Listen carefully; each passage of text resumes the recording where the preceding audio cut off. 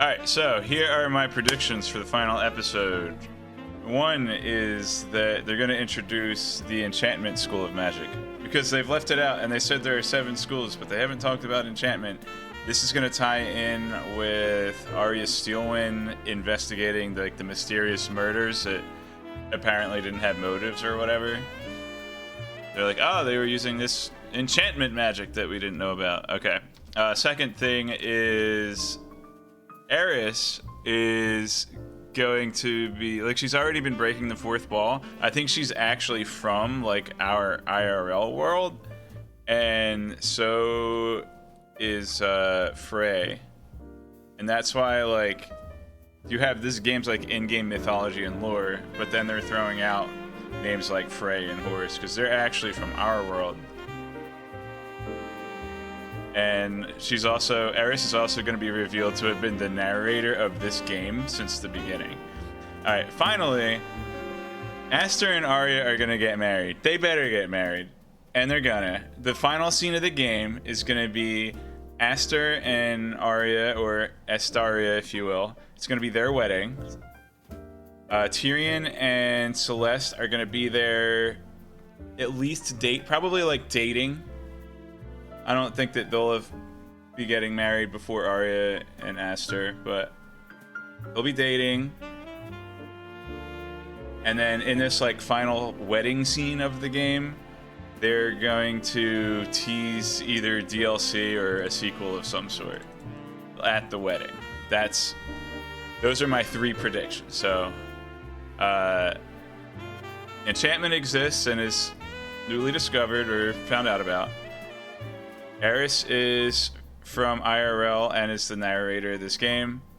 And game ends with Estaria getting married and at the wedding teasing a sequel / DLC. Okay, let's go. New game. Plus. Oh, you have to scroll up to go forward? Who's this guy? Is he the king? Oh, that's interesting. He's got blonde and white hair, or is that just fur lining in his coat? Oh, I think that's just his coat. Attorney of the Arcane? That's the name of the game. Alright. Whoa. Oh, also, I figured out what happened with the psychological profile for Leafa. And I went back and I tested it and figured out which pieces of evidence were supposed to increment the psychological profile gauge. And it turned out that if you present the pieces of evidence that are supposed to progress the gauge before the gauge appears, it prevents them from progressing the gauge as they're supposed to. So I sent the devs a very nice email where I gave them many compliment and let them know about it. And I did that 2 days ago, so hopefully they'll get back to me. If not, I mean, I know that they're doing stuff, so no big deal. I've killed people. Oh man, this is gonna be a short episode. We're opening with a confession. All right. It's an open and shut case. They were usually criminals or bandits. Oh, this person's a PC?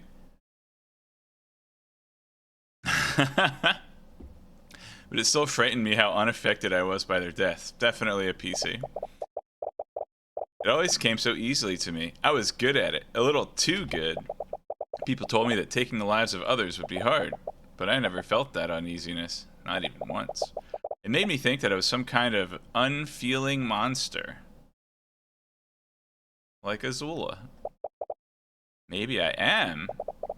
But the time I spent with you filled me with more happiness than I could have ever dreamed of. Oh, no way. Eris has a crush on Tyrion. I thought that she was just interested in his magiciness. Instead of taking lives, I could save them alongside you. Maybe it's actually Celeste. It felt good to protect you. Huh? I felt needed when I knew you were relying on me. It made me feel like I was actually worth something to someone. And whenever I saw the light in your eyes, it filled my heart with a warm feeling that I've never felt before. But it was too good to be true, wasn't it? Hey, welcome for the helping. In the end, I failed you. Celeste, how could you let Tyrion die? I couldn't protect you, just like I couldn't protect my father. Okay. It's becoming more and more obvious that it's Celeste every sentence. I don't understand. What did you ever see in someone like me? Is she kidding? She's awesome. I've said this before, I'll say it again. Celeste's only shortcoming is that she's not Arya Steelwind. Hint spoilers and advice. Pretending to intelligence. Thanks, man. Tyrion? What? Still haven't gotten out of bed yet. It's almost noon. I think I just want to rest today. You've been saying that for the last 10 days. Someone is actually here to see you. You should really get out of bed. Is it Tamora? No. Beh. I'm still not really in the mood. Can you just send them away? Yo, what up? That's a bit rude, but I suppose I can overlook it this time. Is it Steelwind? As a prosecutor enters your room, you immediately leap out of your bed. You try futilely to clean your unkempt hair, but you're just making it worse. The Tyrion pants! What the heck? Oh man, that's he should change. I think Pants is his middle name. Tyrion Pants Cuthbert. Right, sorry. We'll give you some time to ready yourself. I knew he was in a rut, but I certainly didn't expect this. Well, it's good to see Arya's back to health. Presumably. I know, I'm really worried about him. I empathize with this situation, but it's been a month already. Thought it was 10 days. Maybe he's just been sleeping for 10 days, but the rut started before that. Have you tried speaking with him? Gosh dang it, it was a whole month and I didn't even talk to the guy. What was I thinking? He has opened up to you before. I did, but he's really broken up over what happened with Ruby. She's basically the closest thing he had to family. I see. Perhaps he just needs more time. Oh, it's really nice of her to come check up on me, though. Further cementing her status as best character. Alright, best waifu. After taking some time to make yourself presentable, you exit your room to greet the prosecutor properly. Sorry about that. No, I suppose the fault is mine. I shouldn't have intruded. Anyways, what brings you here? Darn. Repario Arcanum. I see. It's a fantasy novel that you've been reading through. Recently, you had a lot of time to read through your collection. Did you read that mystery novel I lent you? I did, but I kind of guessed the twist from the beginning. What? How? The author called a lot of attention to the vials she dropped. It was pretty obvious the nurse accidentally switched them. I guess fiction can't beat a real murder investigation for you. Oh, remember when I helped you move this bed from the flea market? Right. You recall her doing most, if not all, of the work. Didn't even know that carrying a bed single-handedly was humanly possible. I mean... what? Why would you not think? Beds aren't that heavy. Unless it's like a king size or something.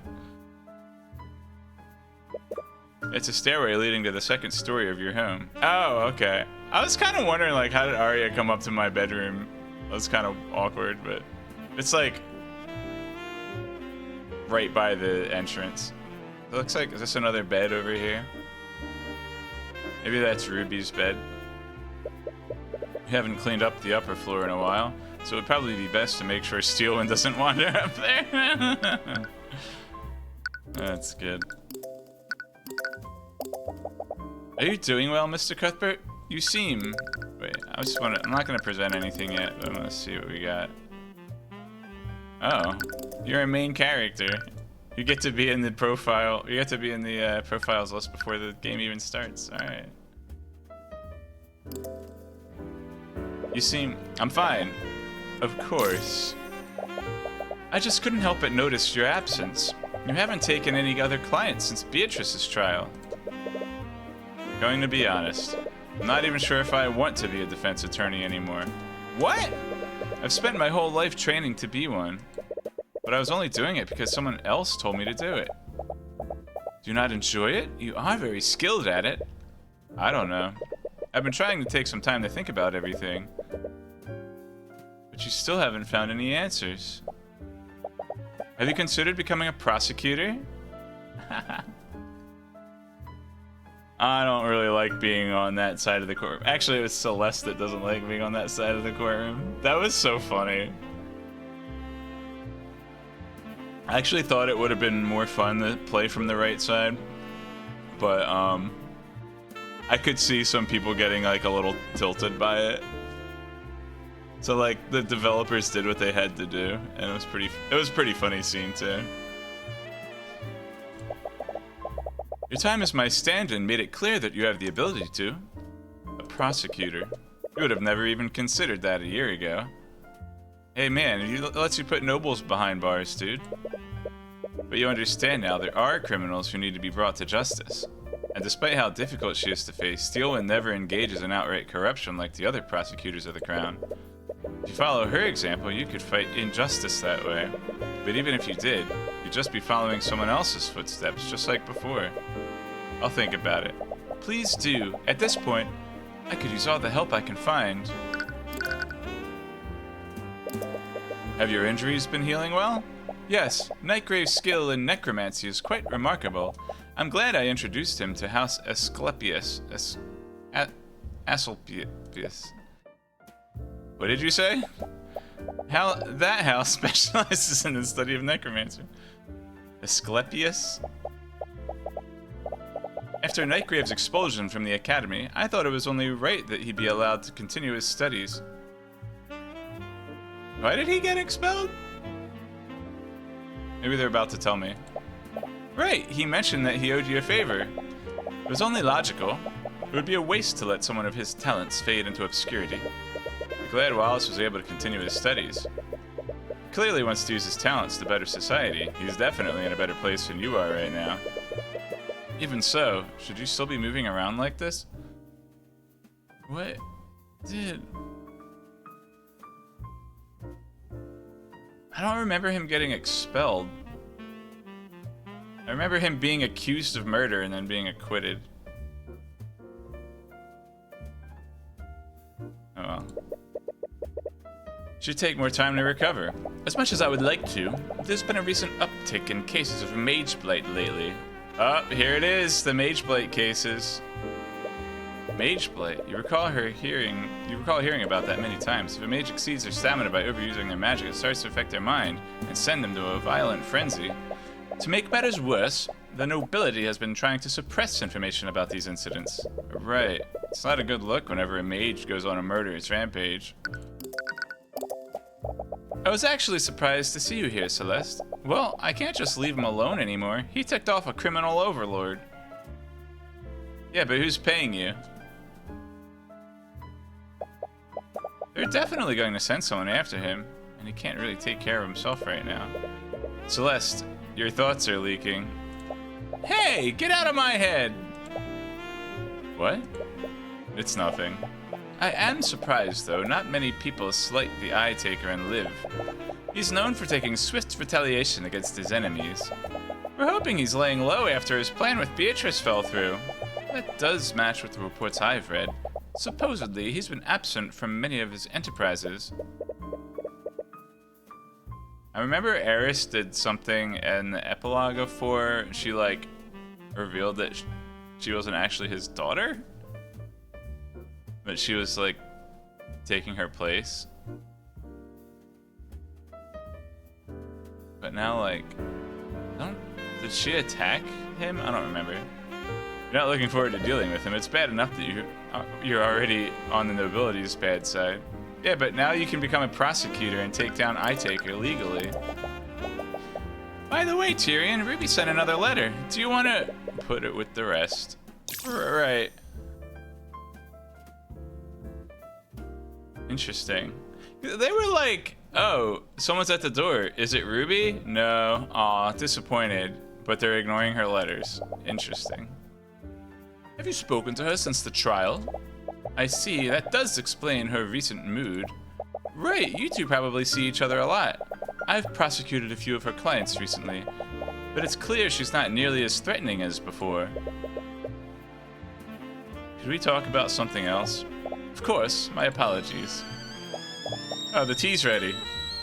I literally just said that without reading the text, and those were word for word what she said.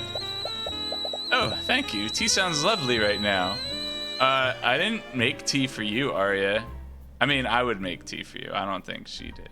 Actually, maybe she put it on. She showed up. Right. I was totally making it for you guys, see?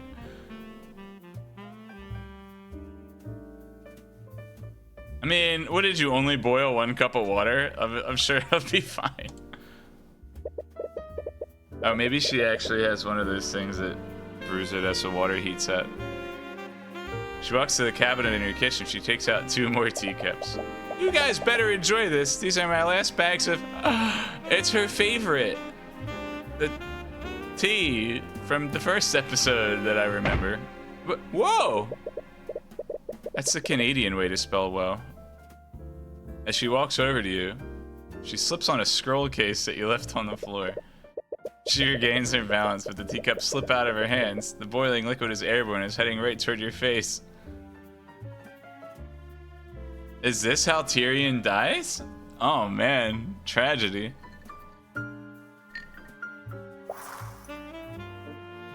Fig Aqua!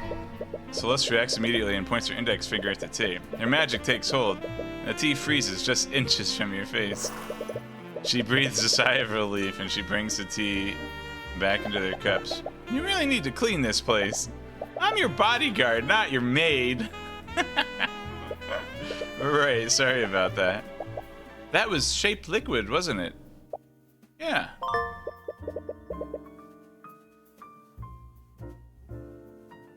While concentrating on this spell, the caster can magically manipulate up to 10 liters of liquid and form it into complex shapes.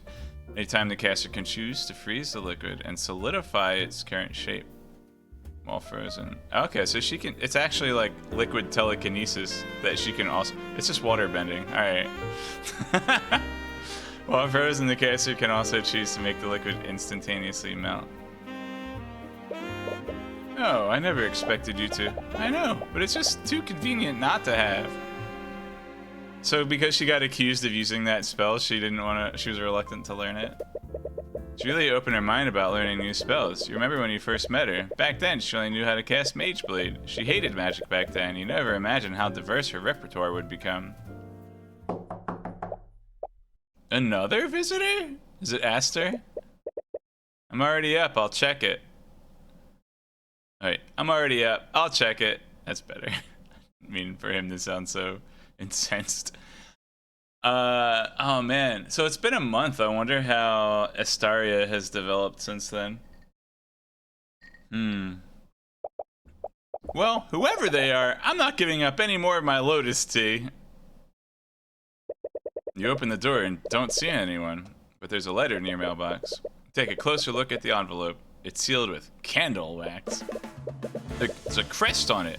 It's the insignia of House Pierce. You quickly open the letter and read it.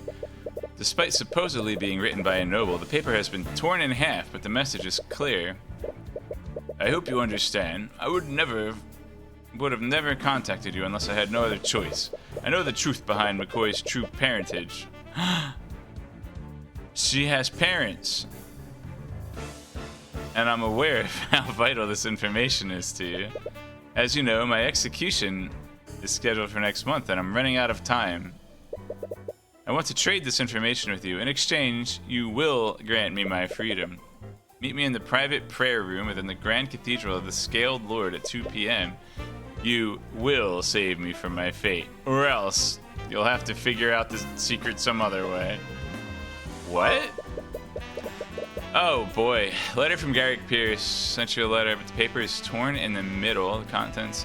Is it torn in two or torn in the middle? Those are two different implications.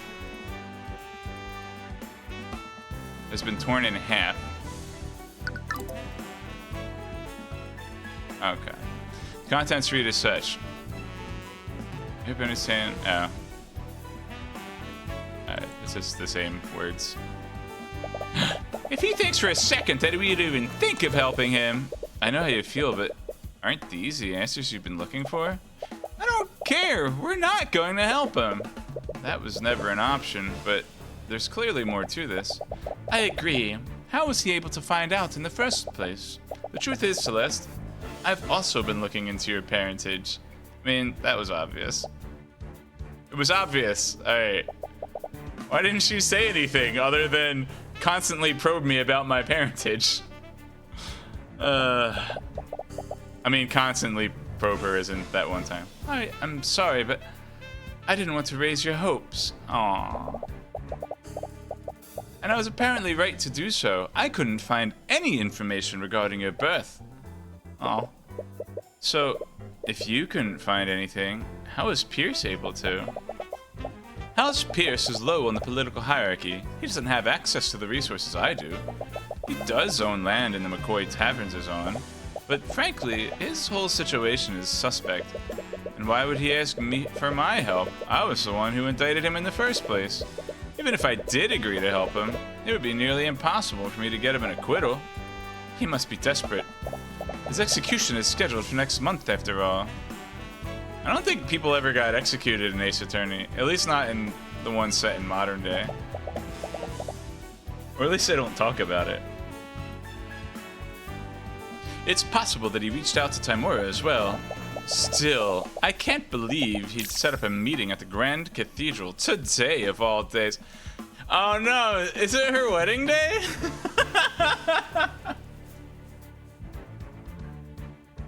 Oh. Alright, so as I predicted, Arya and Aster get married in the epilogue, so I guess I beat the game. High five. But she's also very much not dressed and not in the place where she's supposed to be if she's supposed to be getting married today, so maybe I'm just completely wrong. Why? What's happening there? Oh. Why won't you tell me about your wedding, Arya? I'm sorry, but it's not my place to tell you. But we'll find out because we're going there, right? Arya, can I talk with Tyrion alone for a minute? Of course. I'm sure you two have much to discuss. I actually also have business at the cathedral today. Like, getting married?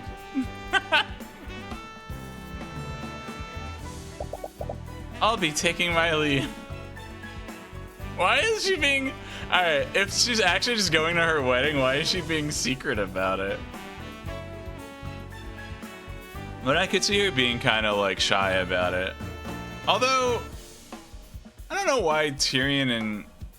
Like, Tyrion has a friendship with Arya and Aster, so like, I'm sure he'd be invited to the wedding. But he's also been like in bed for a month, so maybe I didn't get his invitation. Well, Celeste probably would have gotten a separate one. Anyway, I'm sorry. I'm sure this is just bringing up bad memories for you. We should meet with him.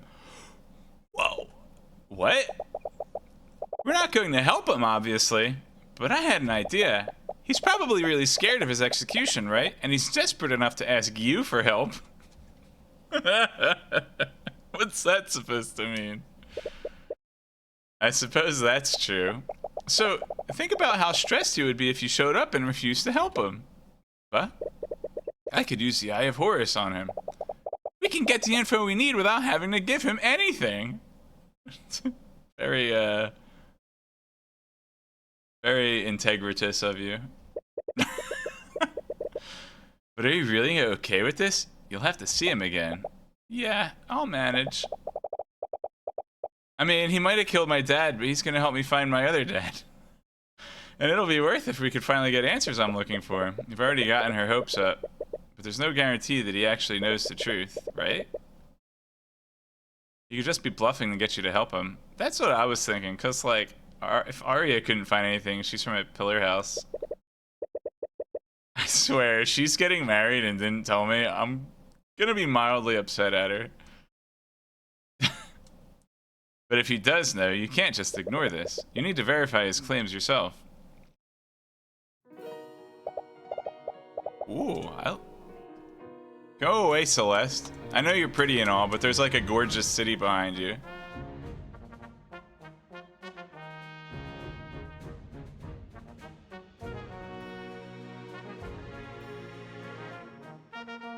So, this is the Grand Cathedral of the Scaled Lord.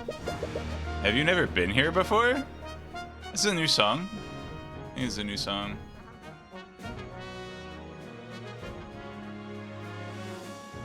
Is Insane in the Rain music playing the, like, trumpet part on the sax? It works.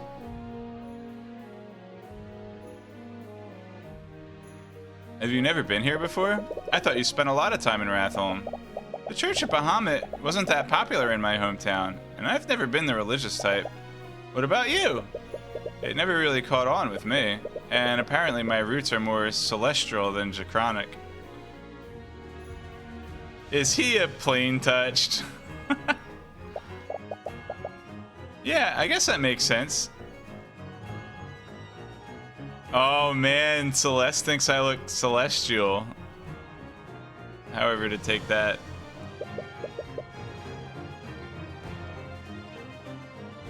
Your thoughts are leaking again. Get out of my head. Can you stop? Bro, I've learned this about women. They don't like it when, like, you try to read their mind. Well, alright. In the way that, like, if they don't want to talk about something, you shouldn't, like, try to sleuth out what they're not comfortable sharing with you. That's basically what I'm saying. I can't exactly turn it off, you know. Do those mental exercises I taught you. Ugh. See, this is why Arya is a better waifu than Celeste, because Celeste doesn't like math. As you approach the Grand Cathedral, you see a large blockade guarded by legions of the Kingsguard. It's closed off. Is there some kind of event going on?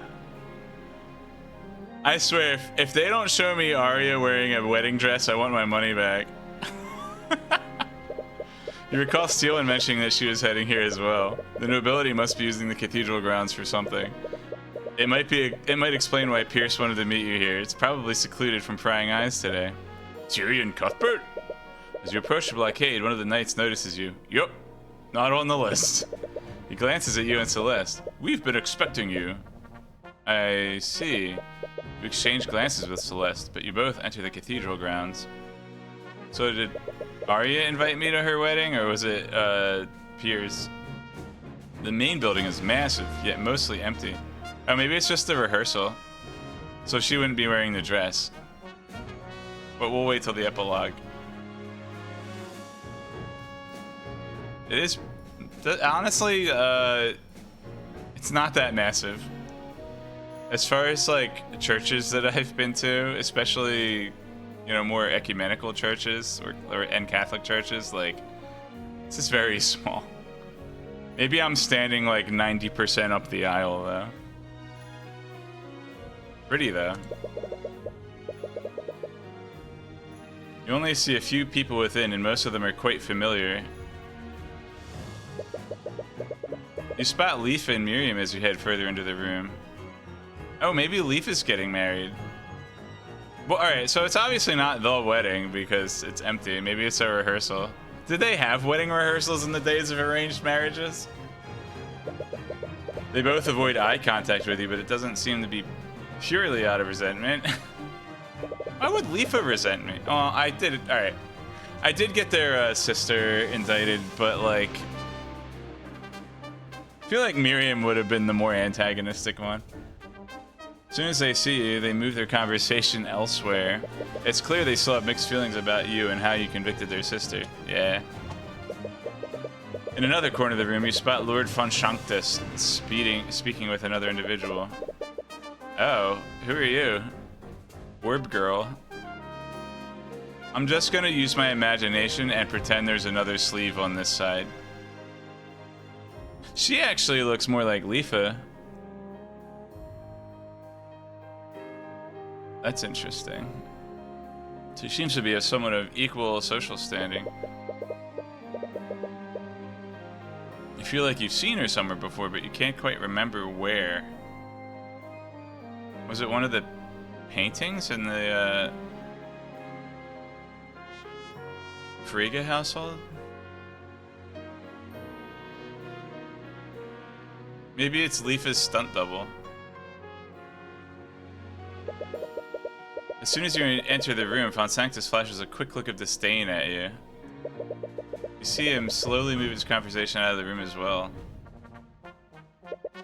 Oh shoot, this guy. And finally, you see Lucio Steelwind speaking with his daughter, along with the two princes who adore you. They seem to be speaking with another individual that you haven't met before. Alright, this is King Dragon, right? King Dragon from the Pro ZD sketches. Alright. I think that... Alright, so I think that this white hair is like part of his clothing. But if it's part of his hair, then... And we're going like... We're doing the anime rules. The other person that had like white parts of their hair was Eris, but she has black hair on top. But I'm pretty sure this is just like part of his jacket. And if he's the king, why isn't he wearing a crown?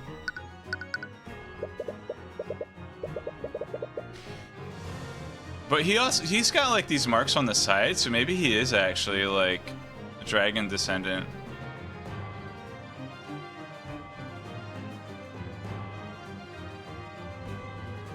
Interesting. Like, maybe these are scales.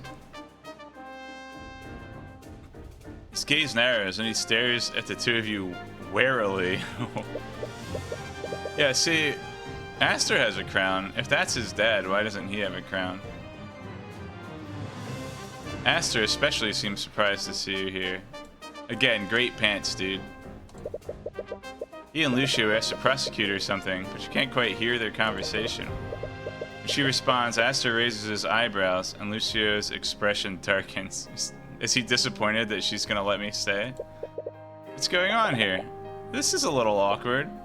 Yeah, but we have some time before our meeting with Pierce. You want to do some sightseeing? Oh, are you asking me out? Say yes. Just say yes, please. We are literally already out. Sure, why not? I picked up this map from the entrance. We can use it to navigate to the area.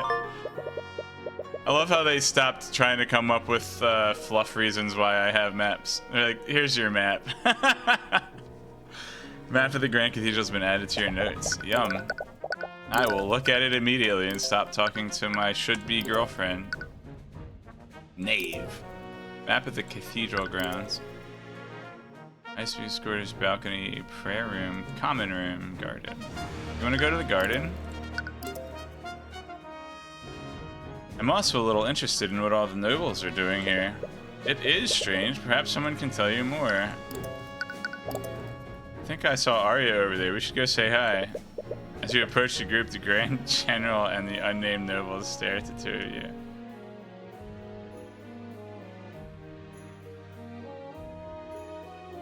Okay, the unnamed noble being, I guess, the king who chooses not to wear a crown even though his sons do.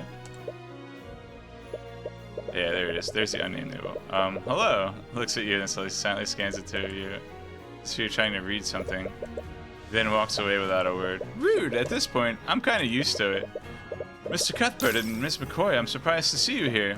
What? I thought you were the one who invited them. he would be the one to invite them to his wedding. I don't know though, because Arya's chill with us too. I'm sad to say that I didn't. See, he wanted to invite us. There you go. Although, I am happy to see you two nonetheless. What brings you to the Grand Cathedral today? We were actually invited by another noble. We have a meeting with him. What? None of the people here are allowed to invite guests. Alright, it is definitely their wedding rehearsal at least. Why didn't the guards stop you? Oh, they said they were expecting us. What? It was Lord Pierce who invited them. Pierce, that little! And I think I granted his request for temporary release. I'm sure he meant no disrespect by it. He probably had his reasons. How could you say that? This is the day of your praying to Bahamut. Like a normal day. He stops himself mid-sentence and clears his throat. Make no mistake, even if he is a dead man, I will have words with him about this. Oh, hey, what up? I have to ask, why are all these nobles gathered here? You've taken over the entire Grand Cathedral. As you ask that question, everyone seems tense up. See, they should have hired me as a beta tester to test all their grammar. The prosecutor awkwardly looks at the two princes. I actually wonder if... So who's that girl that was here? Like, is she...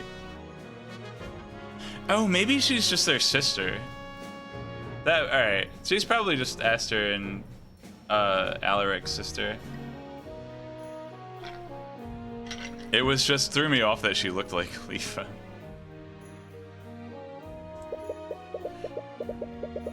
Yeah, Alaric also has a crown. But how come Dad doesn't? Prince Alaric avoids eye contact with everyone and just stares at the ground. I'm sorry, but I'm not at liberty to tell you that. Why does everyone know about their engagement, but nobody knows they're getting married today? Public safety? Alright, good answer, Psychic Video Game Prince. I see. It's a little strange, but you can read the room. Prying isn't the best thing to do right now. You said that Lord Pierce invited you here? For what reason? I can't really tell you that.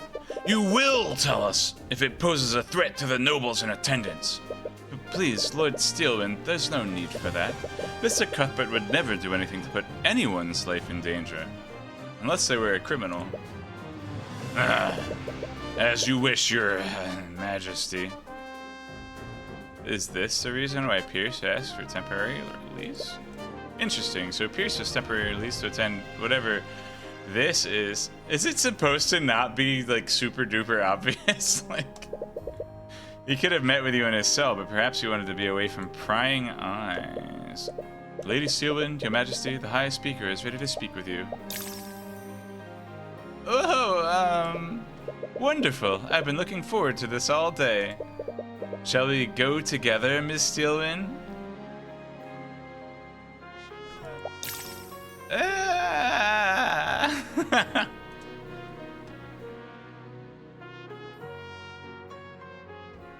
I'm looking at like the shading under her bangs here.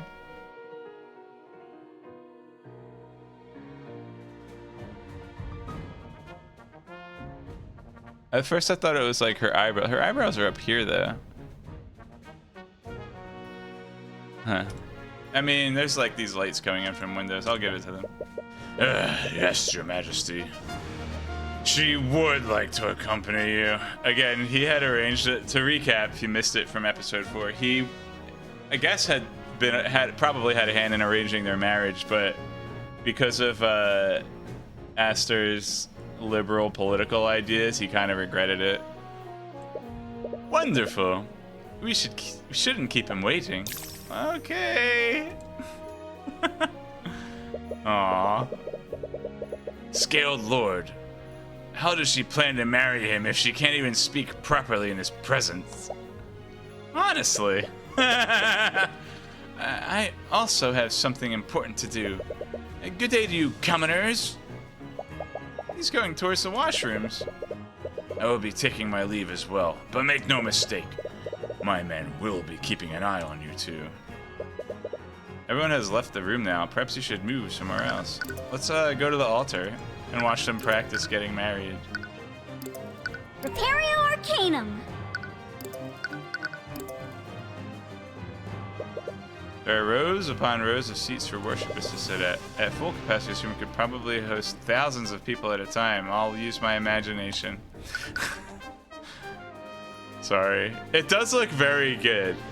Like, the presentation is very nice. I love the artwork here. It just doesn't look that big.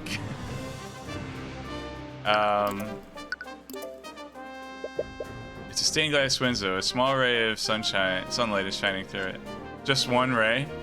Literally one ray. The sun's also coming through this side. That's fine. Don't worry about it. Maybe the sun's at this corner, like over here. Alright, that makes sense.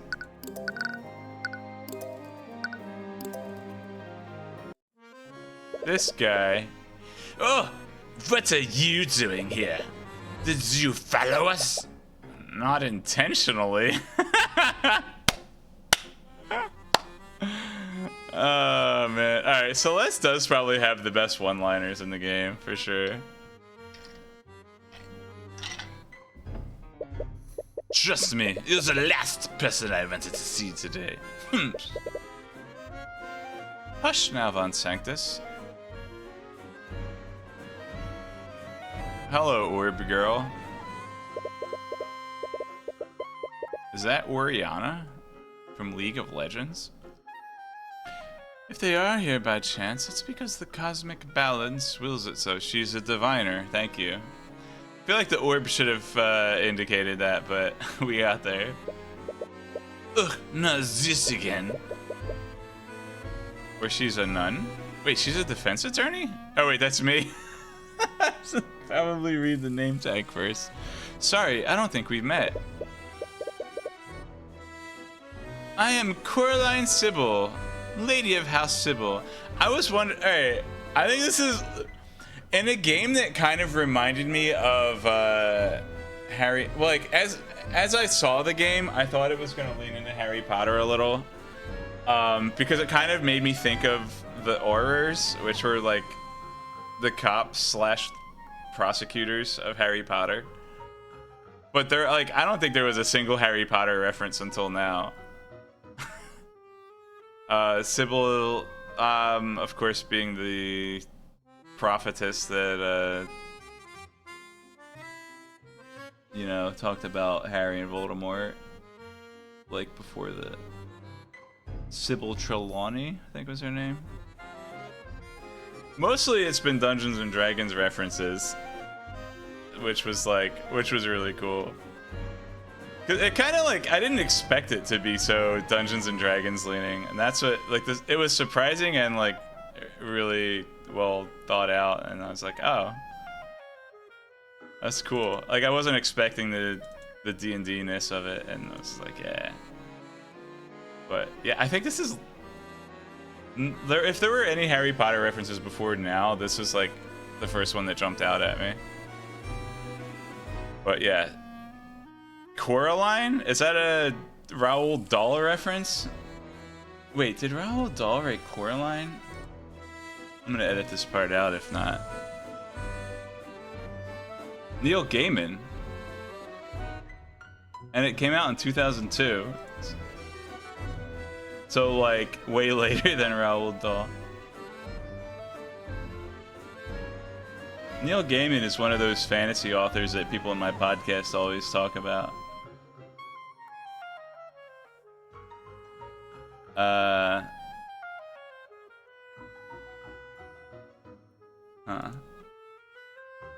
I guess the fact that it's like a children's dark fantasy novel made me think of Dahl. Anyways, what's up, diviner girl? She's 38? She's the same age as I am. Alright.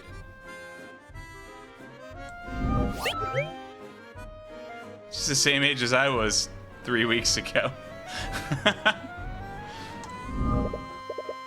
So this is the head of the... Ah, that's right. We did see the name Sybil before. That's right. So this is the head of the fourth pillar family. Did she say she was the head? Coraline, lady of the House of Sybil. But they refer to Steelwind as lady. Does that indicate that she's the head? But whatever. I mean, Cuthbert understands the context and nuance of the language, so I'll take his word for it that she's the head. She's not quite what you were expecting. Between her, Lucio, Lloyd, and William, she definitely seems the most agreeable. Well, obviously. He is at that age, after all. I mean, also, William's dead. Lucio is just an intimidating guy with a big axe. Who's Lloyd? Is Lloyd the guy I'm talking to right now? Is he the head?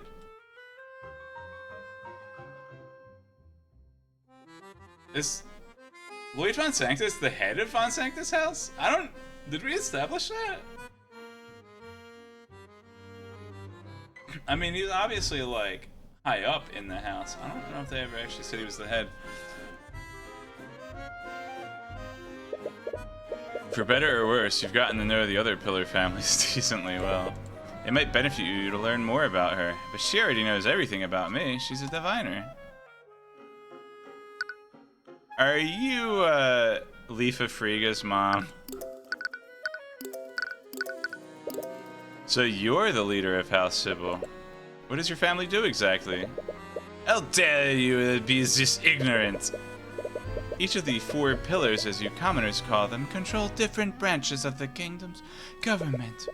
House Steelwind oversees national defense and law enforcement. House Frege oversees economic development and finances. House Von Sanctus handles commerce, both local and international. And finally, there's House Sybil. Let me check my mic settings. It seems...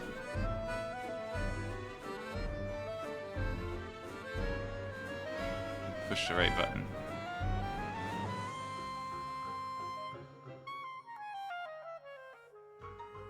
Okay, that's correct. We handle the kingdom's legislative and judicial branches. So you're the guy that put that idiot judge in charge? That would also mean you're responsible for our kingdom's justice system. That is correct. But if you're diviners, why do you even have a court of law? Oh, wunderbar. Here we go. Lady Sybil, are you aware of the rampant corruption happening within your justice system? I suppose it's only inevitable that you'd see it that way. Am I wrong? I've been involved in 4 court cases, and it's very obvious. All your courts care about is closing cases as quickly as possible. The system is corrupt to its core. The courts don't even try to hide it half the time. Yet you prevailed against this so-called corruption in each and every one of your cases. I'm not liking that. Is she gonna use divination as an excuse? Be like, I knew the whole time that justice would prevail. Only against every conceivable odd, and I can't be everywhere. Do you have any idea how many commoners are falsely convicted every day? Yes, I have this orb, you see. If they are convicted under my system, it's only because the cosmic balance deems it so. What are you even talking about? The cosmic balance is the natural order of things. Under it, the guilty are punished, while the innocent are protected. And yet, when a noble commits a crime, they only need to waive their influence to escape any consequences. All while their victims are forced to suffer in silence. Or worse, an innocent commoner is framed for the crime. Regardless of your personal feelings, our kingdom needs the nobility to govern these people. If they were held in the same standards as commoners, our society would surely collapse. You take back what you said about her being the most agreeable of the four pillars. I don't recall actually saying that, but okay. Oh wait, I did as the player, but my character didn't say it out loud. So you think nobles like Pierce and Von Sanctus should just be allowed to get away with murder? Are you still sure about that? I'm sure you've realized it by now. I'm more than paid for what happened with Jason Vin. Yasin Vin. His name was Justin Way. And if you were truly paying for your crimes, you would be in prison right now. Von Sanctus made a mistake, but removing from his position would only create more suffering. Our government is barely recovering from the death of William Frege. I mean, it's been a month. I would... barely is actually more progress than I would have expected. Wivengard can't suffer the loss of another house leader this close to that. The way I see it, I think you nobles overstate your importance in our lives. We'd probably be fine without you. They are French! And I suppose you commoners are capable of coordinating macroeconomic initiatives.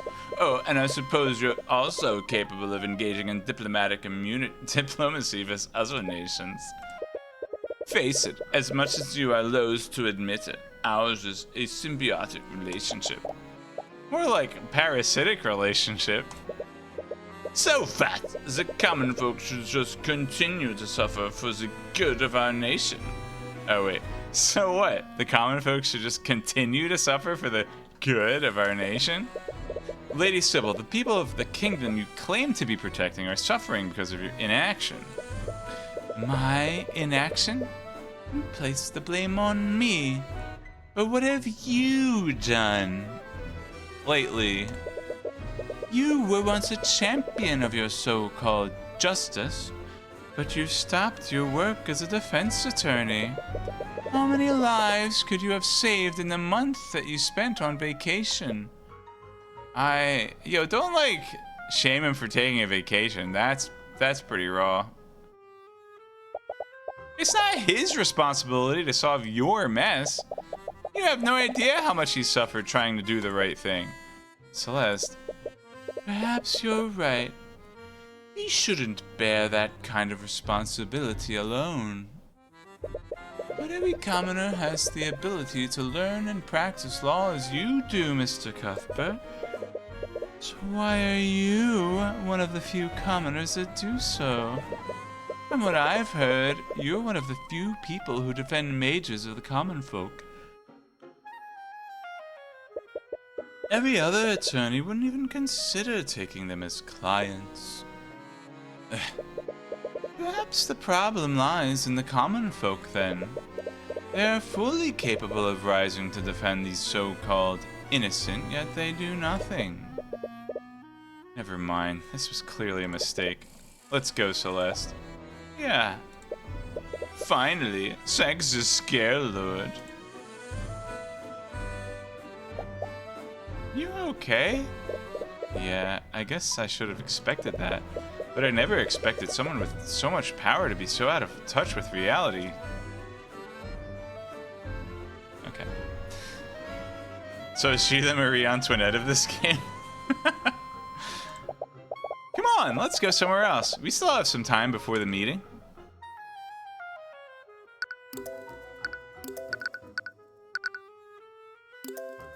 Repario Arcanum. More sunlight. It's more than just a raid this time. Ceramic altar is at the end of this room. Ceramic altar. That's interesting. Wow.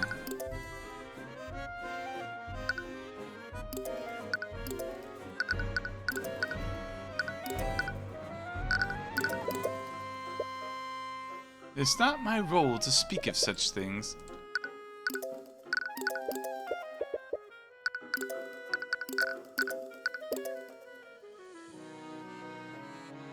Tyrion Cuthbert, it appears we were fated to meet. I mean, it was bound to happen eventually. That's exactly what she said. My business tends to step on the toes of the four pillars. I concur. Our souls were drawn together by the cosmic balance. Is she hitting on you?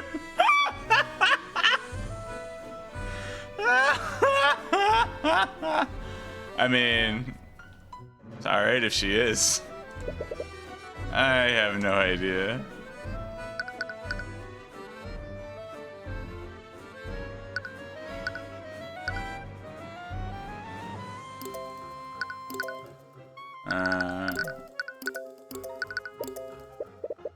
She's got to know about Mom. Aw. Really? You won't talk about her?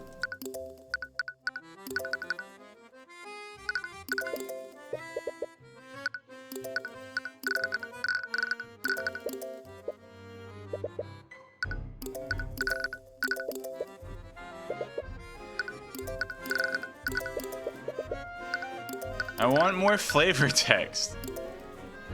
Excuse me? That's really interesting that when they introduced Leafa, it also introduced Tracker. It introduced all these characters that were like just mentioned, and Tracker wasn't even mentioned. So many red herrings. Although Beatrice isn't here. Alright.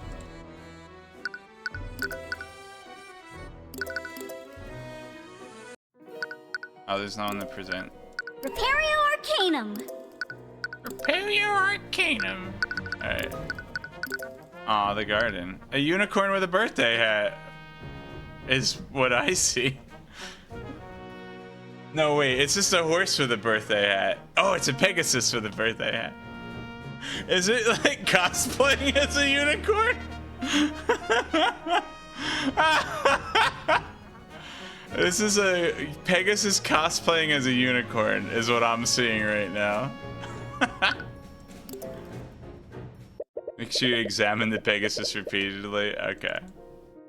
I said no hints, but that's not a gameplay hint, so I'll allow it. I probably wouldn't have done... Well, if that magnifying lens didn't get a check mark, we'll see.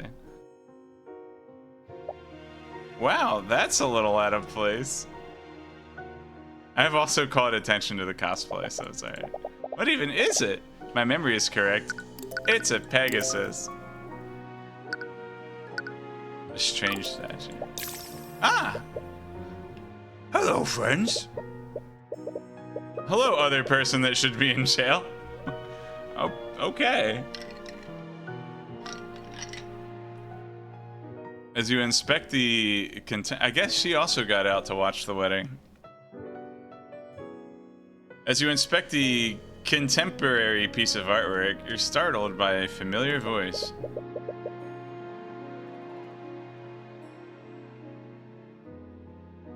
See, she's got white in her hair too, just like the king. Although this might be kind of like more ethereal. Because like it doesn't, that's actually really interesting. So like this part of her hair doesn't have any kind of like shading or texture lines, which makes me kind of wonder if it's actually supposed to be kind of like illusionary. It's just like kind of cool to think about. I'm not ready for this girl right now. Alright? I'm like, I want my well-grounded, not 12 Monkeys style story, like for a little bit before we bring her in, alright? I mean, I guess we've had like almost an hour, so it's fine. Oh, hey Leafa. Along with Eris, she seems to be accompanied by both of her sisters. Yeah, Miriam's definitely here.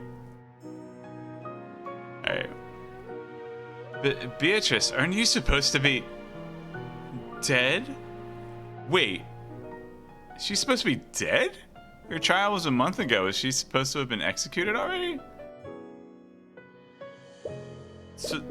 Sorry, I wasn't trying to say... No, it's perfectly understandable.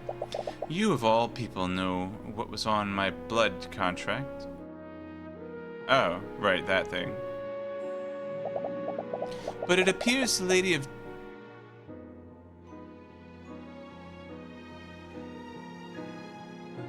Is Eris the Lady of Discord?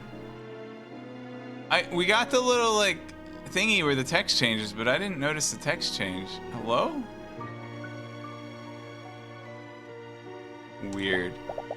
Ugh, do you really have to do that? What? She's not talking to you. Never mind. She's freaking adorable, but super duper creepy. Right. It's a little awkward speaking to the Frege sisters after everything that's happened. But they don't seem hostile, and all things considered, you prefer their company over Sybil's. I don't know, man. Although, you're still not sure how you feel about speaking with a murderer, especially one that you indicted. But Beatrice clearly knows more about demons and their kind than you do. You wonder if she knows anything about the Heavensborn. So, you seem to be doing well, all things considered. You mean how a demon now has ownership of my soul? Yeah, that. How can you be so calm about this? I must agree with Miriam. It's a little unnerving how nonchalantly you're treating this. I suppose it's the knowledge that everything is out of my hands now. There's something peaceful about it. That's certainly a positive way to look at it.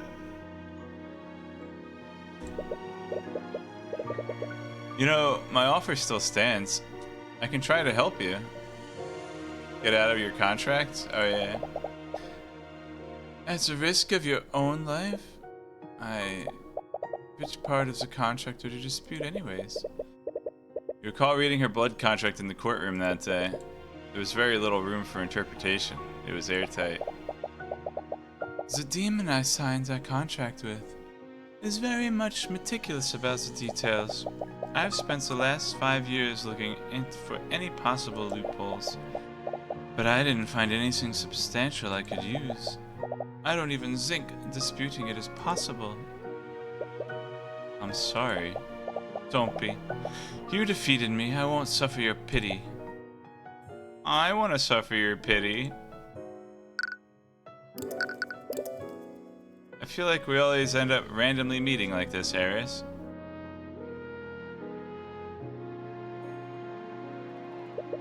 What brings you here?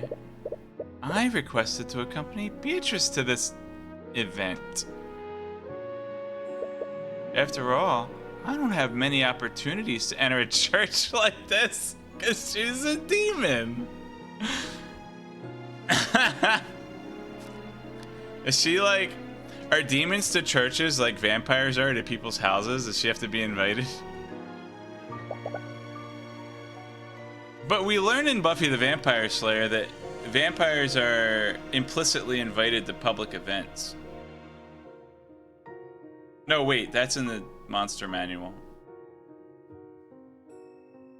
Never mind. I can imagine. By the way, is your father still... Oh, if you're worried about him, we've already had a conversation about you. I don't think he'll be accosting you anytime soon. Oh, thank you. Yo, it's a plot twist. Eris is the one trying to, like, protect Cuthbert and be in love with him. Like, maybe it was actually her voice in the prologue of this chapter. Just, oh man. Alright. After I finish this, like, chapter, I'm gonna go back to the start of the episode and reread the intro and pretend that it's Eris speaking and see if it actually makes sense. That seems too good to be true. How'd you pull something like that off? He may look like a hardened criminal, but he's always had a soft spot for his family. He also owed me. And I have a way of making people see things my way. She's an enchantress. The undiscovered 8th school of magic. She's right about that.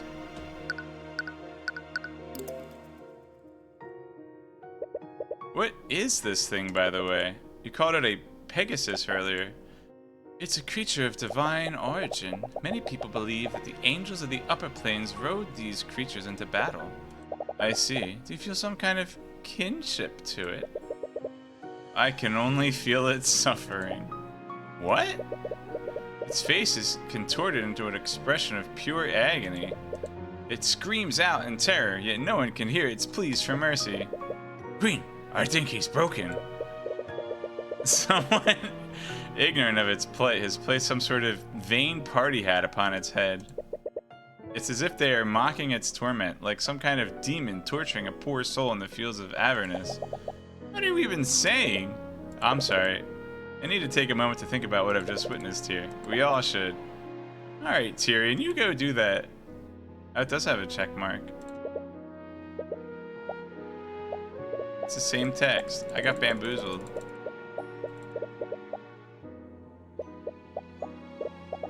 Alright.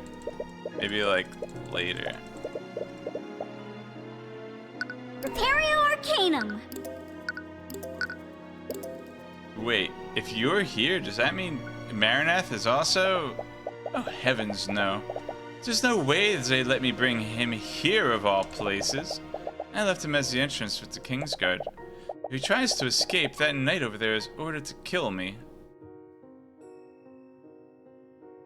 I want to pan the camera over to the knight, and he's like, yo. Yes! She points to the knight that's silently watching the sisters from afar. You're surprisingly calm about this. Please, I regularly deal with demons. This is nothing in comparison to that. You really haven't changed. I suppose not. Wait, does that mean you can't see right now? How did you know which statue I was looking at? It was a lucky guess. That grotesque statue certainly makes an impression on you. Oh, Marineth just spoke with me. He wanted me to let you know that he can smell your celestial stink from the entrance. Love you too, Marineth. Love you too, Marineth. Oh, wow. I probably shouldn't repeat his response to that. By the way, you seem to know a lot more about these things than I do. What exactly is a Heavensborn? What? Do you seriously not know? But you know how to issue a divine edict. That's a very advanced technique. It sort of came to me in the moment. What?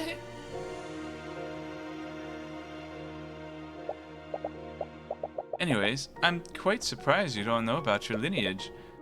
Perhaps my mother knew, but I lost her when I was really young. Thanks, Eris. I see, you have my condolences. But to answer your question, a Heavensborn is a human whose bloodline has been touched by the gods. Gods? You mean like the Scaled Lord? No. I'm speaking of the actual gods.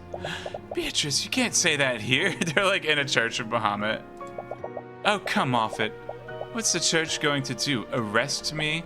Anyways, your blood has been touched by the celestials of the upper planes. Much like my soul is bound to the abyssal hells. Your soul is consecrated and tied to the heavens. The heavens? Is that why you're able to use the Eye of Horus? Is it some kind of angelic power? Make no mistake, sir. If you find yourself under the wrong circumstances, even you can be sent to hell. Thanks. The Church of Bahamut is prominent in Wyverngard, but this is the first time I've heard of the celestial gods. Ah, that makes sense. It's probably because of Wyverngard's bloody history with the theocracy of Lumina. The theocracy? Aren't they the nation northeast of us? Yes, the Luminites worship the celestial gods, while our people worship the ancient dragons. A few decades ago, our nation was locked in a bitter war with the Luminites. Even now, the Crown sees the celestial religions as a possible threat to our draconic culture. The Church has done its best to wipe out any religions that worship the Celestials. I see. But if your bloodline is blessed by the Celestials, does that mean...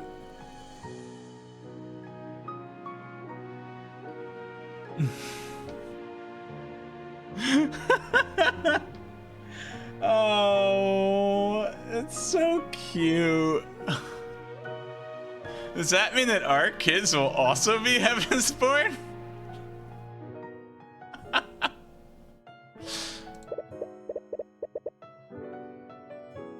Oh, I love the double take. I suppose so. I think my mother was also at... Wait, what did you just say? Oh, it's so freaking adorable. Your kids! I asked if your kids will be Heavensborn.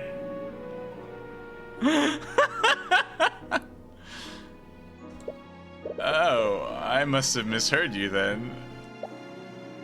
Wow. If only you were always this easy to lie to.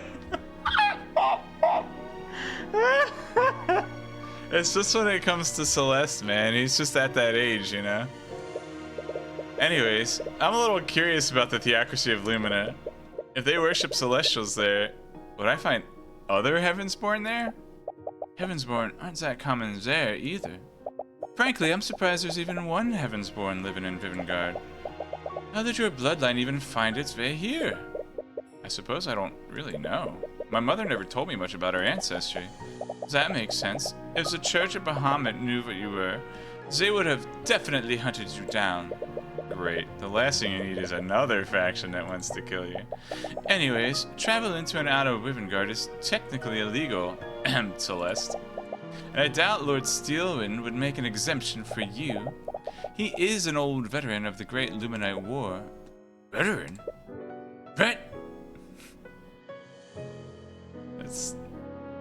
That's dumb, but it's cute. I mean, he calls everything rats, so it's an easy mix-up for him. Oh, no. I hate the vet. I'm not going. Don't. You'll never take me alive. Arf, arf, arf, arf, arf. You all watch as Tracker frantically runs through the garden, barking loudly. Leafy chases after him as he runs towards someone. I should probably go help her. It's almost 2 p.m. anyways. We should head to the prayer room. Thank you for answering my questions, Beatrice. Please let me know if there's anything I can do to help with your situation. Of course. Let's go, Celeste. Right. Unless. Try not to look so down. It's almost time for the main event. Why did you bring me here? Oh, who knows? Whatever you're planning to make me do. Please. Please don't make me harm my sisters.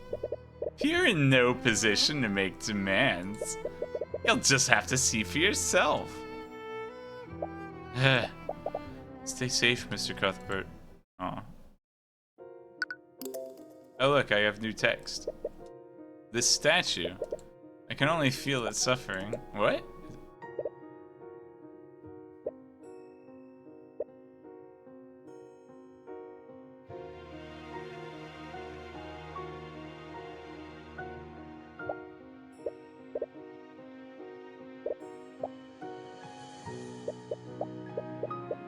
Why do I have to examine it repeatedly? There's nothing new. Maybe you mean at different points in the chapter? Man, I got bamboozled. Don't worry. I can wait all day.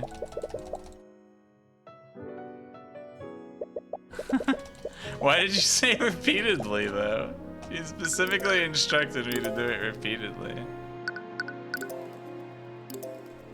Oh well. Repario Arcanum. Just so I can repeatedly see his brain rot?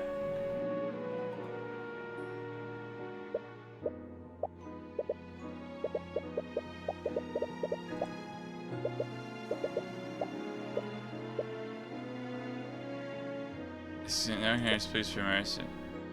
Oh wait. Yeah, Sarah marking it smart like some kind of deal.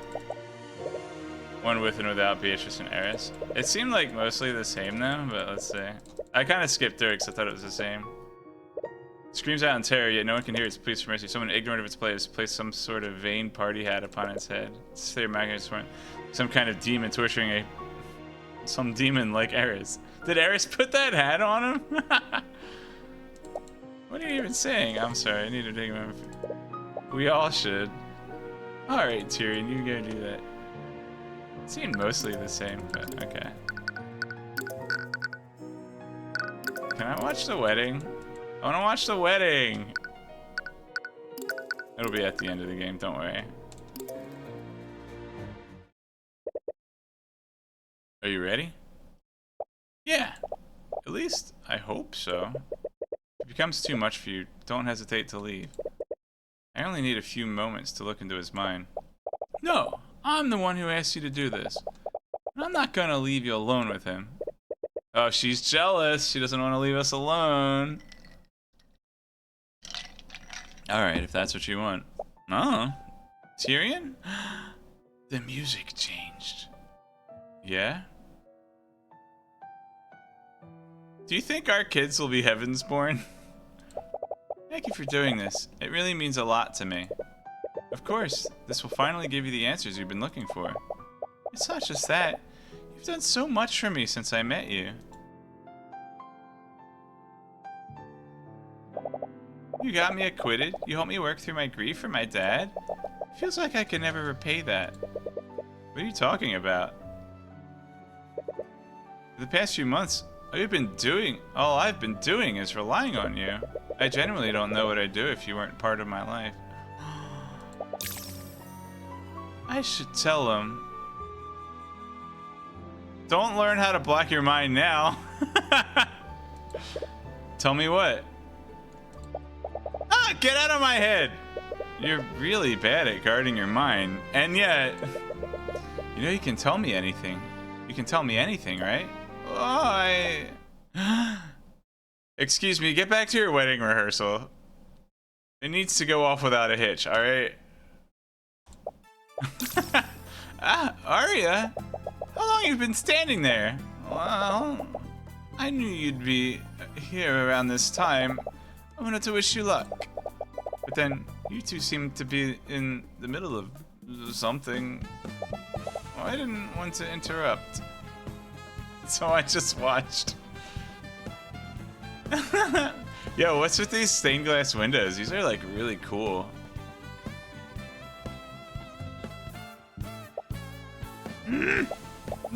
Don't stop on my account, then leave.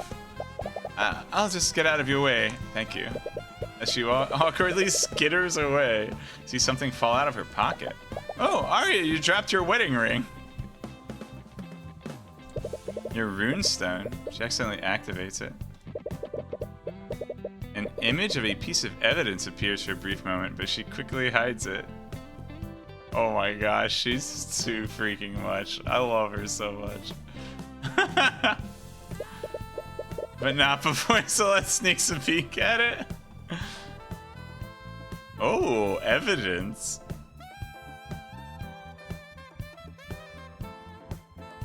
It's probably like her wedding dress or a ring or something. I love the Celeste mischief face too. Oh! Oh, I see. Celeste, don't just invade her privacy like that, says the guy that's constantly reading his girlfriend's mind. Don't be like that. I'm really happy for you. Thank you. Good luck. Part of you really wants to know what how stupid is this guy? Why would these two betrothed people and their parents be meeting at this church? Like, it's so freaking... It's a little much, but it's kind of hilarious. But one of you has to exercise some self-restraint. Anyways, let's go meet with him. Yeah, let's do this. I can tell him after. Oh, no. Tyrion better not die in this scene. Oh, but if he's like dying, she'll tell him while he's dying. It's fine. They can be in love when he dies. Ah, you finally arrived. I suppose this means you finally decided... Wait, you two? We got your letter. Oh, so he did also send a letter to Ruby. What did he use to blackmail Ruby? Letter? What letter?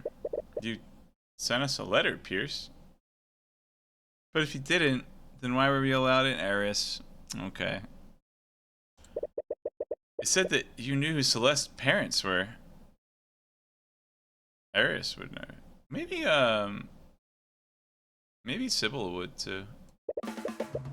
I did send that letter, but not to you two. Oh, right. I live in Ruby's house. What? I don't like this. But why would he use Celeste's parentage to entice Ruby? And so, the final act begins. I've been waiting for this. What the hell are you doing? Have you gone mad? Uh-oh. The mage sickness or whatever they called it. Mage blight. Oh. No. What are you doing? Stop!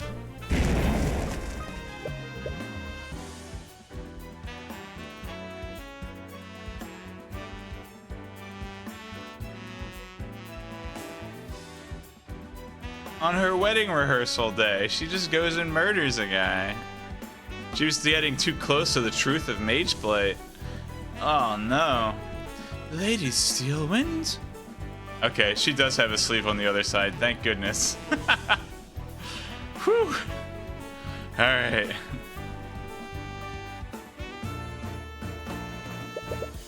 What are you?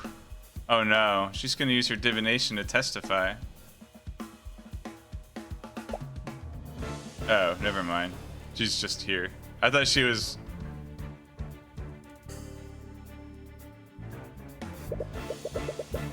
Is this also the will of the cosmic balance? Splush! What? Come on, just tell us the truth, Pierce. You're the last person I would give this information to. He's getting more and more stressed. Just a little more and you'll...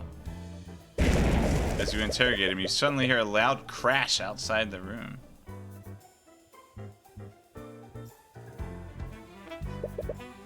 What was that? I'm going to take a look and see what's going on. What? Are you just going to leave us here? He's right. We don't know what's going on. We should stay together. Don't worry. There were 2 guards outside, and they're from the Kingsguard. You'll be fine.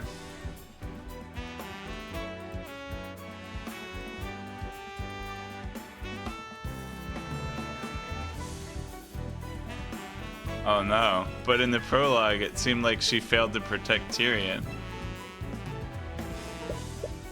That's not what I'm worried about, but I'll trust your judgment. What? It's been almost 10 minutes since Celeste went to investigate the noise. Pierce seems extremely on edge. He's sitting at one of the tables and impatiently tapping its surface with his finger. So you never intended to send that letter to me. Who did you send it to then? The person that lives in a house with you. Oh.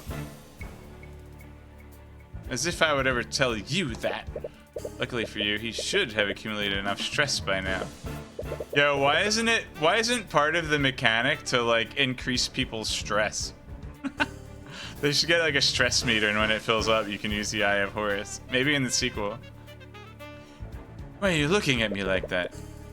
Even if I wasn't the intended recipient, you said that you knew who Celeste's biological parents are. Who are they? Are you seriously focused on that now? It's far too important. It's my only bargaining chip. Answer the question, Pierce.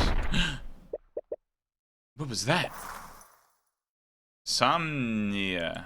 It's a sleep spell? What is this? Blue luminous vapor enters the room, and as soon as it makes contact with you, you suddenly feel extremely fatigued. Cool. It's a good screensaver right there. Damn it, a sleep spell.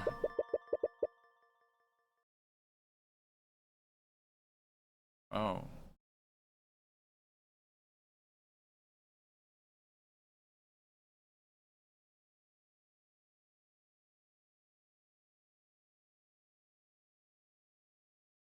Experience any sort of pain.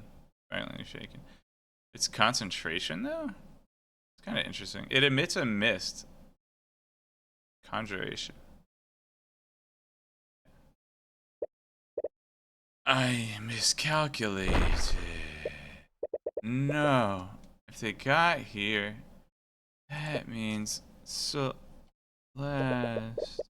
Try your hardest to stay conscious, but the spell is too powerful and you failed your constitution save. Feel your body slowly dropping to the ground. No. Beatrice? Beatrice's actions. You saw Beatrice's figure as you were losing consciousness. You only saw her for a brief moment. So it could have been an illusion. Lowercase I. Regardless, that means that she somehow entered the prayer room at 2:30 p.m. Okay.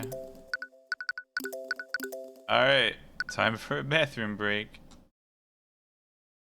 Oh, I didn't mean to save over that because I was gonna thought there was more with the statue. But then you said there wasn't, so okay. Ryan! I'll be right back, Ryan. I just need to use the restroom and get another drink.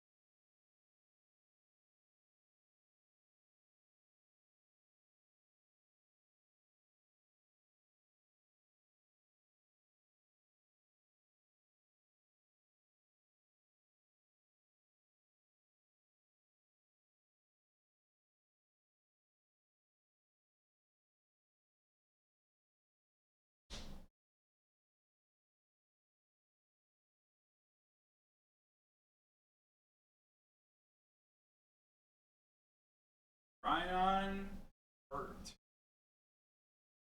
I think Burt would have been funnier than Ryan. Alright.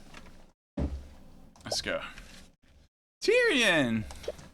Alright, so this isn't where he dies. Tell him how you feel. Celeste? Tyrion! I'm so sorry, I should have listened to you. Wait, I was supposed to do something.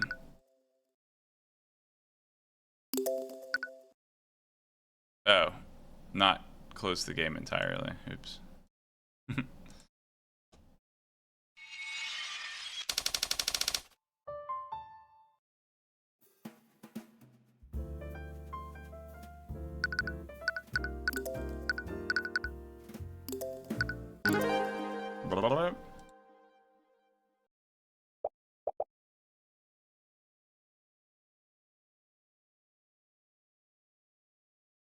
I've killed people. Alright, applies to Eris and Celeste. Probably more Eris. But, okay. They were usually criminals or bandits. That leans more towards Celeste. But it still frightened me how unaffected I was by their deaths. That leans more toward Eris. Both of them probably good at killing. People told me that taking the lives of others would be hard, but I never felt that uneasiness. Not even once. Huh. It made me think that I was some kind of unfeeling monster. Maybe I am. The time I spent with you filled me with more happiness than I could have ever dreamed of. Didn't she, like, I'm trying to remember, at the end of chapter 4, didn't she, like, talk her dad into not killing Tyrion? Eris, that is. Instead of taking lives, I could save them alongside you. Felt good to protect you. I felt needed when you were relying on me. Made me feel like I was actually worth something to someone. Whenever I saw the light in your eyes, it filled my heart with a warm feeling that I've never felt before.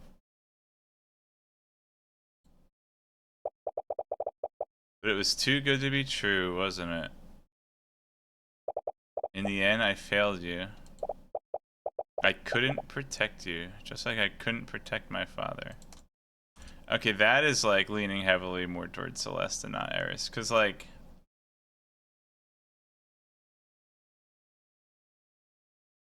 What is Eris saying about protecting her father? Whether that's I Taker or like her demon father. Doesn't really make sense. Or wait. Maybe Eris's father actually like gets revealed in this one. Like her demon father. Or even I Taker. I don't understand. What did you ever see in someone like me? Okay. Alright, make 1000% sure we're pushing the load button. Otherwise I'll have to mash text for some time. Okay. Ryan, okay. I should have listened to you. I should have never left you alone with him. Hey, it's okay. Tears are streaming down her eyes. She was clearly worried about you. Try your best to comfort her as you look around the room. What happened? How long were you knocked out? As you look, alright, it was, what, 2:30? Oh, there's a chalk outline. That's pretty unsettling. Wake up next to a chalk outline. As you look around, you see several other people with you. Commander White is leading a group of knights. They all have their weapons drawn and pointed at someone. Arya, no! We saw her do it, though, in the cutscenes, so... It's Prosecutor Steelwind? Commander, I understand your position, but there has to be another explanation. Look, Your Majesty, I get where you're coming from, but from what the witnesses have told us, it has to be a case of mage blight. You look around the room and see a pool of blood at the end of one of the tables. Celeste? Where's Pierce? Tyrion? I don't know how to tell you this, kid, but Garrick Pierce is dead. What? We're honestly surprised that you're okay. Yeah, me too. But who? You look at the knights who all have their weapons pointed at the prosecutor. No way, it couldn't have been her. Wait a minute. You think Steelwind did this? It wasn't just Lord Pierce, Mr. Cuthbert. We also found the bodies of Lord Von Sanctus and Lady Sybil. She forgot to kill her dad? Why did she? That's kind of interesting. Why did she kill Pierce, though? Not to mention, a bunch of the Kingsguard have gone comatose. Comatose? I don't want to believe it, but several people saw Steelwind acting off at the scenes of each of the murders. We also found her unconscious here, and Pierce's body was lying next to her. Scandalous. Poor guy, on the day of his wedding rehearsal. No, it wasn't her. I saw Beatrice before I passed out. She was the one that knocked us out. Beatrice? Dude, Aster's angry face is kind of intimidating. What the hell is going on?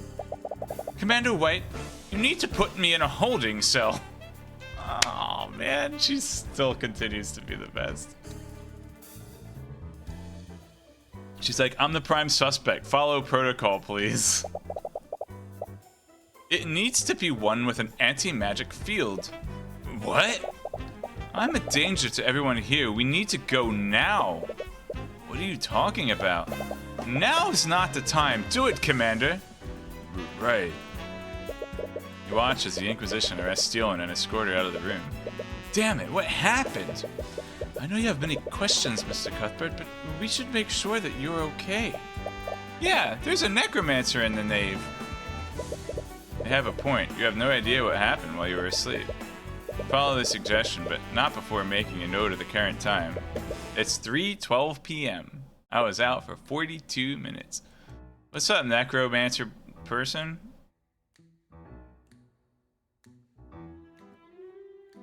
I like these skulls. Nothing seems to be out of the ordinary except...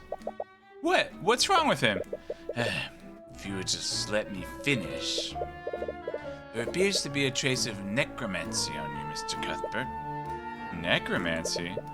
It's probably nothing. Did your assistant cast any spells on you?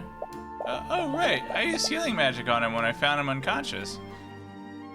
Don't implicate yourself. I mean, I guess that was probably a good idea. I expected as much, but it never hurts to make sure. Anyways, nothing seems out of the ordinary. You're quite healthy. You should be fine to go about your business, but please speak with me again if you experience anything out of the ordinary. Thank you. I am Lord Lazaric Asclepius.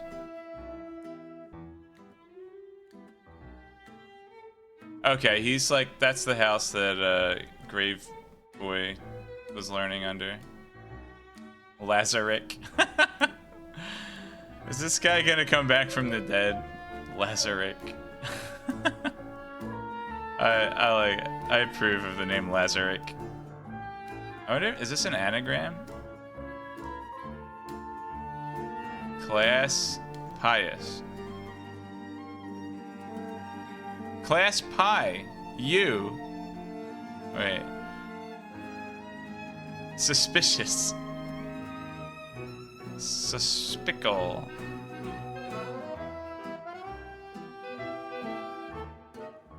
Pelicast. Plus?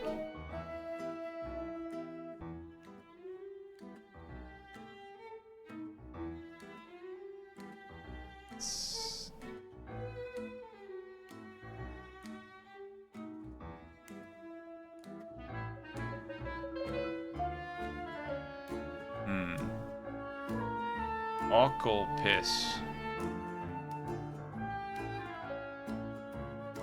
I'm missing something here. Suspicious. Suspicious Lazarus. Okay.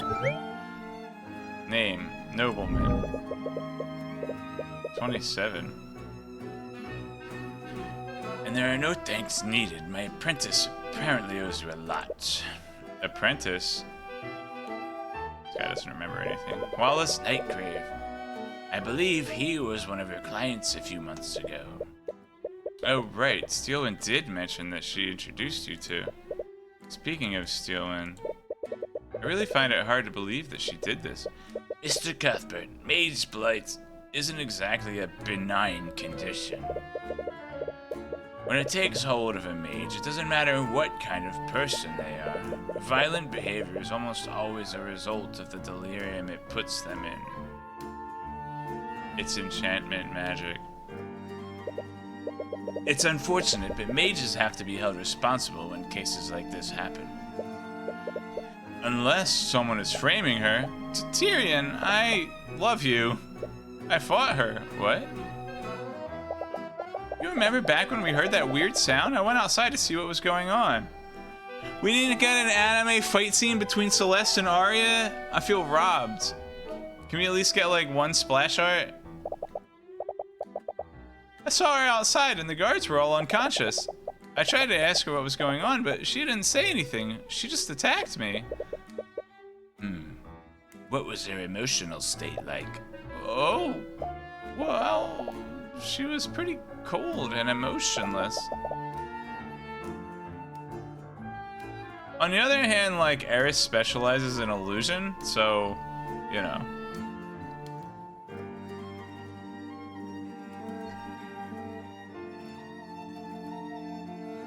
Huh. Sleepwalking. That's actually pretty strange. What do you mean? When someone is affected by Mage Blight, they enter a state of extreme psychosis. Psychotic episodes like that raise the affected mage's paranoia to ridiculous levels. That's why these cases almost always end up in violence. If she was affected by Mage Blight, she shouldn't have looked anywhere near as calm as you're describing. Oh. I guess it was premeditated then. You might be onto something, Mr. Cuthbert. If what you're saying is true, there has to be more to this. You're planning to defend her, aren't you? At the very least, we need to find out what actually happened. I feel like there's more to this than we're seeing. But you saw her, right? Commander White, you need to put me in a holding cell. It needs to be one with an anti-magic field. No, she wants to be put in a cell with anti-magic field to protect herself from whoever is... Oh, no, she's onto it, dude. Dude, Ari is so good. Oh, man. She actually wants to go into that cell for her own protection. But it's a... Oh, man. Dude, she's always, like, 10 steps ahead. I freaking love her. She wanted them to arrest her. Right, it's as if she thought she was a danger to others. Regardless of what really happened, she clearly believes that she was responsible for this. There's no way that she'd do something like this. Something else is happening here, and you will get to the bottom of this. You're not sure where each of the murders occurred, but the Inquisition should be able to tell you more about that. You'll also need to speak with Steelman. If she really was affected by Mage Blight, she should be able to remember what may have caused it. But anyways... I mean, if she's under extreme stress because of the wedding. Anyways, the prayer room is the room you're most familiar with. You'll probably want to start there. But after getting the flavor text. There's still so many unknowns. We should continue looking for more clues. Don't push yourself too hard, okay? If you feel tired, don't be embarrassed to take a break. Is this my dad calling me an Earthbound? What's going on? Yeah, I'll try not to exert myself too much. The game literally just told me I shouldn't expect to do this in one sitting, and that's exactly what I'm intending to do. I might have to stop for dinner at some point, though. Where do you think we should go next? What? Why are you asking me? I don't know. I'm just trying to figure out where to go next. Well, don't ask me. You're the attorney. I'm just the muscle, in a figurative sense. Right. A bit on edge since you found you unconscious. Does she feel guilty over leaving you alone? Yes. Especially because she didn't get the chance to tell her your feelings. How do you feel about me, baby? Are you sure you're okay? Yeah, I'm only a little drowsy from that sleep spell. You shouldn't push yourself if you feel tired. I'm sure the Kingsguard are fully capable in investigating what happened. She has a point, but considering who the victims were, whoever orchestrated this must be high on the political hierarchy. You're a demon. If any of the nobles here could have done this, the only person that you can trust now is Celeste. Aww.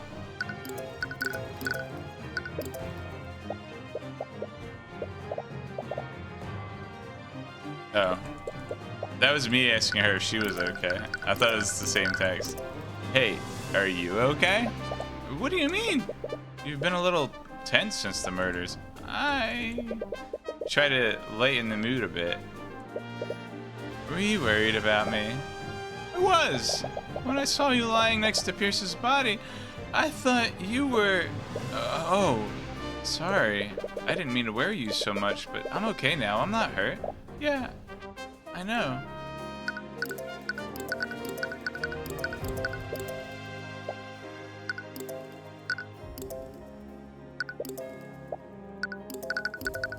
Tell me all the flavor text.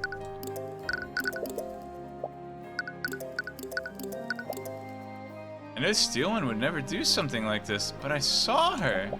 Even if she wasn't her usual self, her attacks were definitely real. I don't know what to believe anymore. All the more reason for us to get to the bottom of this.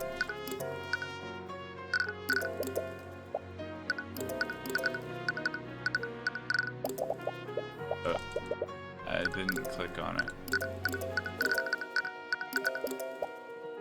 I mean, I know it told me to go to the prayer room first, but I gotta see best waifu.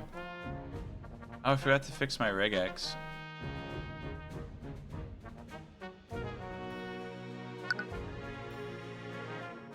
Maybe I'll remember to do that before the next stream. I know I'm not supposed to go here first, but I want to see Arya. Can't find her. Darn. Repario Arcanum. Oh yeah, we should probably... Repario Arcanum. Just in case.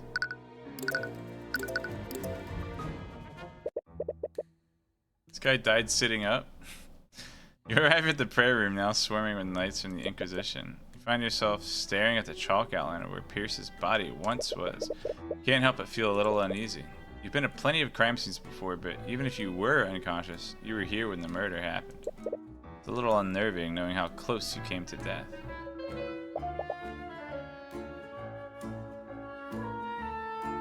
Alright, so Aerys is in love with Tyrion, obviously, we know that. What's interesting though is that, like, if Aerys is in love with Tyrion, it seems like she would try to get Celeste framed for the murder and not Arya. But,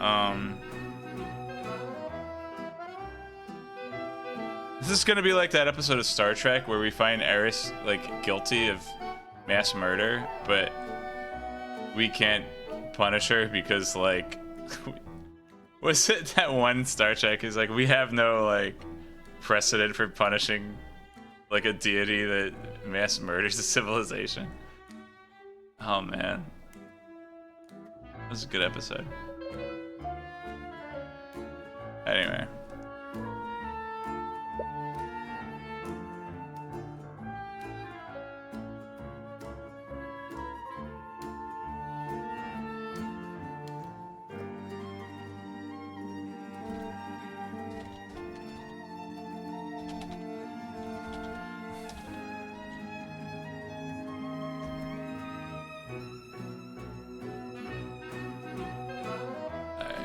Yeah. But now's not the time for an existential crisis. Steelman's future counts on you figuring out what happened. Still don't know what happened after you fell unconscious. What if Aerys is actually in love with Aster?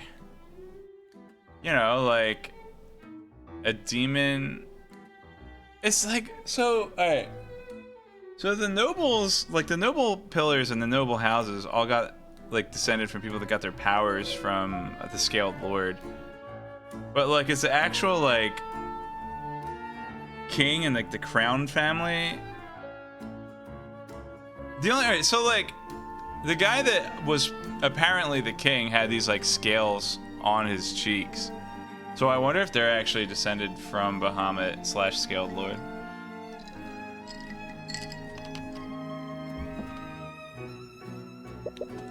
It was really that Steelwind broke into this room, knocked you and Pierce out, and then killed him. Well, let's look at her spell companion and see if she has a sleep spell. You remember it clearly. You saw Beatrice before you lost consciousness. So here's the other thing. If someone was using, someone being probably Aerys, using illusion magic to, like, pretend to be Arya, could then morph into Beatrice after entering this room. But if, like, Celeste was outside fighting Arya, how did that fight go? Or to play here that you realize Celeste also bought Steelwind after Beatrice knocked you out. Perhaps she could tell you more about how she was acting. Yeah, I want to know how that fight went. Give me all the gory details. Let's review what happened. Before Beatrice knocked me out, we heard a commotion outside, and you went to investigate. Can you tell me more about your fight with Steelwind? What was she like? Well, she wasn't her usual self. It's like she was in some kind of daze. I noticed that even before she attacked me, something was wrong with her. Yeah, and she didn't even respond to me when I tried to talk to her. It's like she didn't even recognize me. Who wouldn't recognize Celeste? Unless it was an enchantment spell. But from what Lord Asclepius said, she would have been acting more erratically if she was affected by Mage Blight. It's possible that she fought someone disguised as her. I guess that's possible, but whoever they were, their magic was still extremely powerful. And several members of the Four Pillars families were assembled here. It could have been one of them. We should speak with Commander White when we get the chance. The Grand Cathedral is closed from the public for whatever was happening here. Get ready for the mischief face. Aw.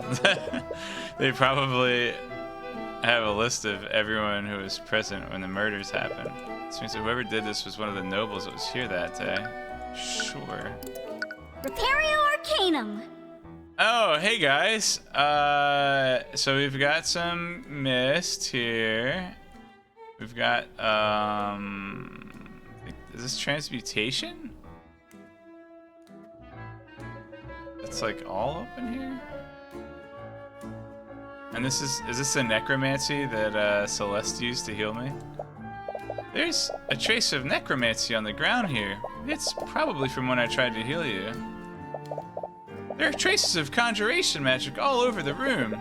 That must have been left by Beatrice's sleep spell. Oh, there's a trace of transmutation here. It's all over the area around his body.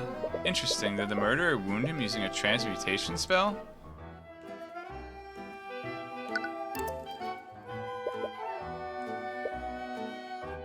Oh, this is probably all text that I probably could have had before.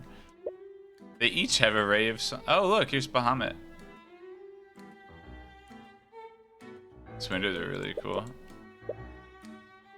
They look really nice. Yes.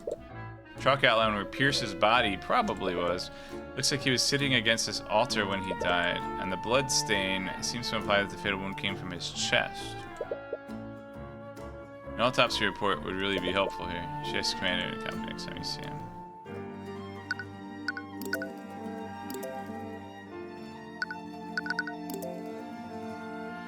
Repario Arcanum. Beatrice can cast invisibility, so I doubt she'd let you see her. But did you see her at any point when you were fighting Steelwind?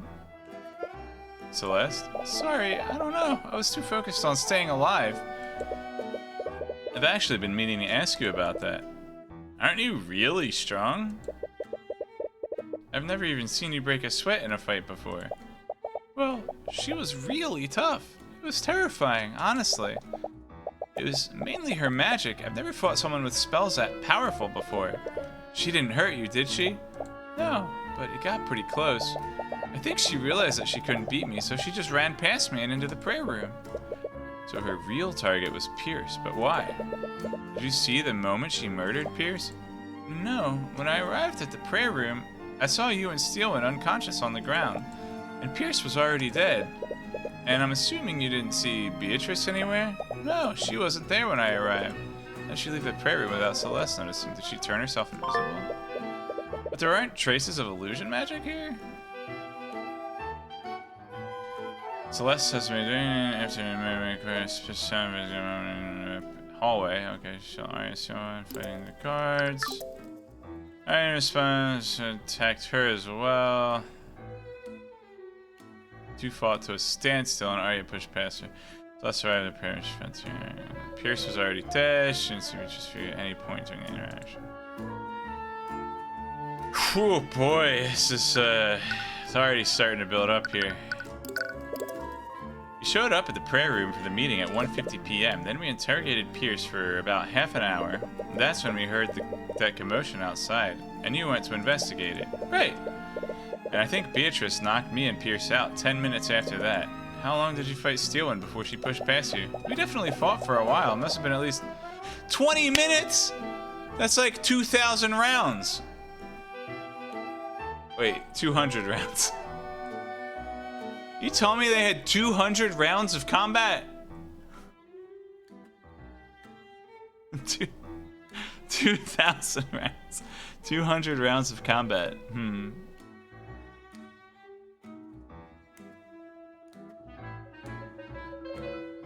Must have been like a lot of running around. After that, she gave up on fighting me and ran to the prayer room. Which means that Beatrice somehow got into the room during your fight. That discounts my theory of her describing herself as Steelwind. You gained consciousness at 3:12 p.m. That means you were knocked out for more than 40 minutes. There's still lots of unknowns about what happened. You'll need all the pieces if you want to puzzle this together. Anyways, looks like you found everything you can here. You should move.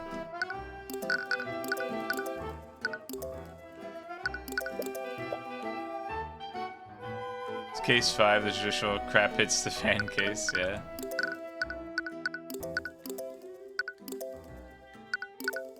Uncommon room. It's darker here now. I guess they turned the sun off since someone got murdered here. You retrace your footsteps and find the common room. This was the last place you found Von Sanctus and Sybil before everything happened. Look around and see that most of the room has been entirely scorched. Oh.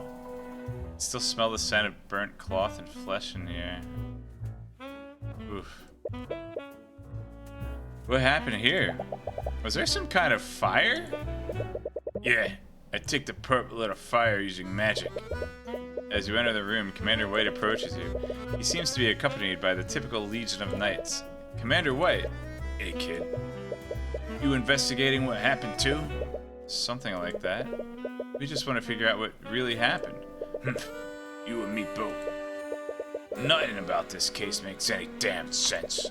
I'll be honest, I could really use your help in trying to figure this out. Oh.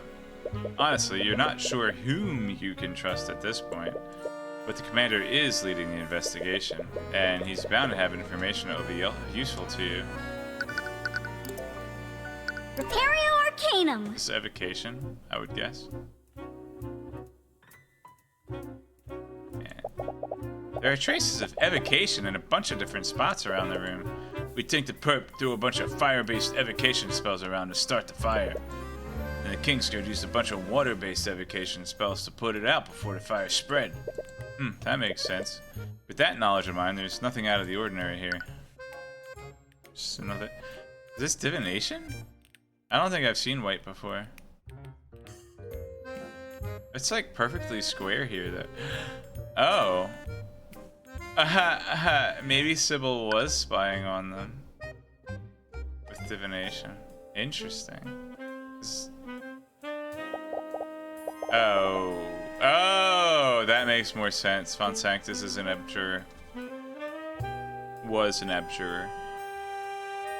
There's a trace of abjuration magic in the center of the room. The traces overlap with the body? Kind of. It's sort of square-shaped? Square-shaped? I can't see the traces, but there also seems to be a square-shaped outline around the body. You're right, they overlap perfectly. The area inside the square is a lot less burnt now that I look at it. I'm not sure what this means yet, but it's definitely worth taking note of. Traces of abjuration magic that form a perfect square on the body. The area within the square seems far less burnt, too. There are just so many clues that's thrown at me. Ugh. It's like the final exam. I actually would have just thought that this was the light coming in, but... I guess it is lighter than this part, which is also shining in from the window. So well done, artists.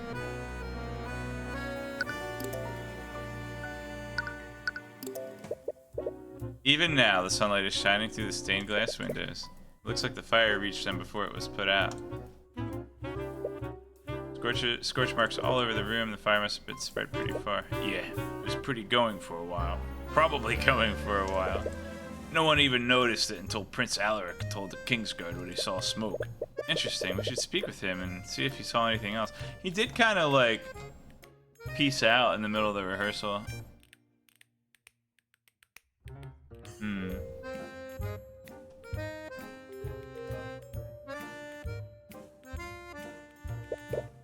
There's a chalk outline in the center of the room. This must be where they found Von Sanctus's body. There's even bits of ash there.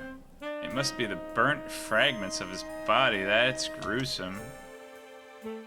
There is like a content warning on the story page of this, of like... Actually, I think episode 1 was probably the most graphic so far, as far as violence.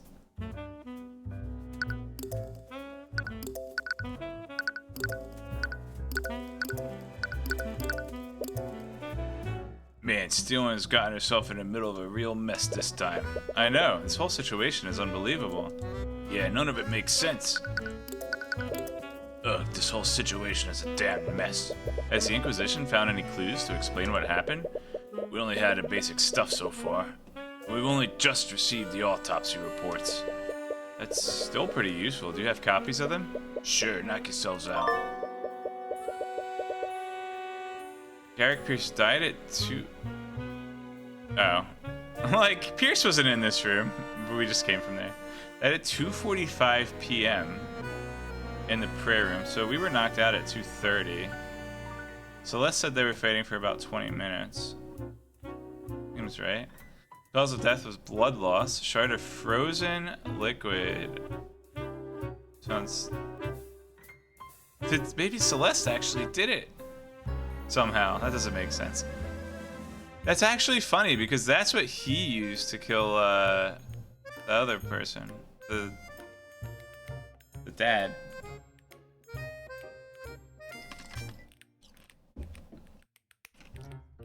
Did they use enchantment magic to have him, like, unalive himself? Moon also shows heavy traces of transmutation magic from the liquid, yeah. And traces of conjuration magic are found throughout the room. Well, the conjuration magic was to sleep. Well, why did they put him to sleep? Oh, but they could have woken him up. So there's a caveat to the sleep spell that you can wake him up by shaking them. Maybe he woke up when he got stabbed. Coraline Sybil died at 2:18 p.m. Ah, she moves fast. Cause of death was suffocation. Her body was found floating in a nearby lake outside the Grand Cathedral. Traces of transmutation, evocation, and necromancy magic were found on the body. Died at 2:05 p.m. Cause of death was suffocation. Wait. Oops. He died much later. Right. Okay. Yeah, that makes sense. Yeah. Okay. These two died in like the cutscene, and then we switched it. Right. That makes sense. They died in the order the cutscenes showed them, basically. The fire in the common room burnt the body too much to discern any specific wounds he might have suffered. However, a small trace of evocation magic and a burn mark were found on the victim's left shoulder. This implies the body was hit with a fire-based evocation spell. Traces of abjuration magic were found on and around the body. Okay. Isn't that similar to how he killed Flintheart? Yes. That's what I just said. Sorry, I didn't mean to... No, it's okay. It's still strange though. Why would the murderer kill Pierce using such a convoluted method? So... Von Sanctus also killed Justin by like shoving him into a vat of chemicals, which is kind of like burning him, I guess. So that's sort of appropriate. But what did Sybil do? She apparently got drowned or something? Because I heard like a splash sound in the cutscene. That's out of character knowledge, but... And it says she died of suffocation. This was like the first time we ever met her. Why would the murderer kill Pierce using such a convoluted method? If Steelman really was affected by Mage Blade, she wouldn't have done something like that. Yeah, why wouldn't she just use more fireballs? She didn't want to hurt Tyrion. Inquisition, murder of Garrick Pierce, Inquisition... Impealing Pierce's which is shape liquid. Similar to how Pierce murdered Flintheart, but why would the murderer do this when they clearly had more lethal spells at their disposal? Pierce used this method during Flintheart's murder to leave as little evidence as possible. However, it's clear the murderer wanted to frame Arya and wanted to leave as much evidence as possible. Anyways, the times of death also seem to tell a story. If we look at the reports, the murderer must have killed Von Sanctus, then Sybil, then Pierce in that order. Yeah, that's our working theory too. If we look at this map, we can see where the prayer room and the common room are. Lady Sybil's body was found on the lake west of here. Since the Grand Cathedral was built on a cliff, there isn't an easy way to get there in such a short amount of time, so that raises the next question. How did Sybil's body end up in the lake? Steelwind killed Steelwind completely. The murderer killed Sybil from the balcony.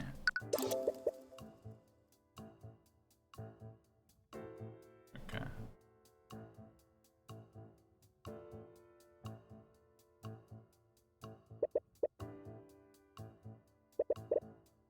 Or a simpler explanation. Oh. Yeah, alright, fine. The Grand Cathedral is built on a cliff over the lake, and the westward balcony just happens to be right over it. Yeah, I guess that makes sense. We even have a witness who saw Steelwind there. Is it Alaric? What? How much did that kid see? Really? Who was it? Oh. It was some new guy. High Speaker Theon Arceus. High Speaker? Oh, the priest. He's the shot caller of the Church of Bahamut, and he stands at the top of the religious hierarchy from what I hear. Oh, they were gonna get married by the Pope. He spotted Steelwind near the west balcony and noticed that she was acting suspiciously. He called out to her, but she ignored him. So she knew that he saw her, but she didn't attack him? Yeah, he really lucked out. If she was having a psychotic episode, he would have noticed that. From what you said, all she did was ignore him. You're right, this whole Mageblade story doesn't really add up. It's all illusion. There's no traces of illusion. I was wondering if Eris has a way to hide her illusion magic, or because she's a demon, maybe it doesn't leave traces and kind of breaks the rules in that way. Putting that aside, there's something else that's strange. What's that? It's about the order that the murders occurred in. What's strange about the order of the murders? Murderer killed Fon Sanctus, Sybil, and Pierce in that order. Let's have a look-see. Fon Sanctus was in the common room? And then we go to the balcony. And then the prayer room. I mean, they're close enough to each other that it's not that suspicious. But, I mean, a more direct path would be common room to prayer room to balcony.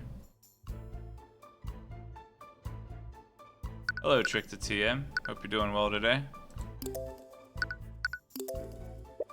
This means that the murderer went from the common room, then to the west balcony, and finally the prayer room. But if we look at the map, the murderer's route seems a bit strange.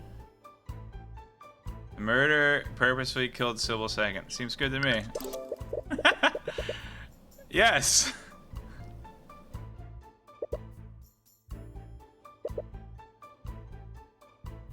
The murderer could have killed Pierce second. The murderer must have passed right by the prayer room before they dumped Sybil's body, unless they went the south route. Just got back from catching a movie. Anything good? Why wouldn't they just murder Pierce on the way there? Because they knew they'd have to deal with Celeste. There are so many possible reasons for that. I don't find it suspicious. Even though that's the way I know the game wants me to think, though, so it's fine. It's fine.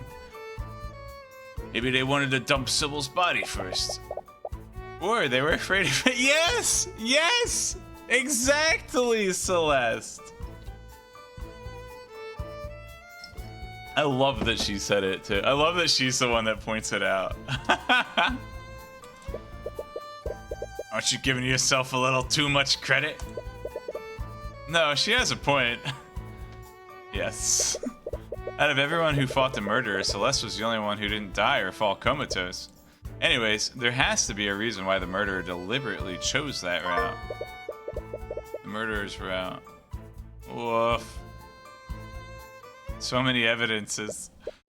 Okay, you've created a rough outline of the murderer's actions, but the real clues will lie in how each of the individual murders occurred, and that starts with figuring out how Fon Sanctus was murdered.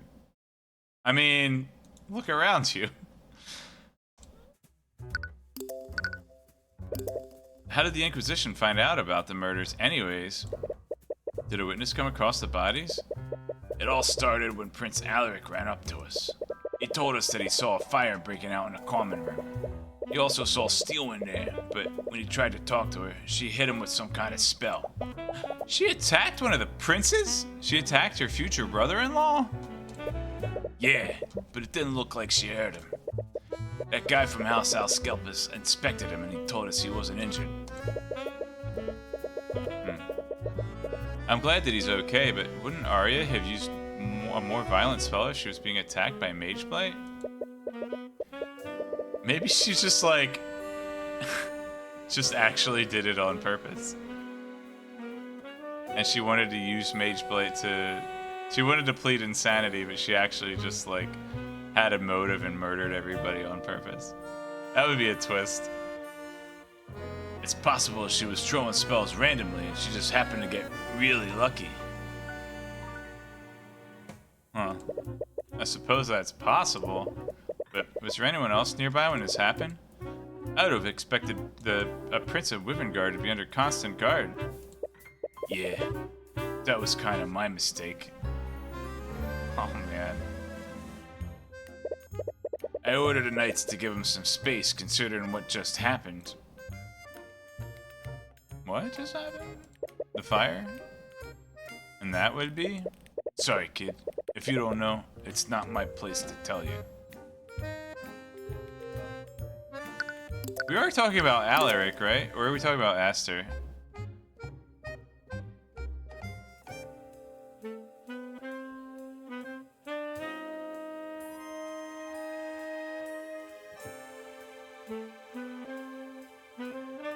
It was Alaric. Okay. I was gonna say, like, I could see Aster being nervous.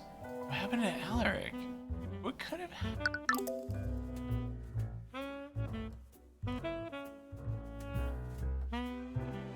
Did he want to marry Arya Steelwind and got jealous of his brother? What the heck?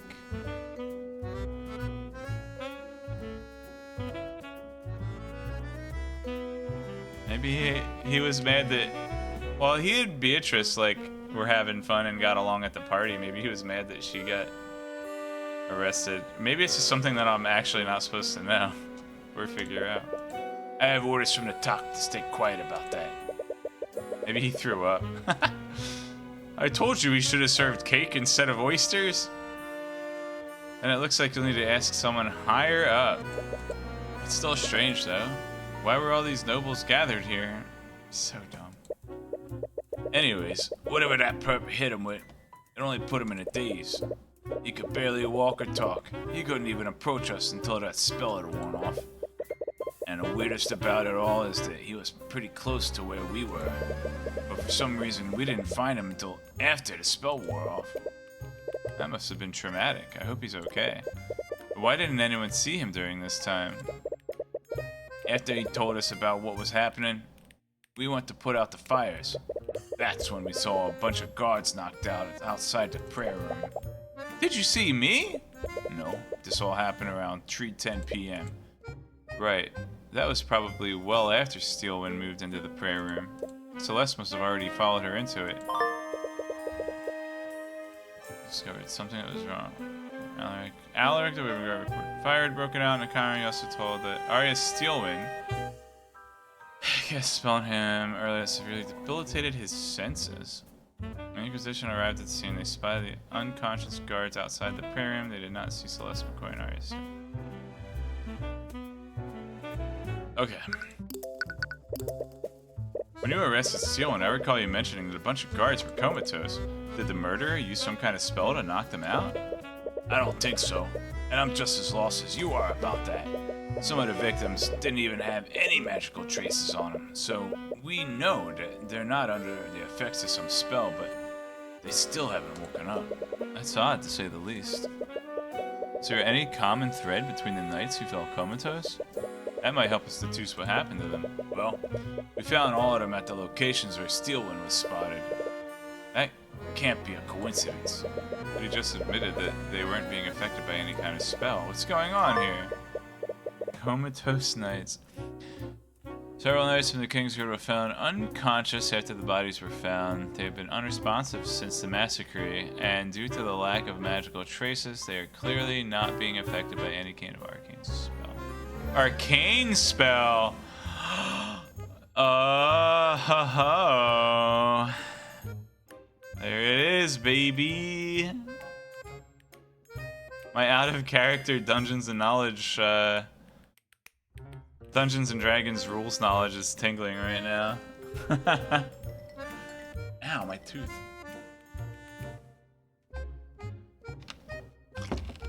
Alright. Commander White, you keep saying the perp instead of Steelwind. Even though everyone else seems to think she was responsible for this, you also suspect that she's being framed? It just doesn't add up.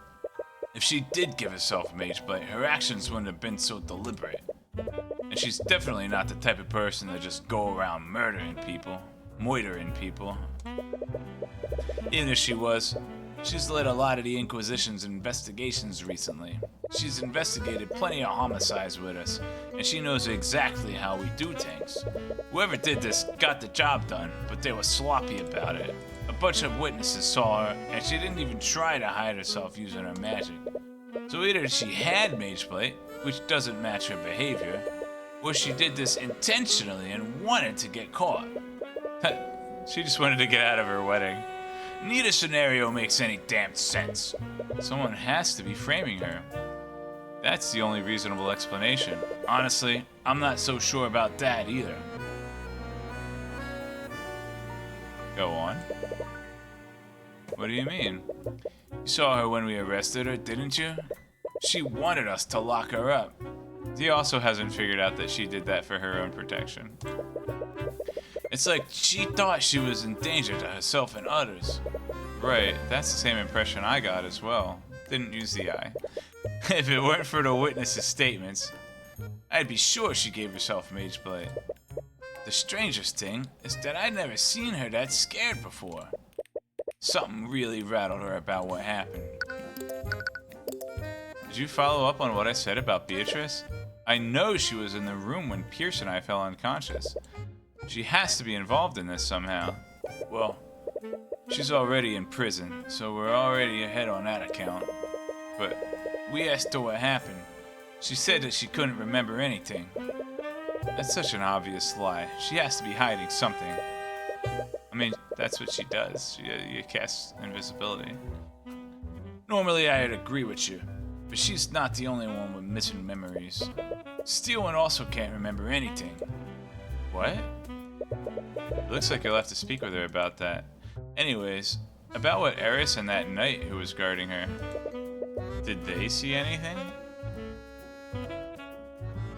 The knight wasn't guarding Eris, the knight was guarding Beatrice.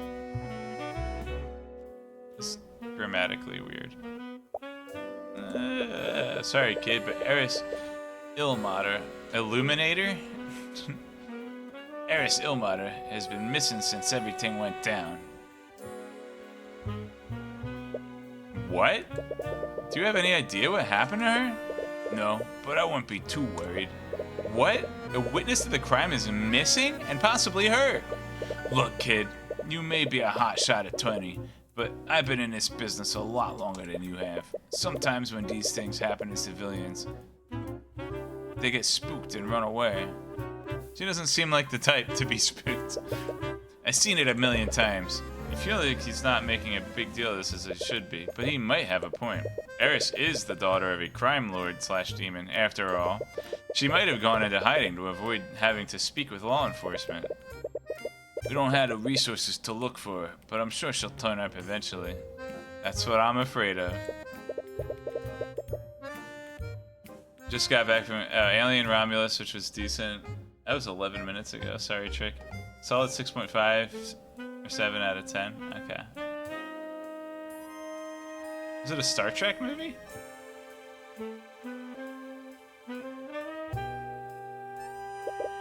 But I still hope she's okay. Anyways, what about the knight guarding Beatrice? Surely he didn't go missing as well. That's the thing. The knight who is supposed to be watching her is one of the people who went comatose. Oh, alien. Why did I think that said alien Rom? I thought that somehow read that as alien Romulus romance, and I thought it was like a love story about Romulans. Seen so many Romulan jokes about it. I still have to see Alien 3. We found him in front of the prayer room too. Damn it, what happened to him? To make matters worse, that freaky chick knows how to cast invisibility, so even if she was telling the truth, very few people would have actually seen her. But her guard was in front of the prayer room. She must have brought him there somehow. Saw Beatrice Frigate as you were losing consciousness. You only saw her for a brief moment, so it could have been an illusion. Regardless, that means that she somehow entered the prayer room at 2:30 p.m. And that was assigned to guard Beatrice and kill her if Marinette attempted to escape. He was later found comatose in front of the prayer room. Eris Ilmater, who was also with Beatrice, she disappeared, has missing since the massacre. Anyways, would you happen to have a recent version of her spell compendium? Sure, we already have it on record. Forming magic spells: Familial Bond, Sleep, Mend Wounds, Send Message, Animate Corpse. What? She has Animate Corpse and Necrotic Blight? Shatter, we knew. Invisibility, Feign Death? Illusory Disguise. Dude, this game just like rapid firing evidence at me. Alright, Familial Bond, we know. Mend Wounds, we know. Send Message, this was the one from case 3. A lot of spells for one person. Yeah, well, she's a former heir to a noble house, right? And she also has a demon pact, so like, Animate Corpse we've seen, Necrotic Blight, yeah. Doesn't leave physical evidence, okay, right?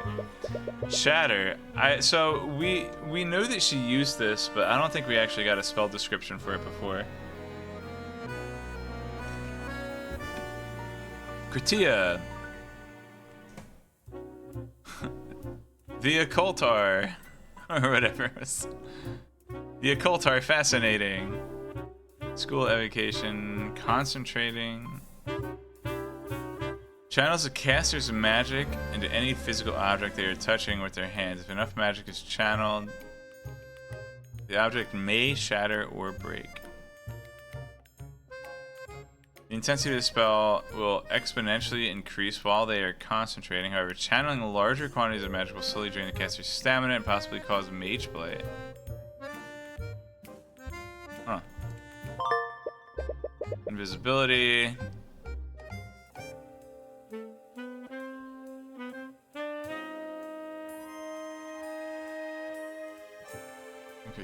Oh yeah, Occultari. Feign Death, here's a new one. Foul Norma. Extra none. Duration indefinite. The caster must target a creature that's already unconscious. Whew. While they concentrate on this spell, the target will appear to be dead. The target creature will stop breathing and their heart will stop beating. However, the life energy of this spell will keep them alive for the duration. There's a lot of spells that are surprisingly concentration based in this game. I wonder if that's going to come into play, like, oh, they were casting spell A, so they couldn't have been concentrating on spell B.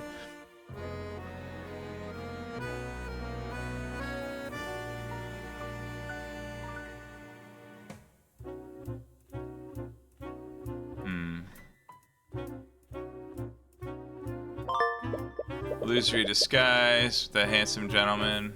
Seen this already. Case 2. Right, forgot how many spells she used during Lord Frega's murder. 2? 3 if you count Familial Bond?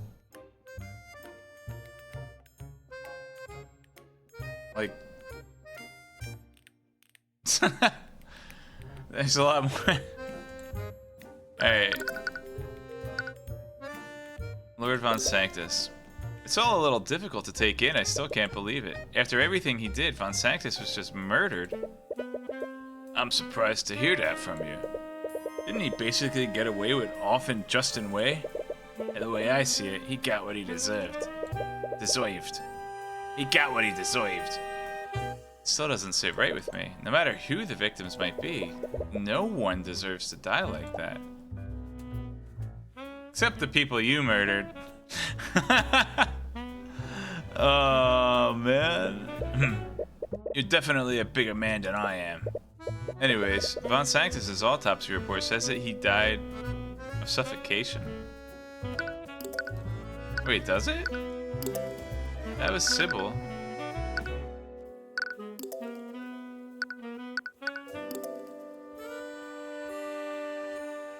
Oh, I guess he just... That actually makes sense. Because the abjuration would have protected him from the fireball spells, but he still could have died from all the smoke in the room.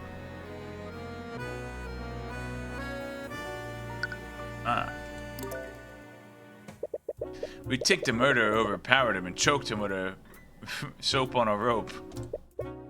That hardly sounds like something someone would have done during a psychotic episode.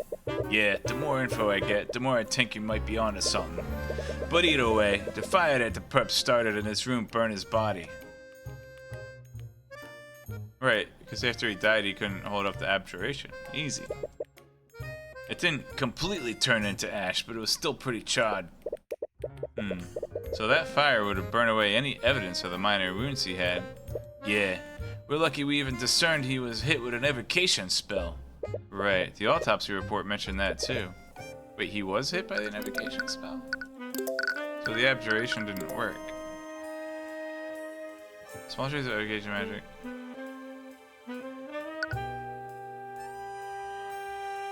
But he still might have been hit by it after he died.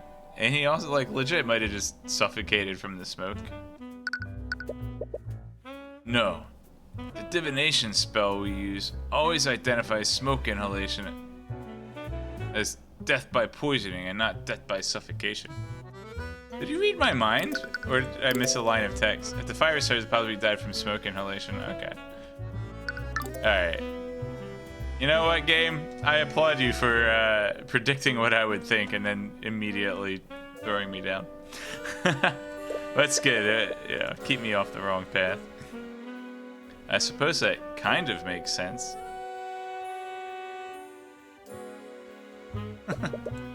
It's still a shame we can't find out how the murderer suffocated him. Rejected.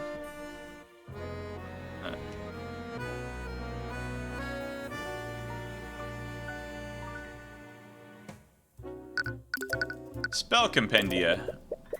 We still know very little about how the murders occurred. Do you have any records of each of the victims' spell compendiums?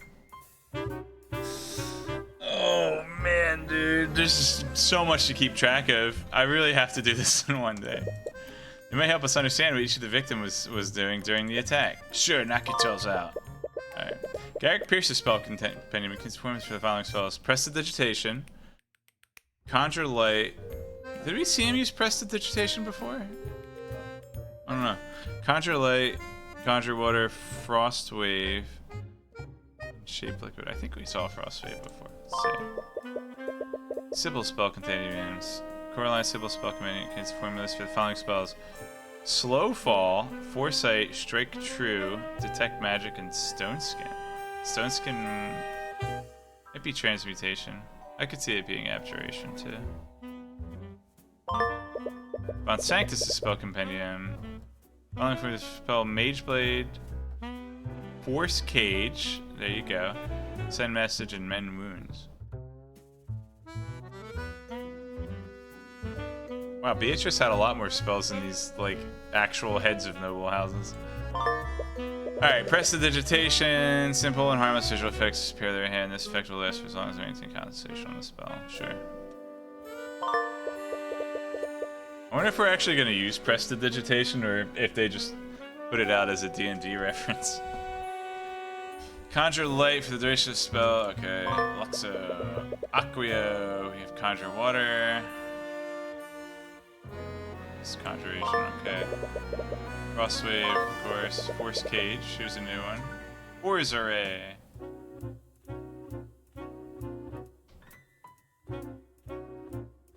For the duration, the caster creates a magical 10 by 10 by 10 foot cube, excuse me, around the target within 30 feet of them. The walls of this cube are impenetrable and can't be destroyed by anything, not even by spells that can normally dispel spell effects. Can't they, like, make a caster level check? Furthermore, any attempts to magically teleport into or out of the cube will fail. There's more than one creature in the target space. They'll be pushed away from the center of the cube. So how did he die? Huh.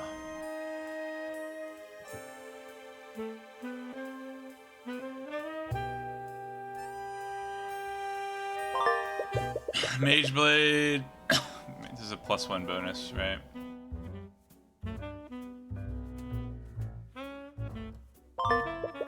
Slow Fall, Transmutation, Feathera. Caster counteracts the force of gravity affecting him, causing him to fall significantly slower when airborne for the duration. Okay.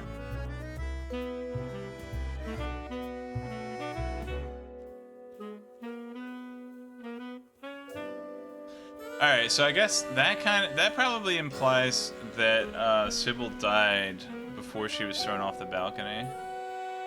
Right. So she just got thrown off the balcony, she would have used Slow Fall.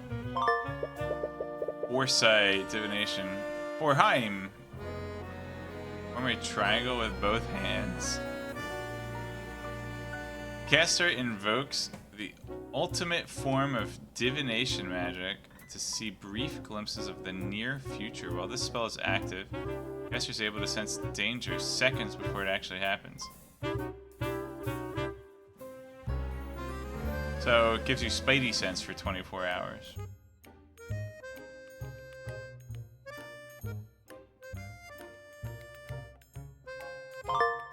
Strike True, Divination, Non-Optima. Make a circle with thumb and index finger. I squish your head. 10 minutes. The caster increases their ability to predict the results of all of their actions for the duration. This is useful for the purposes of aiming or doing other activities that rely on dexterity and skill. Oh boy. Detect magic. Hey, we got the color codes. Nice. It's about time we got to see this. Repario Arcanum.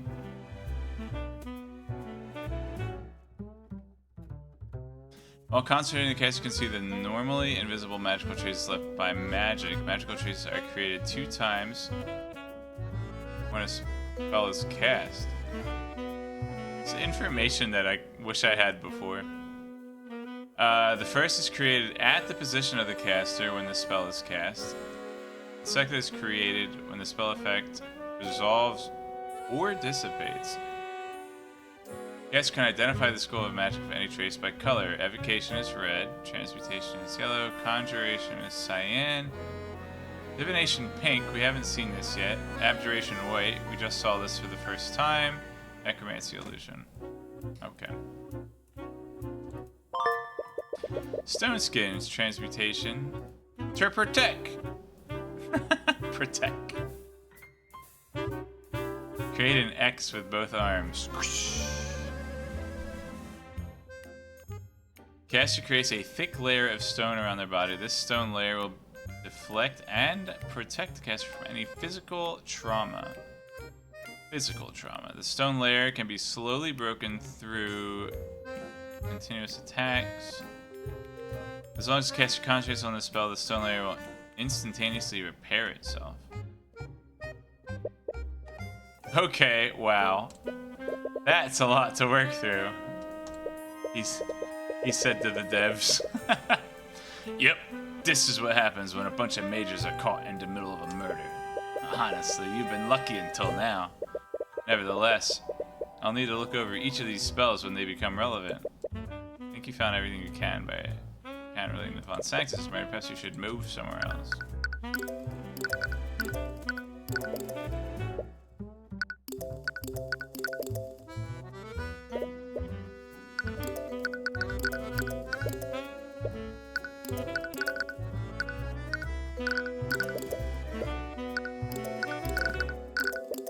How have you been, Commander White? Well, a bunch of nobles got off during what was apparently some kind of big aristocratic event. The crown is breathing down my neck to figure out what happened. How do you think my day's going? Right.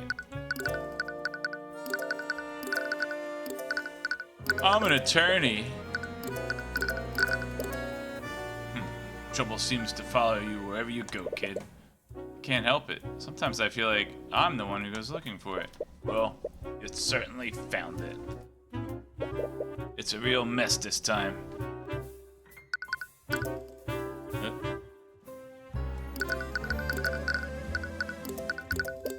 Huh, I see you're still working with the mage girl, Goyle.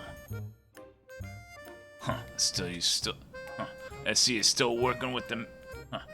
I see you're still working with the mage Goyle. I have a name, you know. Save it, sweetheart. You may have everyone else fooled, but we've seen today what mages like you are capable of. Well, lucky for you, Celeste and I are here to aid you in sorting this mess out. Yeah. Just tell her to keep her magic under control. We need answers, not more fireworks. Ugh. Fireworks.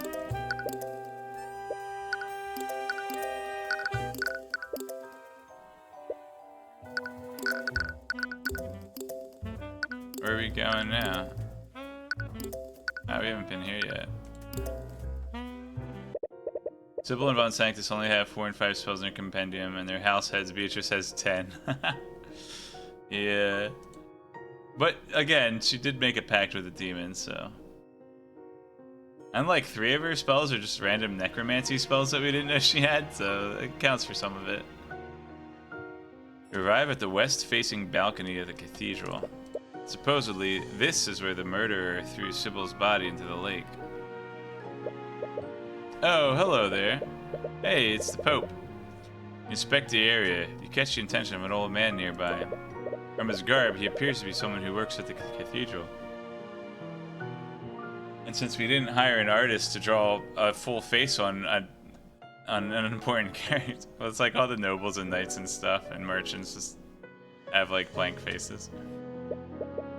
I don't believe we've met before. What are you doing here? Could tell by the miter. Yeah, that too. Sorry for the intrusion. I'm Tyrion Cuthbert, and this is my bodyguard, Celeste McCoy. We're investigating the murders on behalf of Prosecutor Steelwind, even though she doesn't know we're doing it and she hasn't given us permission. Tyrion Cuthbert, I have heard of you. He doesn't look nearly as criminal as I expected. Criminal? Are you confusing me with someone? Judging from his sauce, he probably hasn't heard many good things about you. Well, forgive my rudeness. I am Theon Arceus, High Speaker of the Church of Bahamut. Okay. So you're the one who saw Steelwind here during the murders. Do you mind if we ask you some questions? He scans you warily. I suppose there would be no harm in that. What'd you see? We heard that you saw the prosecutor acting strangely here. Could you tell us more about what you saw? Did it look like she was having a psychotic episode?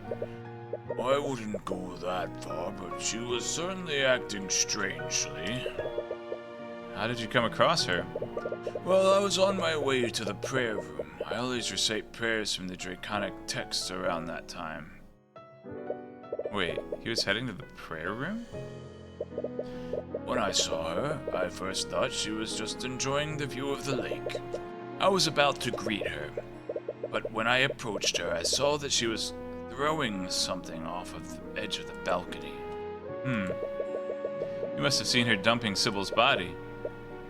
Then you're probably correct. I came to the same conclusion after they found that poor woman's body below us. Which Bahamut though? FF1 Bahamut? FF4? Kind of partial to 10. I haven't played 10. FF1 like gives you class promotion though. So actually it is that one. Because listen, hear me out. In the lore of this game, the Scaled Lord or Bahamut imparts magical abilities on people, and in FF1, Bahamut gives fighters and thieves the ability to use magic. Makes sense. At least percent Alexander over Bahamut. Preferred Alexander. I don't know that guy. Maybe FF10 reference. FF9's Alexander was cool, but you couldn't use him. Who's Alexander? Oh, Alexander's the guy from FF14. He had a whole raid set in Heavensward. Giant Met Castle.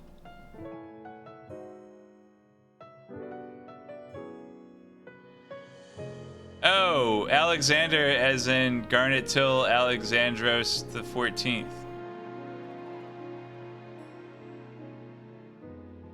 I think they're doing like FF9 stuff in FF14 now, and I think that the place they're from is called Alexander as well. So yeah, but they did already reference Alexander in Heavensward. Alexandria, yeah, okay. Right, okay. I didn't actually, yeah. Is that named after like a real world deity or myth, like everything else in Final Fantasy? Or is it named after Alexander the Great? I mean, which I guess he's from the real world. Alexander Hamilton.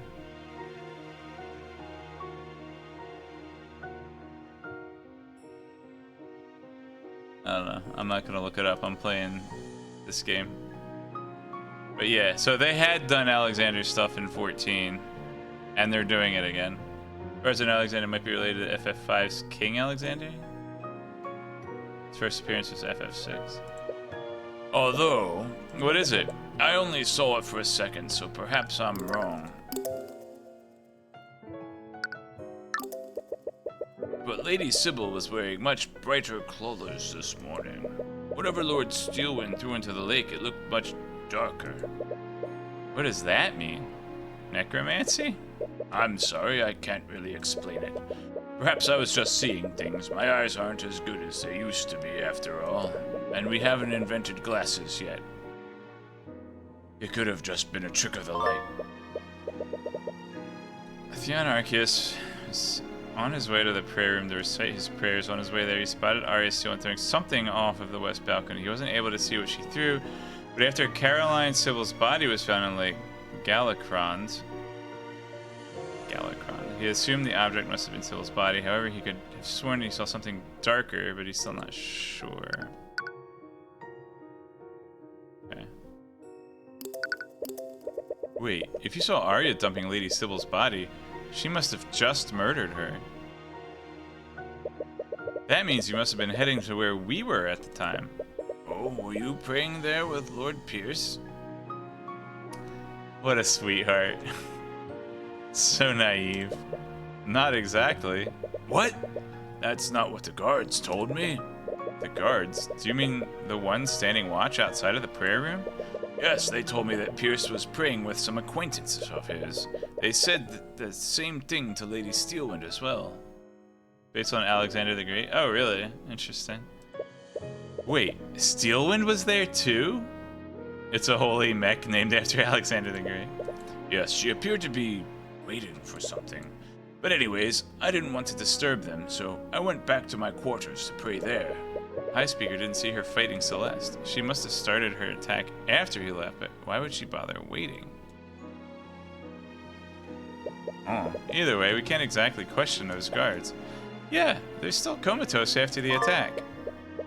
After instance, he attempted to enter the prayer room, but was turned away by the knights guarding it.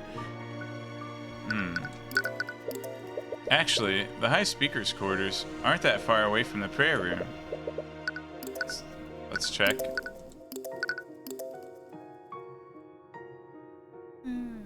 Okay, this is the balcony. I guess it connects then. It must have been because of the magical wards in my room. Magical wards? Are they there for security reasons? So he doesn't have an arcane art listed. Not exactly. I actually suffer from chronic insomnia. He's immune to the sleep spell. Even the smallest sound will wake me up at night. So he, like, has a soundproof room. Years ago, I had some mages enchant the walls so sound couldn't travel through them. I can't hear anything from outside the room once I shut my door. That does sound awfully convenient, but you doubt that he'd lie about something you could so easily verify. Either way, you should make a note of this. Soundproof room. Supposedly, such walls quarters are completely soundproof. Huh.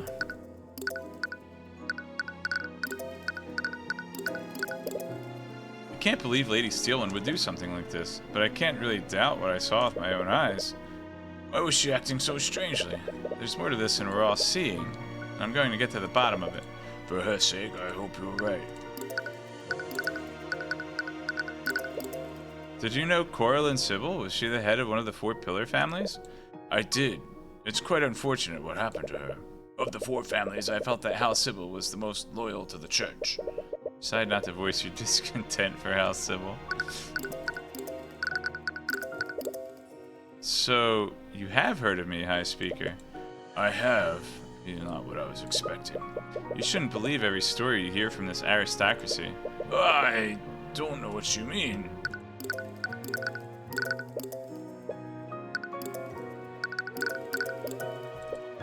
No one knows my mom? Did I not present the right guy? Okay. Must have misclicked.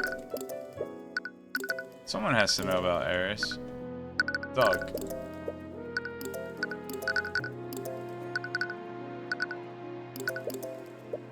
I don't have anything to say about that lady that employs a demon.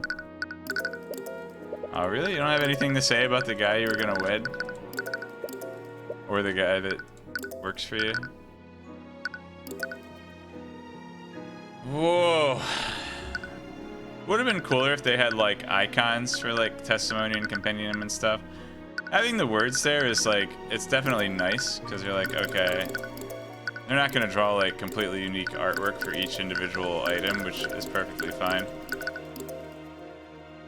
They're color coded though, which actually is a good touch.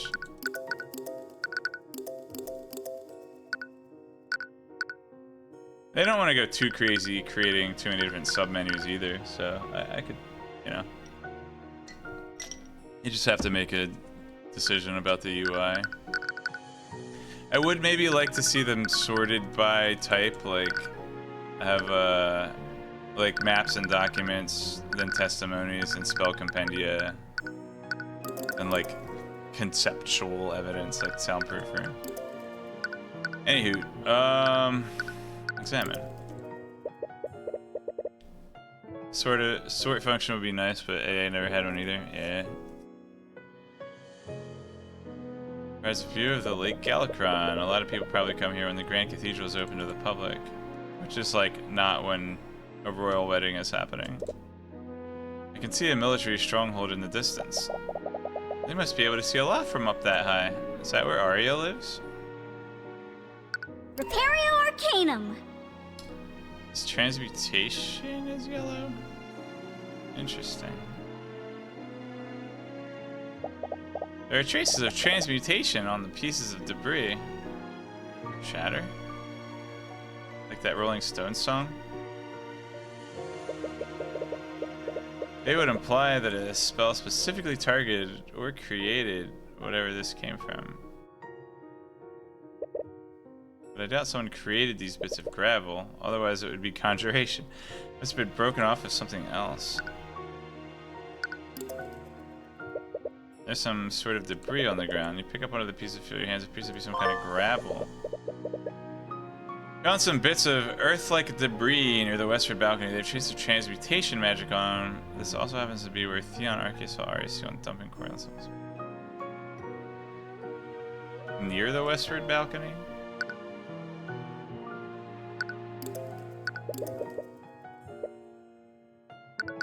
I wonder if maybe... I was wondering if maybe Alaric was back in the nave by now, but... that's where Celeste was, so probably not.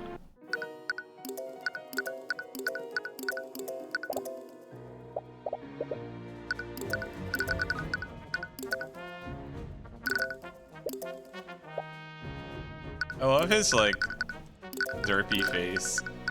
Right. His mouth. Alright.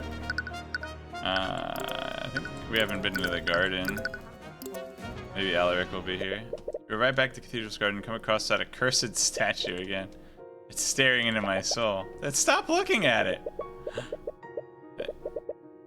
As you move your attention away from the grotesque sculpture, you spot the crown prince. He's sitting on a bench guarded by some knights from the Kingsguard. His brow is furrowed, and he seems to be deep in thought. Oh, Mr. Cuthbert, and Ms. McCoy, too. What are you still doing here? We're trying to investigate what happened. We were looking around when we just happened to find you here. I see. Are you okay? Yes. I was just thinking how unfortunate this ideal has been. I do hope Ms. Steelwind is taking this well. Right, she is his fiancée after all. Not for long. You must be extremely worried about her. As in, I mean, they're gonna get married at the end of this chapter. Or this episode. I'm trying to find out exactly what happened. Do you mind if we ask you some questions? I see, I'll do whatever I can to help. What goes through the mind of such a tortured creature? What is it with you and this statue? I don't know, but I can feel its emotions as if they were my own. It's an inanimate object, Tyrion. Repario Arcanum.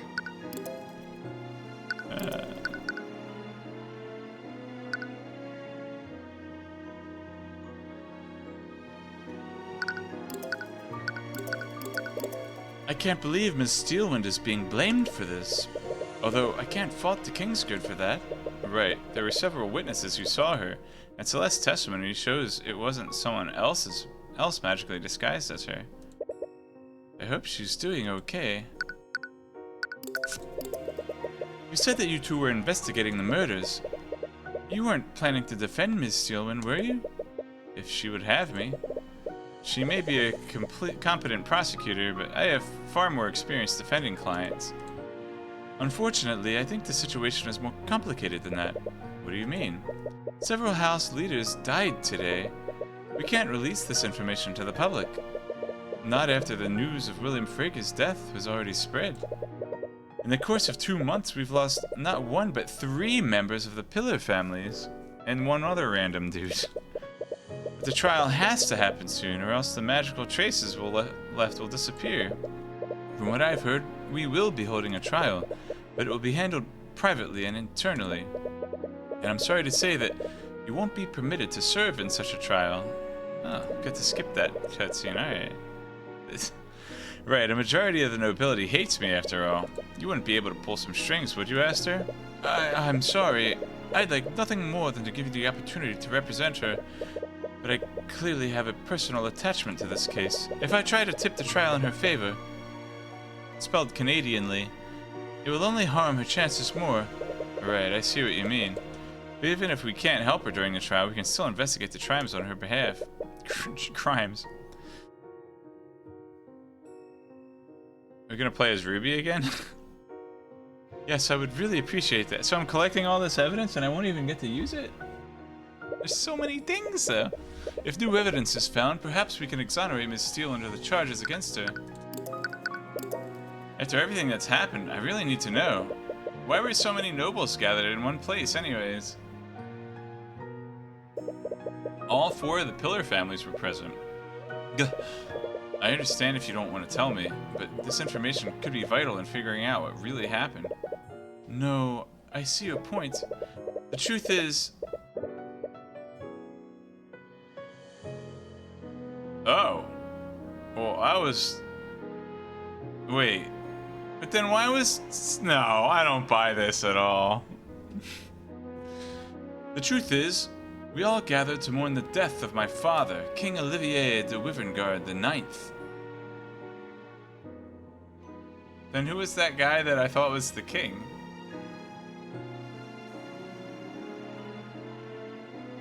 Maybe he was like Sybil's husband? Because he's blonde? Alright. The reason I don't buy this is because of when Arya dropped her Eternity Stone, Celeste picked it up and gave her a little smirk. So, that's interesting.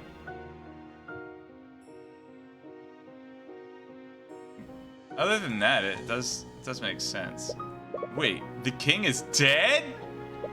Yes, we wanted to avoid releasing this information to the public so close to the death of William Frege. Huh. My father has been ill for quite some time, so we were prepared for this. Did Ruby make a deal with the devil Eris?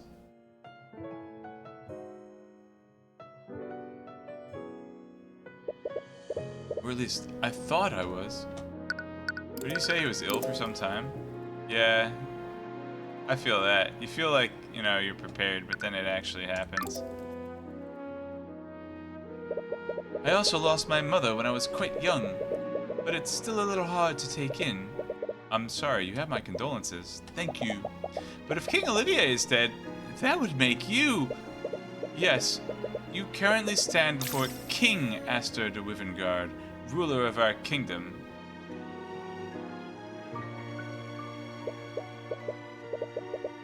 Considering everything that's happened, he seems less than thrilled about that. Alright, so the guy that I thought was his dad had, like, scales on his face, but he doesn't, so I guess, sure.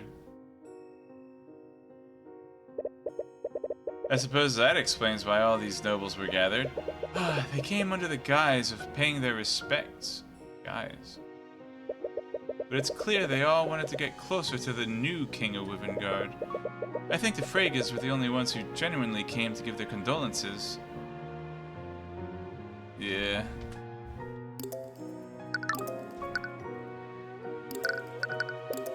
Speaking of the Fregas, I think you need to know. I saw Beatrice before I was knocked out. He does not like people bad-mouthing his ex-fiancée. I think she may have been the one that killed Garrick Pierce. Why would she be there? I think this is the first time I ever... Oh no, I read his mind before when he was fanboying. I'm sorry. I know she's your friend, but we already know she's not above committing murder. Excuse me, that was Marinac or whatever? I see. What's his name?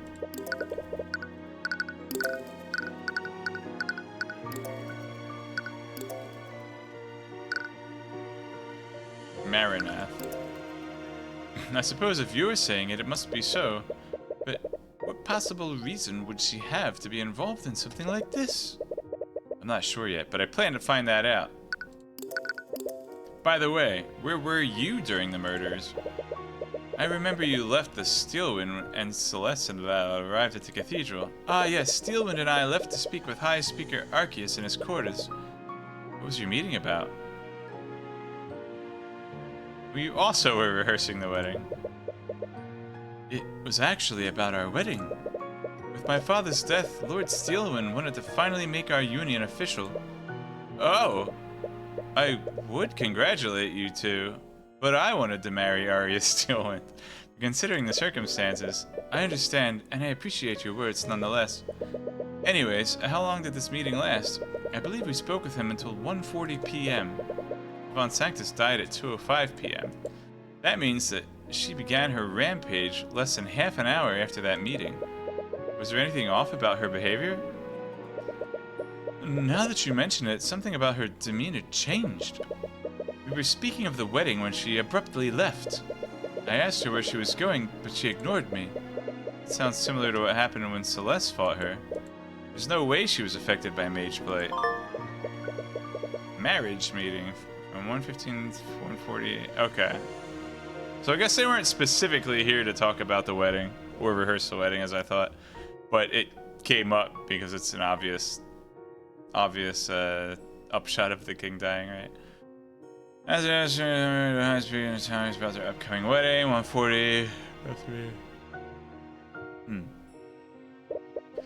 I honestly didn't think much of it at the time. I'm quite used to her giving me the cold shoulder. Right.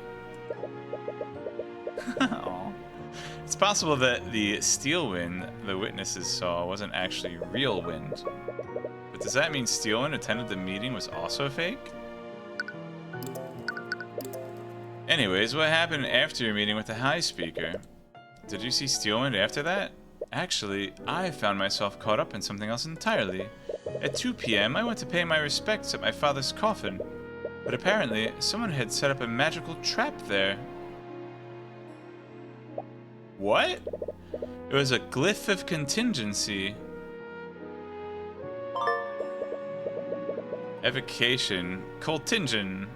24 hours. I'm casting a spell. The caster must choose another spell they know. The caster casts a spell, but the contingent spell doesn't come into effect.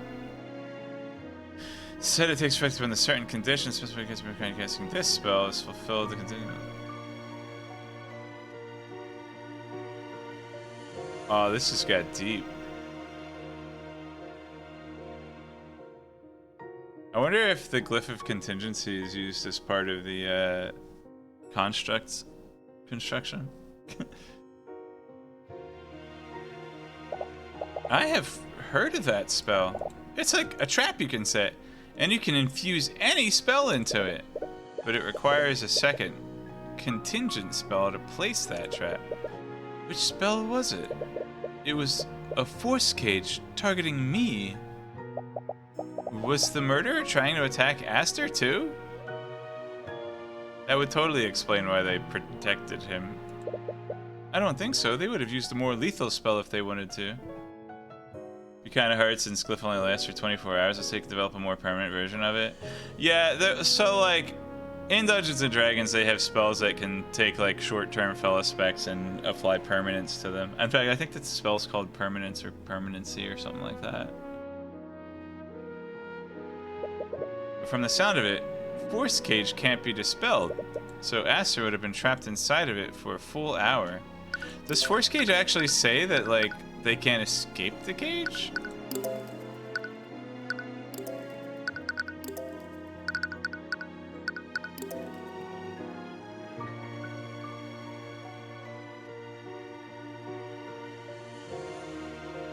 Alright, I thought it was, like, semi-permeable. Like, they could actually get out. I didn't realize it was to hold people in. I thought it was more of, like, a defensive shield type of thing. Okay. We think the murderer used this as a distraction. Because of that trap, the Kingsguard consolidated most of their attention and forces on my location. As a result, there were fewer people guarding Von Sanctus, Sybil, and Pierce. And the ones that were there all fell comatose. They can't tell us what happened to them. Pierce's father coffin over the glyph continues. We need to talk to Alaric, dude. And yet another inexplicable event is added to the list.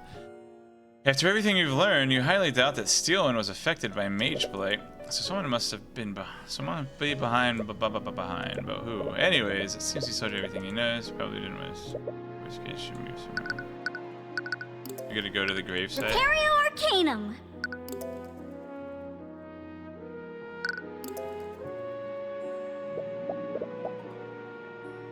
Repario Arcanum. Can't believe Miss Steelwind. Oh wait, I did this already.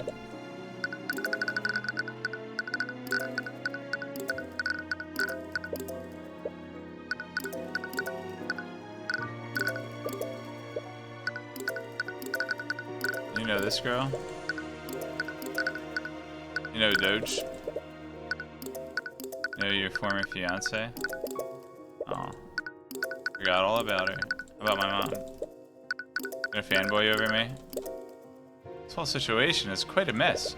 I do consider myself lucky that you're here, Mr. Cuthbert. I appreciate your trust, but I still can't make any sense of what I found so far. Well, if anyone can find out what happened, it's you. Aw.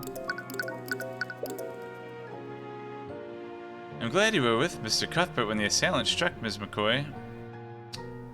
Guilt tripping her. Who knows what would have happened if you weren't there? No, I failed completely. I let the murderer get past me. They could have killed Tyrion. Can't keep blaming yourself for what happened, and we're both safe now, that's what matters.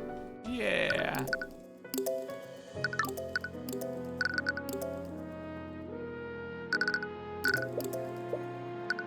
I just wanted to brother. Wait, how about yourself? Nothing to say about himself. What a humble guy. Oh, really? Hates his brother.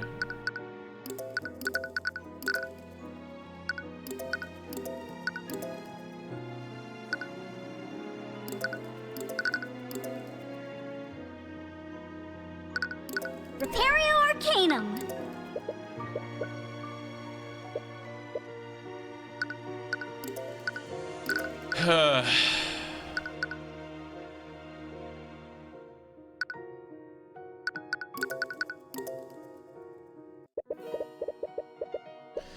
She attacked a member of the royal family and killed several nobles. What else is there to investigate? The laws are clear about what we must do. We should execute her immediately. Alaric, the situation is far too much. This situation is far too much import to make such rash decisions. We need to approach this calmly and carefully. As you return to the nave, you spot the young prince in an argument with that nobleman you saw earlier. Now that you think of it, you still have no idea who he is. Oh, it's you two. Your Highness. And I don't think we've been introduced. What? I see you're still as insolvent as ever. You mean insolent? Insolvent? Oh my gosh. You stand before Sir Remus Virgile, Archduke and Royal Advisor to the Wyvernguard throne. I believe he means advisor. He's allowed to say that because he's the advisor. What did he say? Royal Visor? I believe he means advisor. Remus Virgile. But why he got dragon scales, yo? Archduke? You didn't even know the Kingdom of Wyvernguard had a title like that. Why haven't you ever heard of him before? Why are you two still here anyways? I thought the cathedral was closed for the investigation. We're investigating what happened on behalf of Prosecutor Steelwind. I see. Anyways, I have much to attend to. I'll be taking my leave. You sense a tinge of anxiety. Is he avoiding you? Actually, since we have you here, we have some questions for you. The both of you. You should know your place, knave.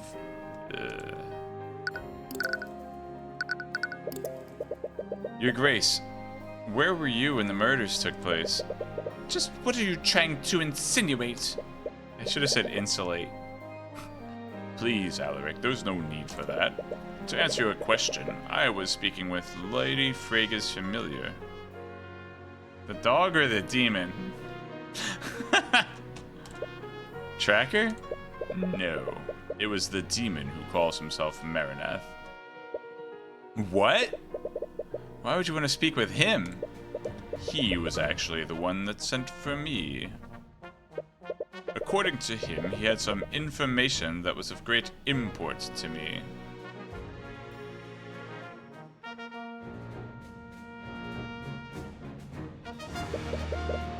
You didn't make a contract with him, did you? Of course not. What kind of desperate fool do you take me for? No, he gave me the information he had freely. But why would he do that? Demons are supposedly always trying to trick humans into making deals with them. Looking back, it must have been a distraction. What a fool I was. I knew he was playing with me. But I knew he couldn't tell lies, and the information he had was too important to ignore. We should ask him who Celeste's father is, since the guy that was supposed to tell us is dead.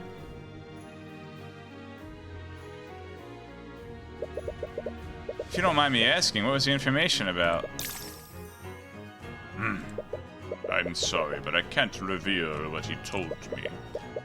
It could endanger people that I care about. But rest assured, I doubt it has anything to do with the massacre. Your Grace, we've only just met. I can't exactly just take your word for it. I suppose that's fair. But believe me when I say that I plan to take this information to my grave. That's ominous. Especially because he's an advisor. He's clearly intent on keeping your conversation a secret. Anyways, several members of the Kingsguard are watching us. They can verify my alibi. How long did this conversation last? I arrived to speak with him at 1:50 p.m., and I didn't leave until 3:10 p.m. You man, Archduke Remus. Remus was raised by wolves. He should have been talking to Tracker.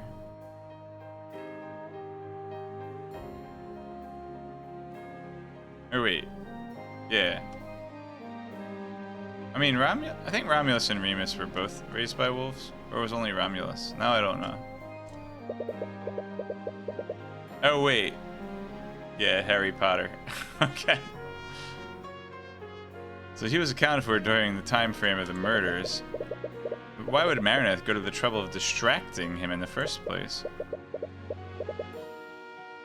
Did Marineth just kill everybody? Why would Beatrice give him permission to do that?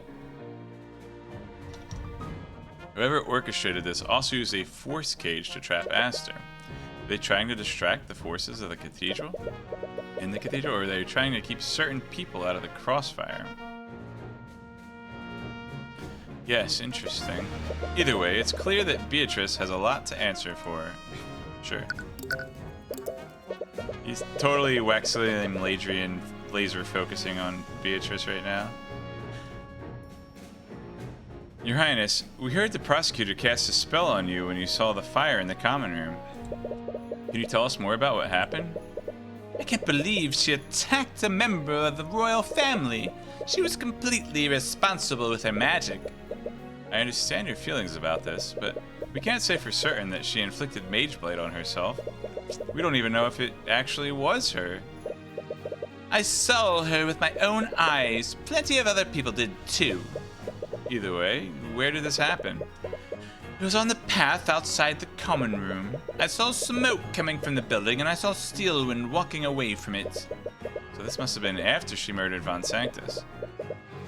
I have a feeling I already know the answer, but was she behaving erratically? No, she very deliberately cast a spell on me, which once again implies that Mageblade was behind this. Do you know which spell she cast on you? I'm not sure. I've never been affected by a spell like that before. From the magical traces on him, we know that it was a transmutation spell. Transmutation spells manipulate and change physical matter. It's scary to think about what that might do to a human body. Are you sure he's okay? The Lord Asclepius inspected him, and he doesn't appear to have any lasting injuries. That's like the common denominator here, isn't it? Lord Asclepius saying that everyone's fine, no one's hurt, it's okay. Oh, man. We're hoping the spell's effects were only temporary. Can you describe what you felt when you were affected by it? That might help us identify which spell it was. Well, I was extremely dazed, and my ears were ringing. From a transmutation spell? I wonder if the enchantment spells just, like, leave different traces. Well, no, I'm pretty sure, like, Eris would be using divine magic, so she probably doesn't leave any trace. My vision was also partially blurred. It was as if my mind was in some sort of fog. That sounds like an enchantment spell. Whenever I tried to speak, I couldn't even form words with my mouth. I could only make grunting sounds. I couldn't walk either, so I had to crawl on the floor.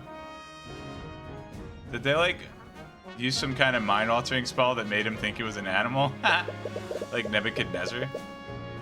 Sorry you had to go through that. That must have been traumatic. What kind of transmutation spell would do that to him? That's what I'm asking. Had to be something that affected his senses. You already told us that she wasn't acting erratically, but was there anything off about her demeanor? I only saw her for a moment. She was definitely different than usual. She was completely emotionless. Yeah, that's exactly what she was like when I fought her too. It's like she was an arcane construct. Her movements were almost robotic. Back to the constructs. Wait, are there any constructs in the cathedral grounds? No, not for lack of trying on Lord Von Sanctus's part.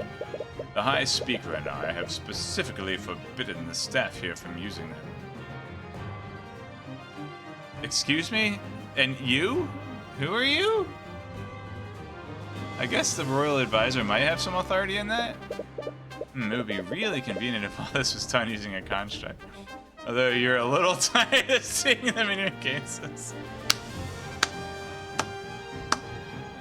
Well done. Well played, game. Anyways. Was anyone else around when Steelwind cast the transmutation spell on you? No, she moved away quickly after she incapacitated me. And even if someone was around, I don't think I could have seen them anyways.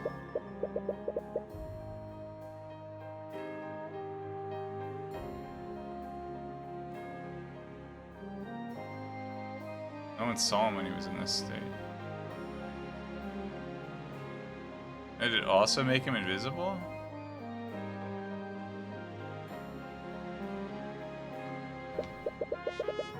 Why also said that he was surprised no one saw the prince until after that spell wore off. What happened to him? Oh! Like, he actually legit was transformed into an animal. He doesn't realize it, and no one else realizes it because they didn't, like, see him. So he just... all he remembers is, like, not being in his right mind and only being able to speak in grunts or whatever. Oh, interesting. Yeah, that adds up. What kind of animal would have blurry vision? See a bat? That covers Alaric's kind of what happened. And we even got the Archduke's statement too. There's still one last person we need to speak to. Lady Waifu herself. Arya and Beatrice supposedly have no memories of what happened. If it were only Beatrice saying that, I'd probably doubt it. But if Steelwind also doesn't have any memories, it becomes a lot more credible. She definitely has the missing piece we need to put this together. Are you going to the dungeon to speak with her? I am. Wonderful. I'll be accompanying you. What? As the royal advisor, I have a vested interest in the investigation. While I trust Lucio to leave no stone unturned, I hear you have quite the talent for seeing what the crown cannot. Oh.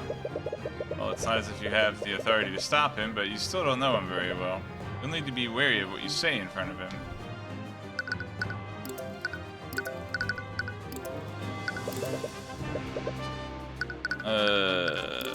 Repario Arcanum. Gotta check one thing before I go there.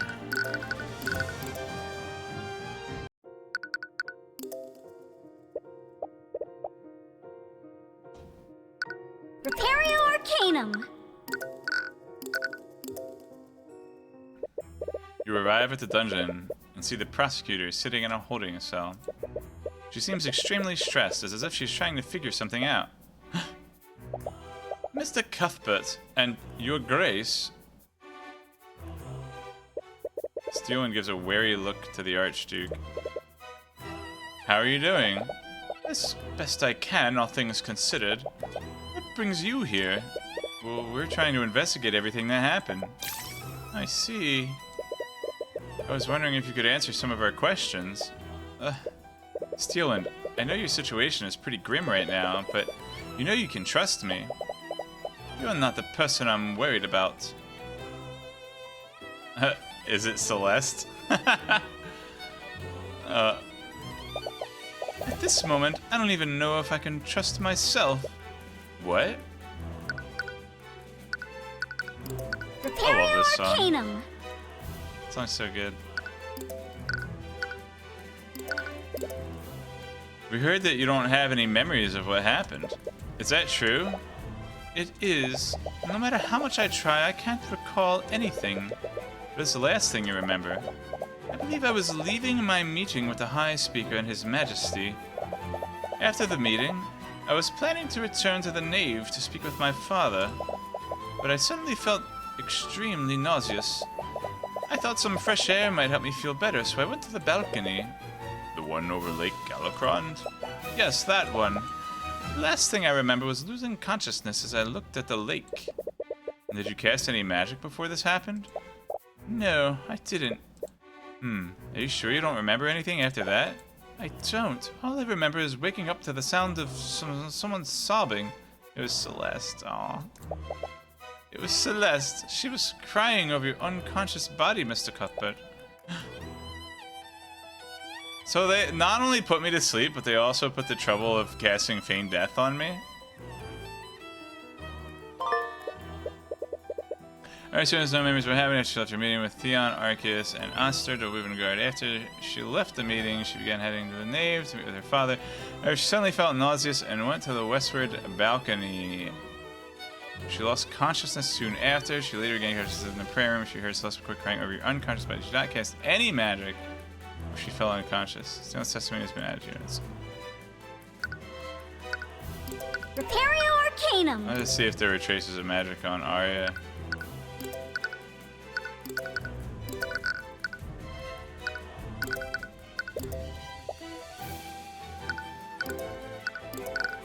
Dog.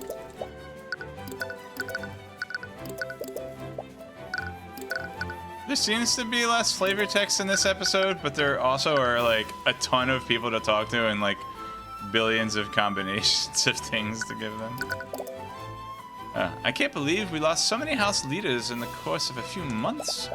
Now my father is the only head of the four pillars that still lives. Wow, emotive. Some might call that emotive. Lord Steelin is her father, so it would probably be best not to point out how suspicious that is.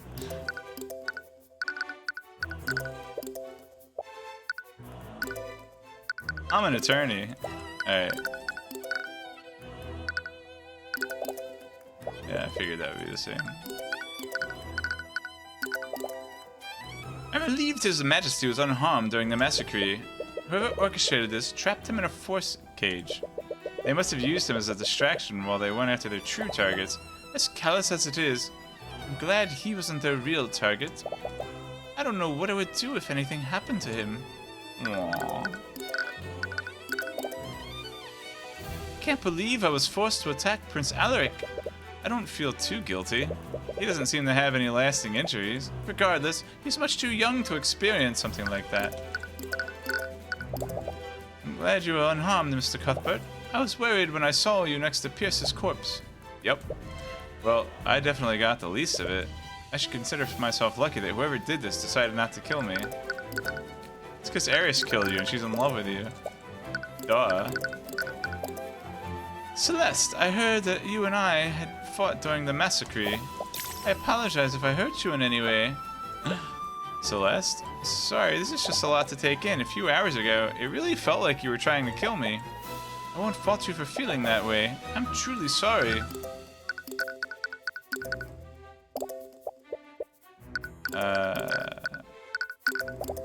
Is Orem working with the Kingsguard to investigate what happened?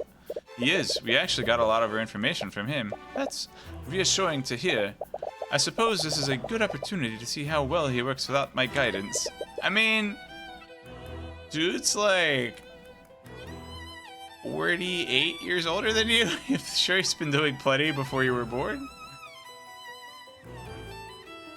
Do you ever stop working? Mom. Oh yeah, what do you have to say about this guy? What do you think about, oh.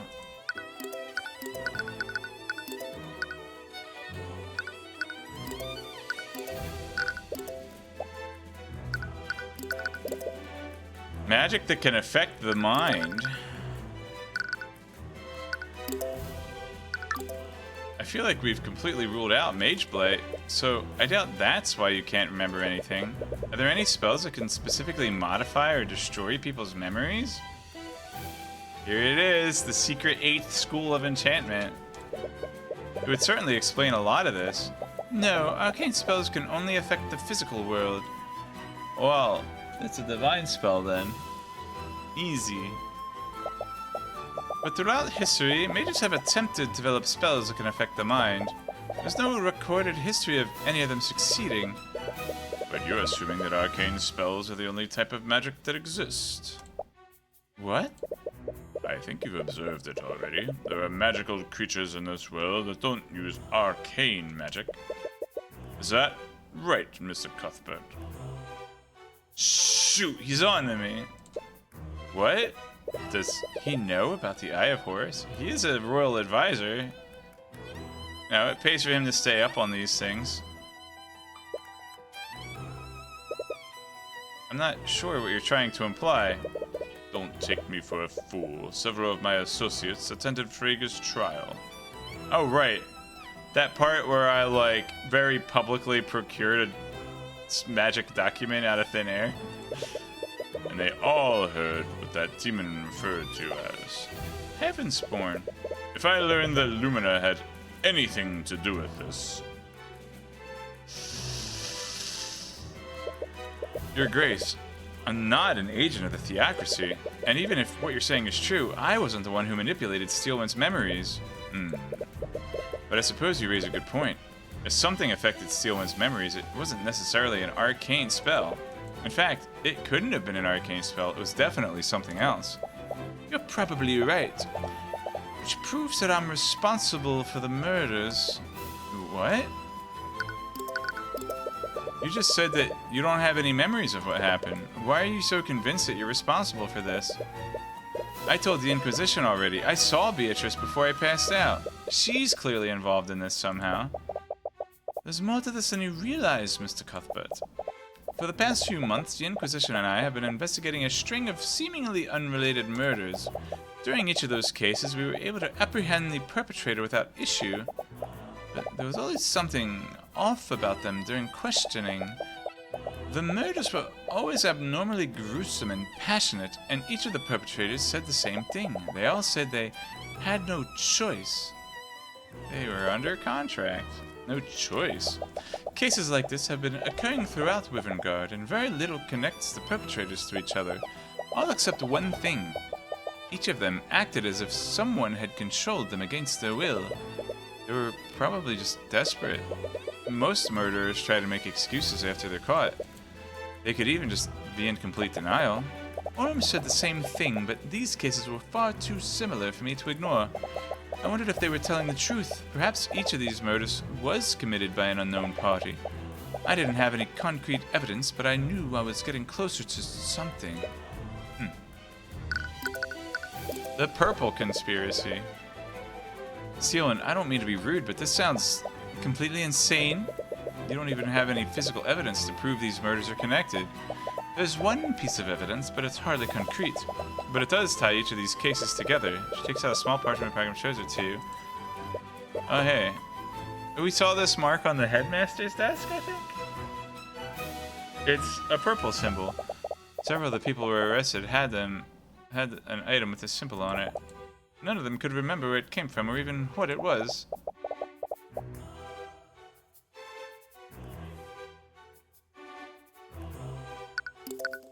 Unless it was that rune spell. Cliff.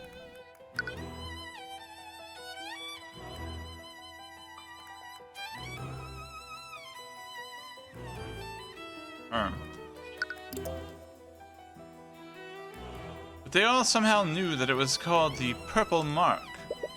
But there has to be an explanation for this. It could just be some esoteric superstition that we don't know about. If that's true, then ask yourself one thing. Where did I get this parchment from? You don't mean... I found it in my pocket after I was properly confined. They didn't empty her pockets when they arrested her? Whoever I've been chasing must have left it out there to taunt me. For all I know, they could have controlled my body and forced me to draw this symbol myself. Either way, this all but proves the massacre at the cathedral is related to it. She has pockets? That's a good question.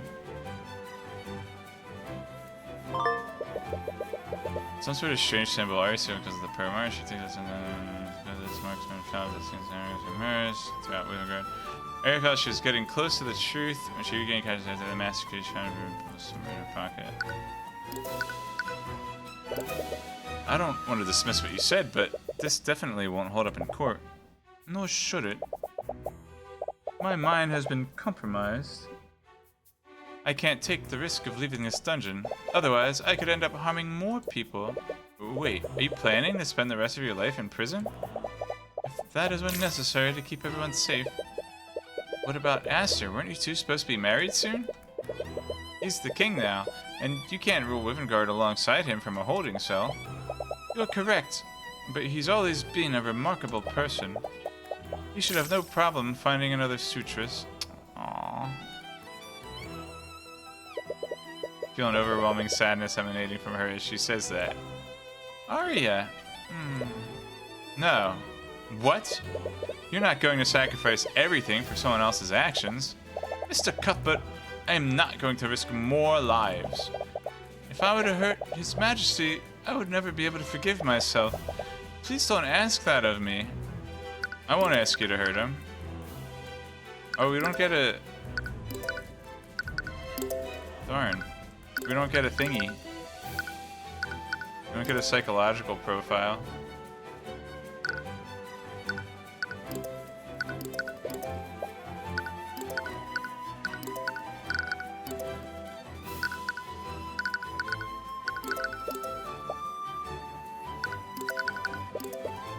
Tyrion is going to throw away everything she cares about for the greater good. Even if she was the one who did all this, she's not the one who's responsible. You can't let her resign herself to a fate like this. Naught will remain concealed. No. Tyrion acts for the greater good of the kingdom, regardless of the amount of suffering she must endure in doing so. She's deeply in love with Aster and will do anything to protect him. However, she's still a rational person, who's receptive to logical arguments. That's why I love her.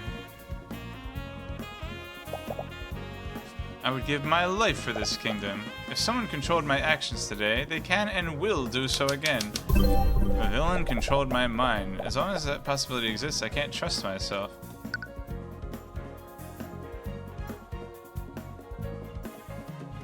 They're still out there.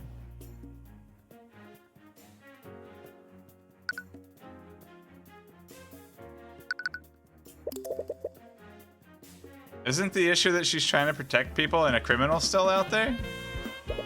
What else fun we're having? We need to find out who they are. They could still be out there. Oh, wait. That's true. You're fully capable of finding that out yourself. As I said... Oh, wait. I got it right. I think. It didn't make a noise. As I said, I have no memories of what happened. I'm sure one day you'll be able to find out what happened. But you'll already have lost everything by then. Oh, what?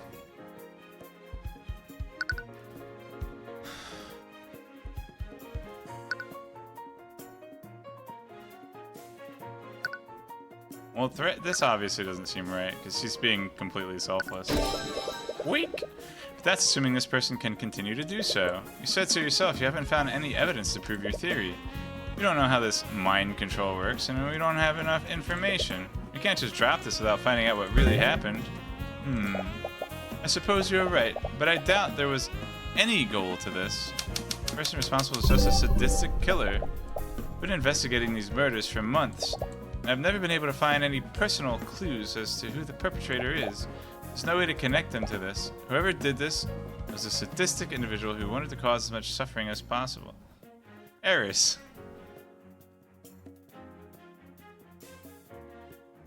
Except that I'm still alive.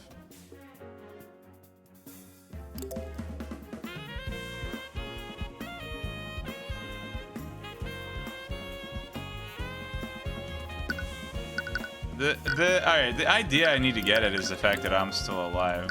I'm not sure if I should present a testimony to that or just like myself. What is this? The perpetrator wasn't nearly as aimless as you think. And this proves it. My apologies, Mr. Cuthbert, but I don't really see how that proves your claim. No, I guess I need to present... Celeste mentioned that she found...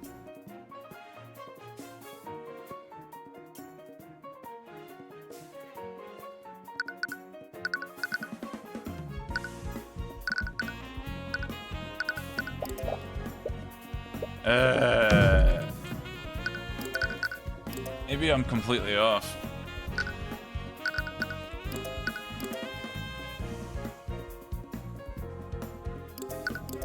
There is like the ironic death thing too.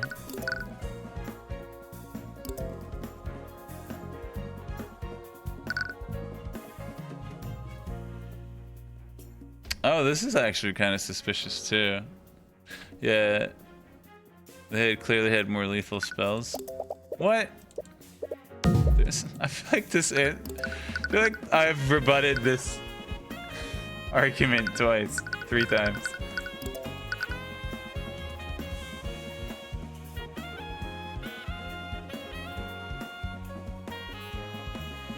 They were targeting her.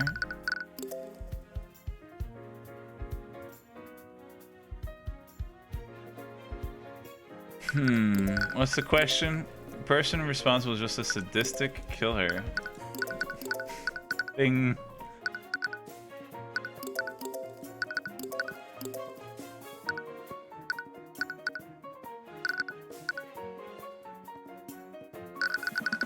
There's also the fact that they used the glyph to like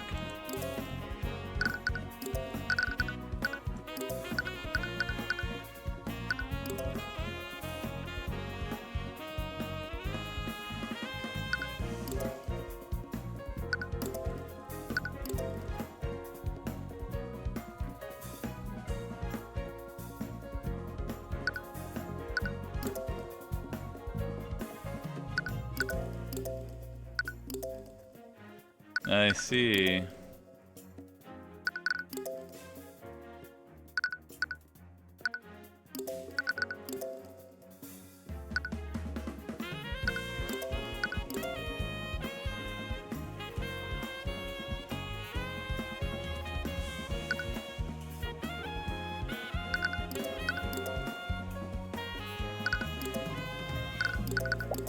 Oh my gosh, dude, I give up.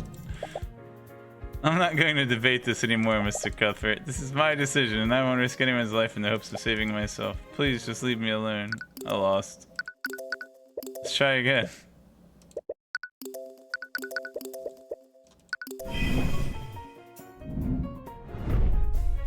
Like, the obvious thing to point out is the fact that I wasn't killed. But I don't know what piece of evidence is supposed to say that.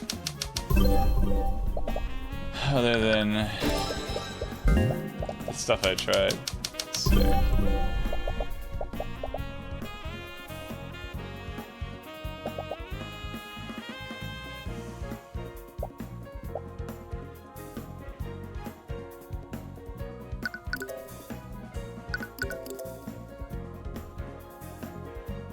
Alright, we tried that one.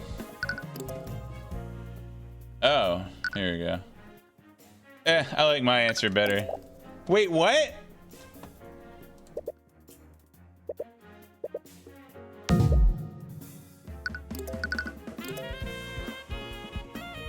Well, think about it. They didn't take a direct route. The route was intentional. They didn't kill me. The method of killing Garrick was... I have thought about it.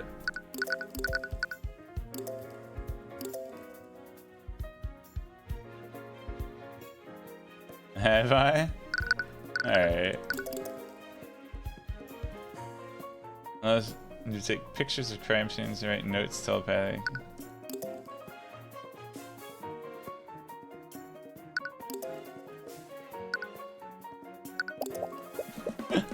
I'm bad at this game. I did that one. Trace of abjuration, mate. He would have cast the abjuration on himself, though. I don't know. But the fact that they waited around to kill him after the abjuration wore off is another good explanation.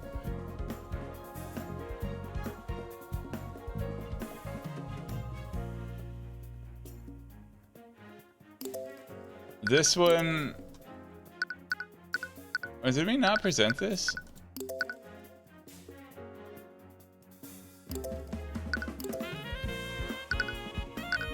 Yeah, we talked about murder of Garrick Pierce. Why would the murderer do this when they clearly had more lethal spells?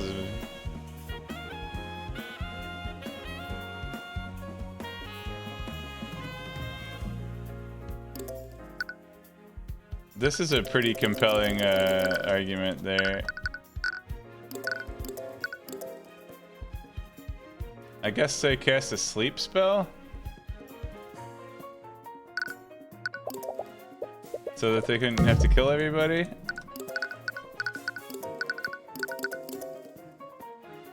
Alright, no comments from chat right now. I need to think this through.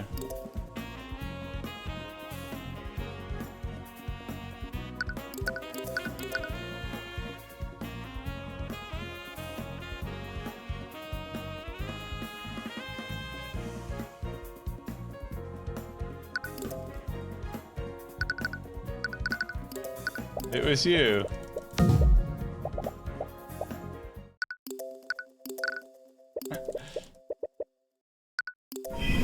Alright. I'm gonna actually read all the text.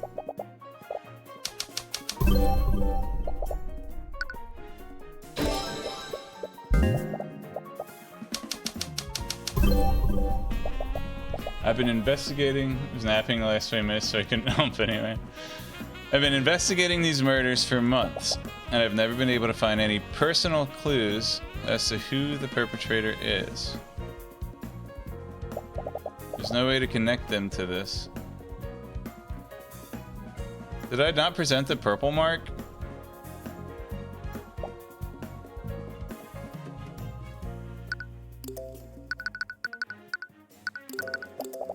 What?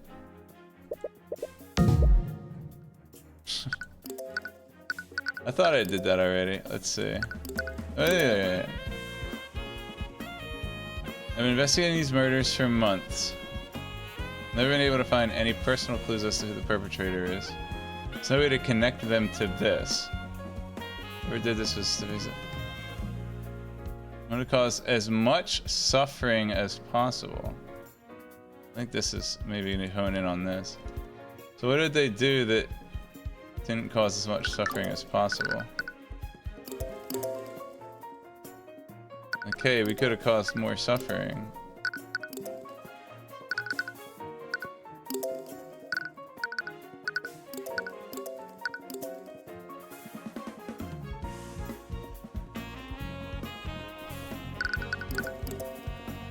Alright.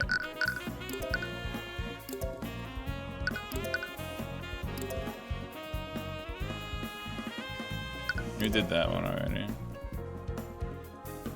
Fire in the common room burnt the body too much.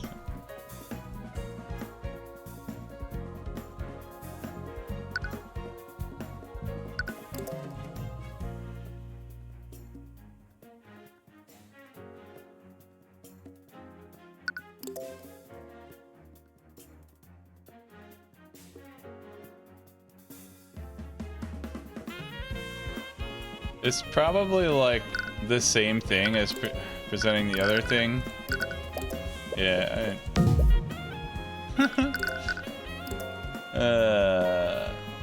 I assume that Von Sanctus cast the abjuration himself, so that doesn't really make sense.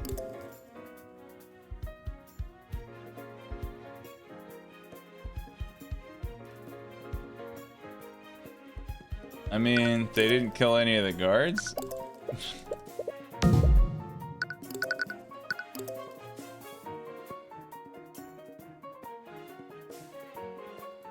By the unconscious guard, they did not see Celeste McCoy right.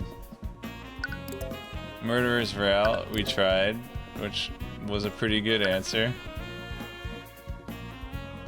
We did that one. Beatrice's action.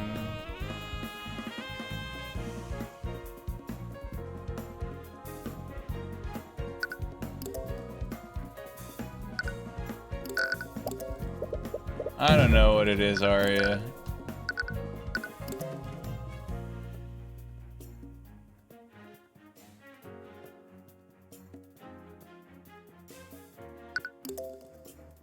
On his way to the pyramid, there was sight of spirits. On his way there, he spotted Arya Steelwind throwing something off the west balcony. I guess the fact that she was hiding the body means that they weren't just simply trying to kill people, but also hide the bodies. It's like suspicious.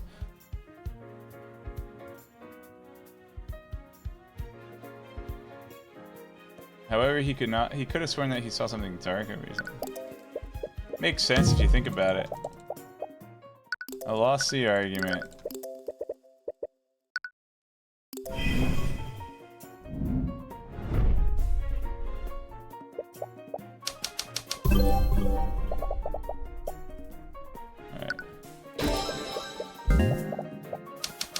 Person responsible is just. I've been investigating these murders for months. True. And I've never been able to find any personal clues as to who the perpetrator is. There's no way to connect them to this. Whoever did this was a sadistic individual who wanted to cause as much suffering as possible.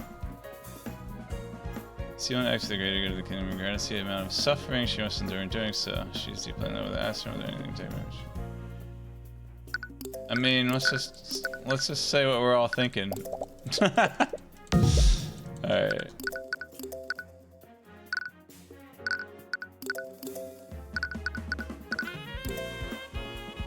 I guess Lazarus saying that everybody wasn't hurt? I don't know, man. There are plenty of people alive that could have been killed. And there's a method to the route the murderer took and the weapons the murderer used.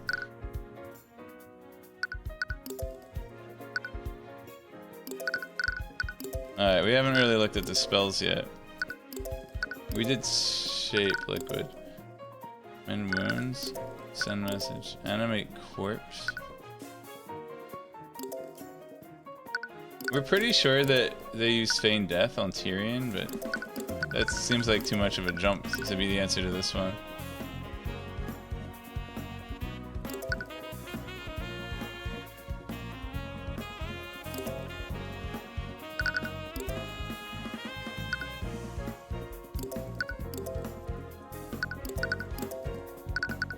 That's it. Press the digitation.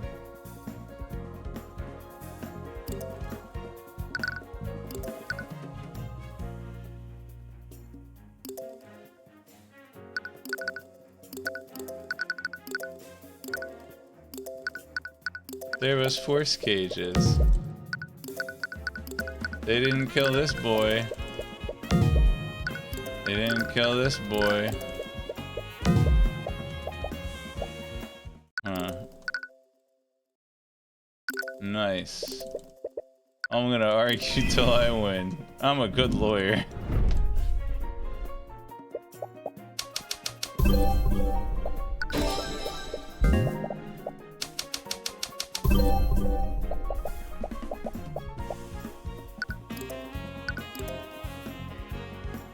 Secret is I'm not actually supposed to present anything. Yeah, I can't say anything. How about substitutionary locomotion? Not a real spell. It's just making a joke. Ah. Could be.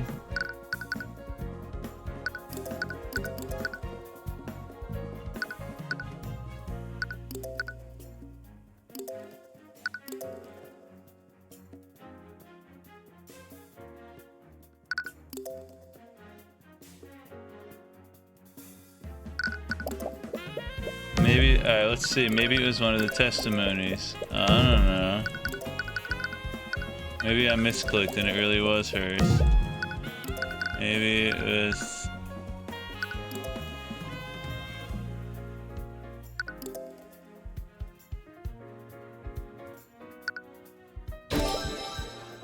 Why did you cast a transmutation spell?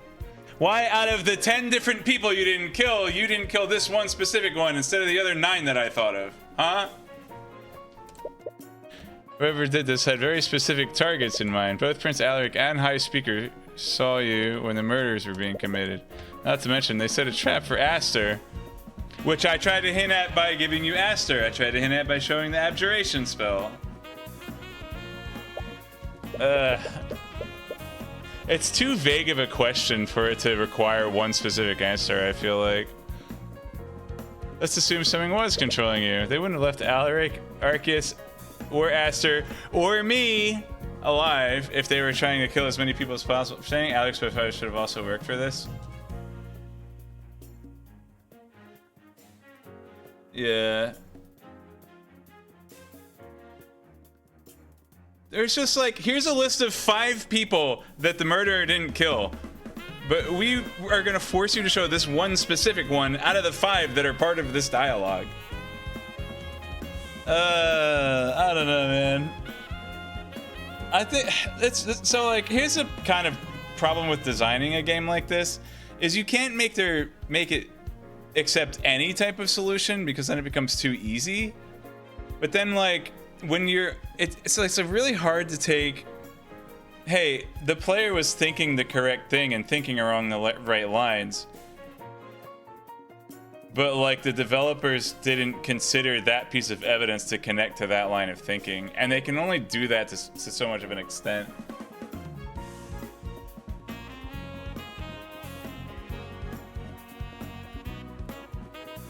I guess that's also a good point. Like, Alaric and Aster are high nobles, so that it is more significant that the killer didn't target them than Tyrion. So like, I guess I would say that there's that point. But I think that the actual way the question is stated didn't really get to that. Like, so what's the actual like statement to argument? The person responsible was just a sadistic killer. Maybe say something like, the person responsible was just targeting nobles, or was just a sadistic killer out to get nobles, or something like that. Because there are like also multiple non-nobles, like the Kingsguard and the priest and the Tyrion. So like, if they wanted you to specifically show like one of the princes, Ace Attorney does have that sometimes, yeah. Cause as much suffering as possible. Yeah, I guess that's true. I was thinking more along the lines of physical suffering rather than like, they also could have written that line in more of a like, they wanted to cause as much turmoil as possible, right? If you say suffering, especially in this context of sadism, it sounds like it just means physical suffering. But if you had said turmoil, then like, oh, you know, that would be basically saying the same thing, but less ambiguously. I'm not mad. I'm just, cause like, I can't hate the game because I freaking love it.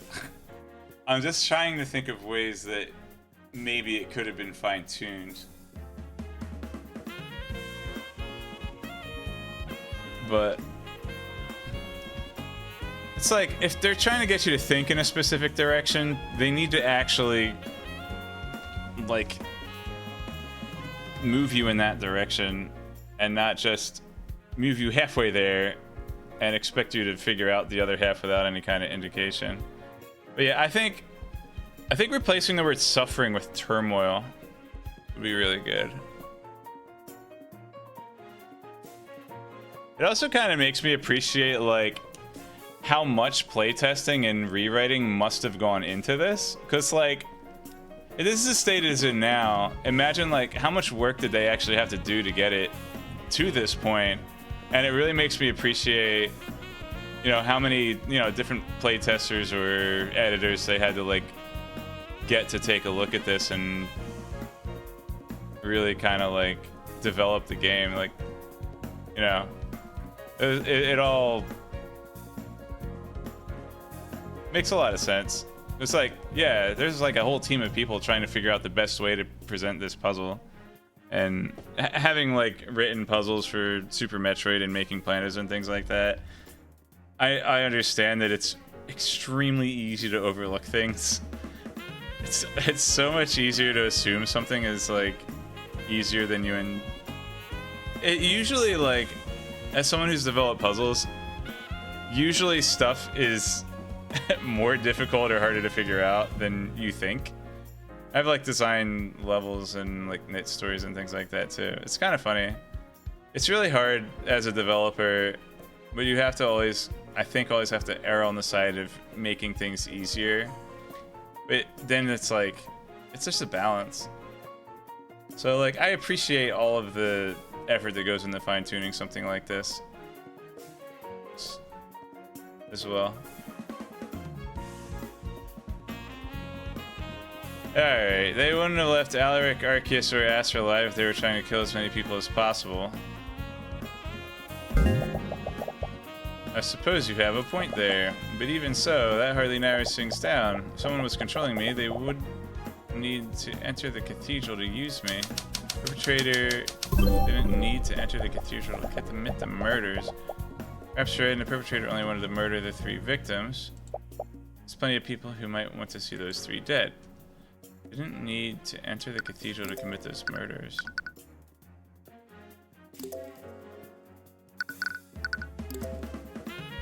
We had one spell with a range?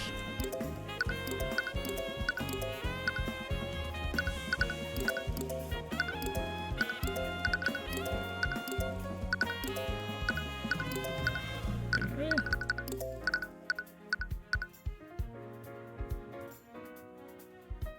"30 feet.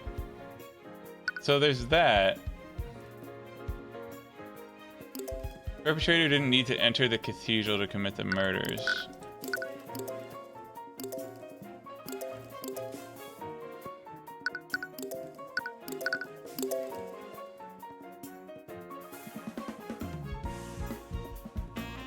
I mean, this is the only thing I can think of that really heavily indicates on range. It's evidence that narrows down who's responsible for this. I'm sorry, Mr. Cuthbert, I don't really follow your logic. Oh. Perpetrator didn't need to enter the cathedral to commit the murders. Except there were guards.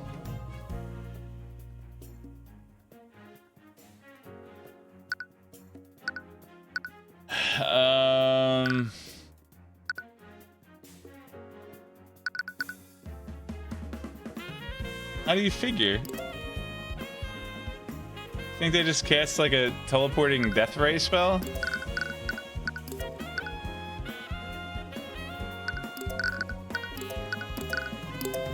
Alright.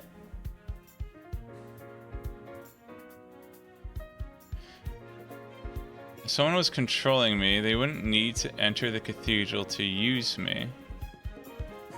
Who said that they entered the cathedral? No one even said that.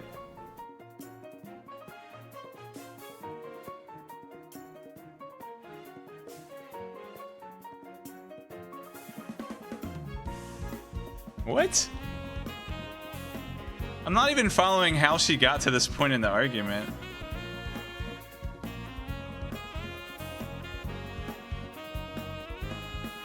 Whoever did this had very specific targets in mind. Both Prince Alaric and the High Speaker saw you when the murders were being committed. Not to mention that they set a trap for Aster. Let's assume that someone was controlling you. They wouldn't have left Alaric, Arceus, or Aster alive if they were trying to kill as many people as possible. I suppose you have a point there. Even so, that hardly narrows things down. If someone's controlling me, they wouldn't need to enter the cathedral to use me. Where did you draw that conclusion? Perpetrator didn't need to enter the cathedral to commit the murders.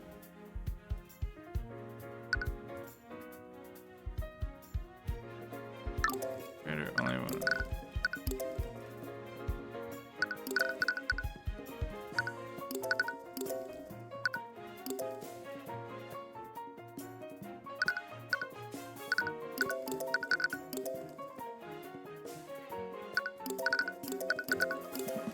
Who said they were in the cathedral, though? Why am I even arguing against this? Sure, they weren't in the cathedral. Who cares?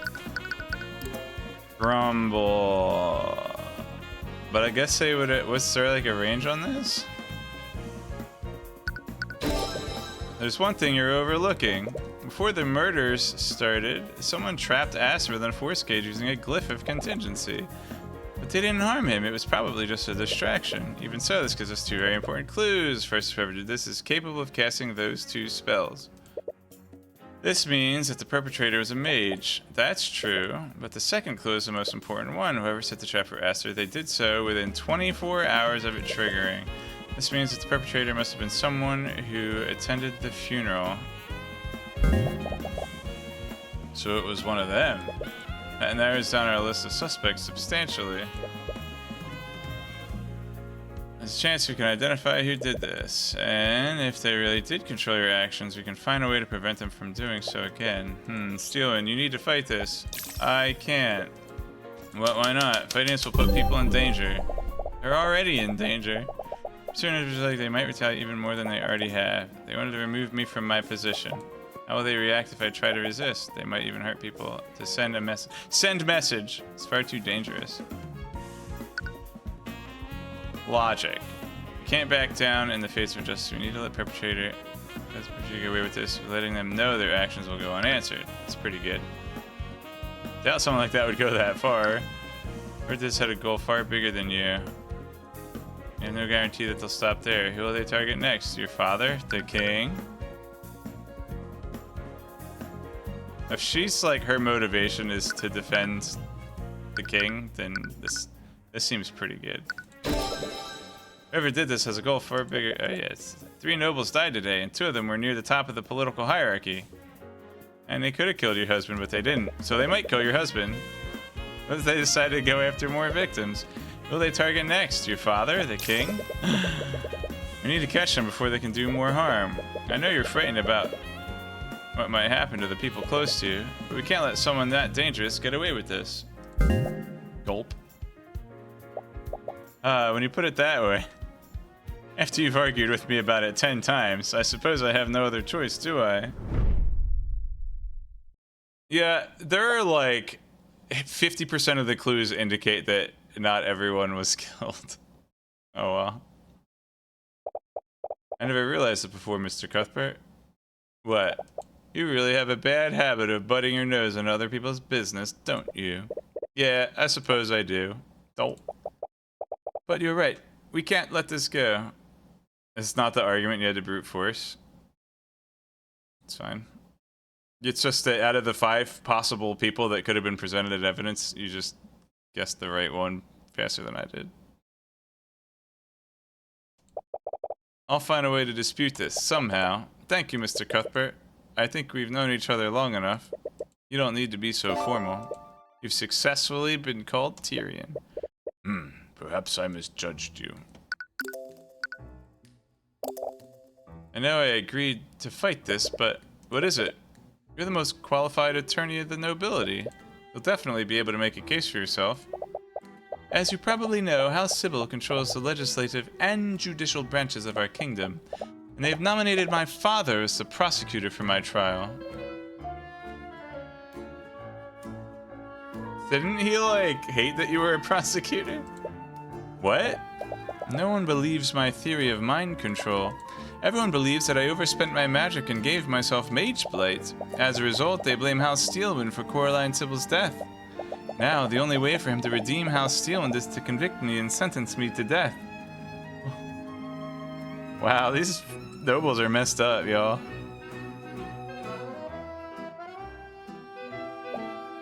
But he's your father. There's no way he would. This isn't the first time something like this happened. When I was a child, my mother accidentally overused her magic and induced mage blight within herself. In her resulting psychotic episode, she massacred an entire village of commoners. No. House Steelwind almost lost everything after that. To redeem himself, my father personally oversaw my mother's trial and her execution. That's... My father values his duty to Wivengard over everything else.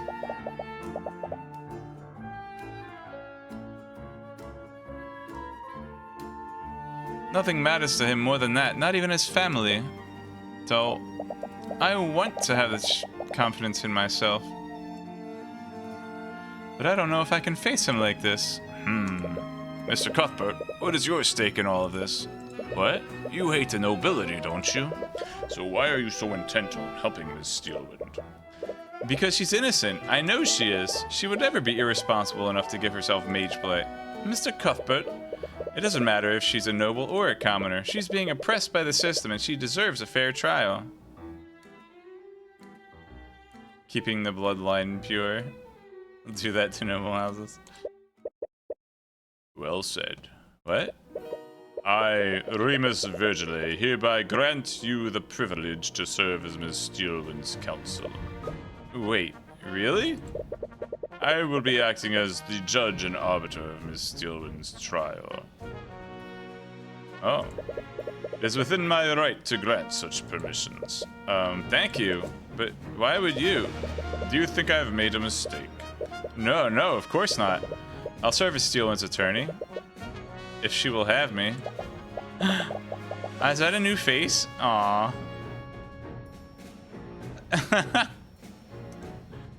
Of course, there's no one else I would trust more with this. And please, you've done a lot for me already. You don't have to be so formal. Please call me by my first name. Celeste has already taken to doing that. Oh, did she? But since you'll be defending for me, you'll probably need this, her spell compendium. Hey, mend wounds. Oh. When did she learn that? Why does she need... Maybe she learned it from Wallace. Firebolt. Shape liquid. Dispel magic. Steelwind strike? She has a spell named after herself? Detect magic. Polymorph. Uh-oh. And hold creature. Dude, we finally got Arya's diary. Bolto! Caster launches a fiery projectile that's hot enough to inflict third-degree burns. This projectile can travel 120 feet without collision before its magic dissipates. Once it collides with something, it'll set the object ablaze if it's flammable. Hold creature. Total.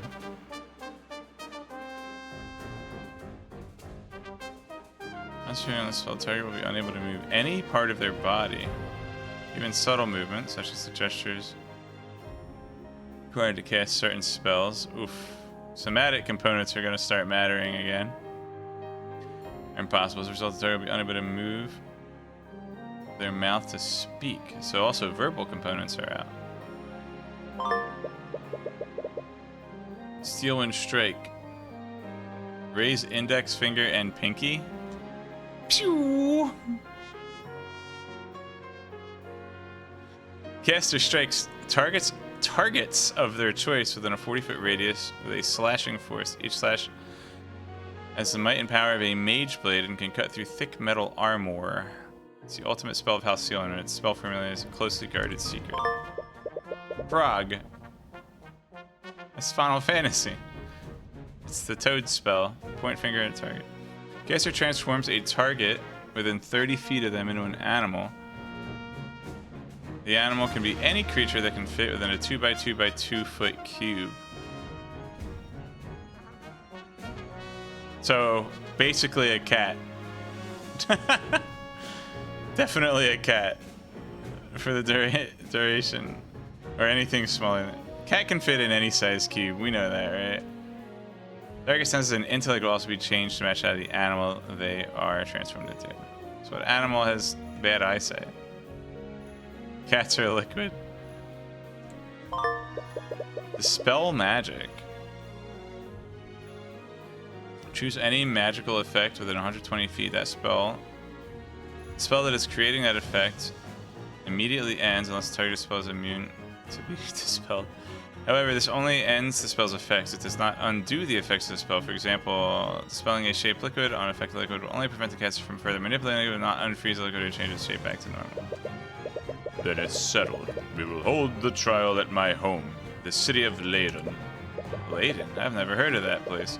Speak with Lucio. He knows the location well. Before you can ask any more questions, the Archduke leaves without a word. He really has a bad habit of just walking away from conversations, but I guess we should consider ourselves lucky.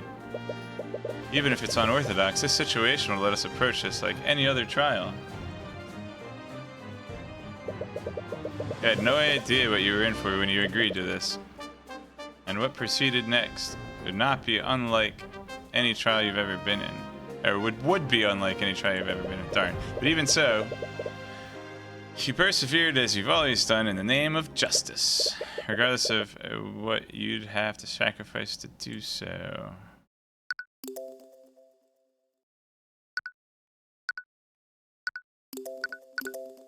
Ancient city of London.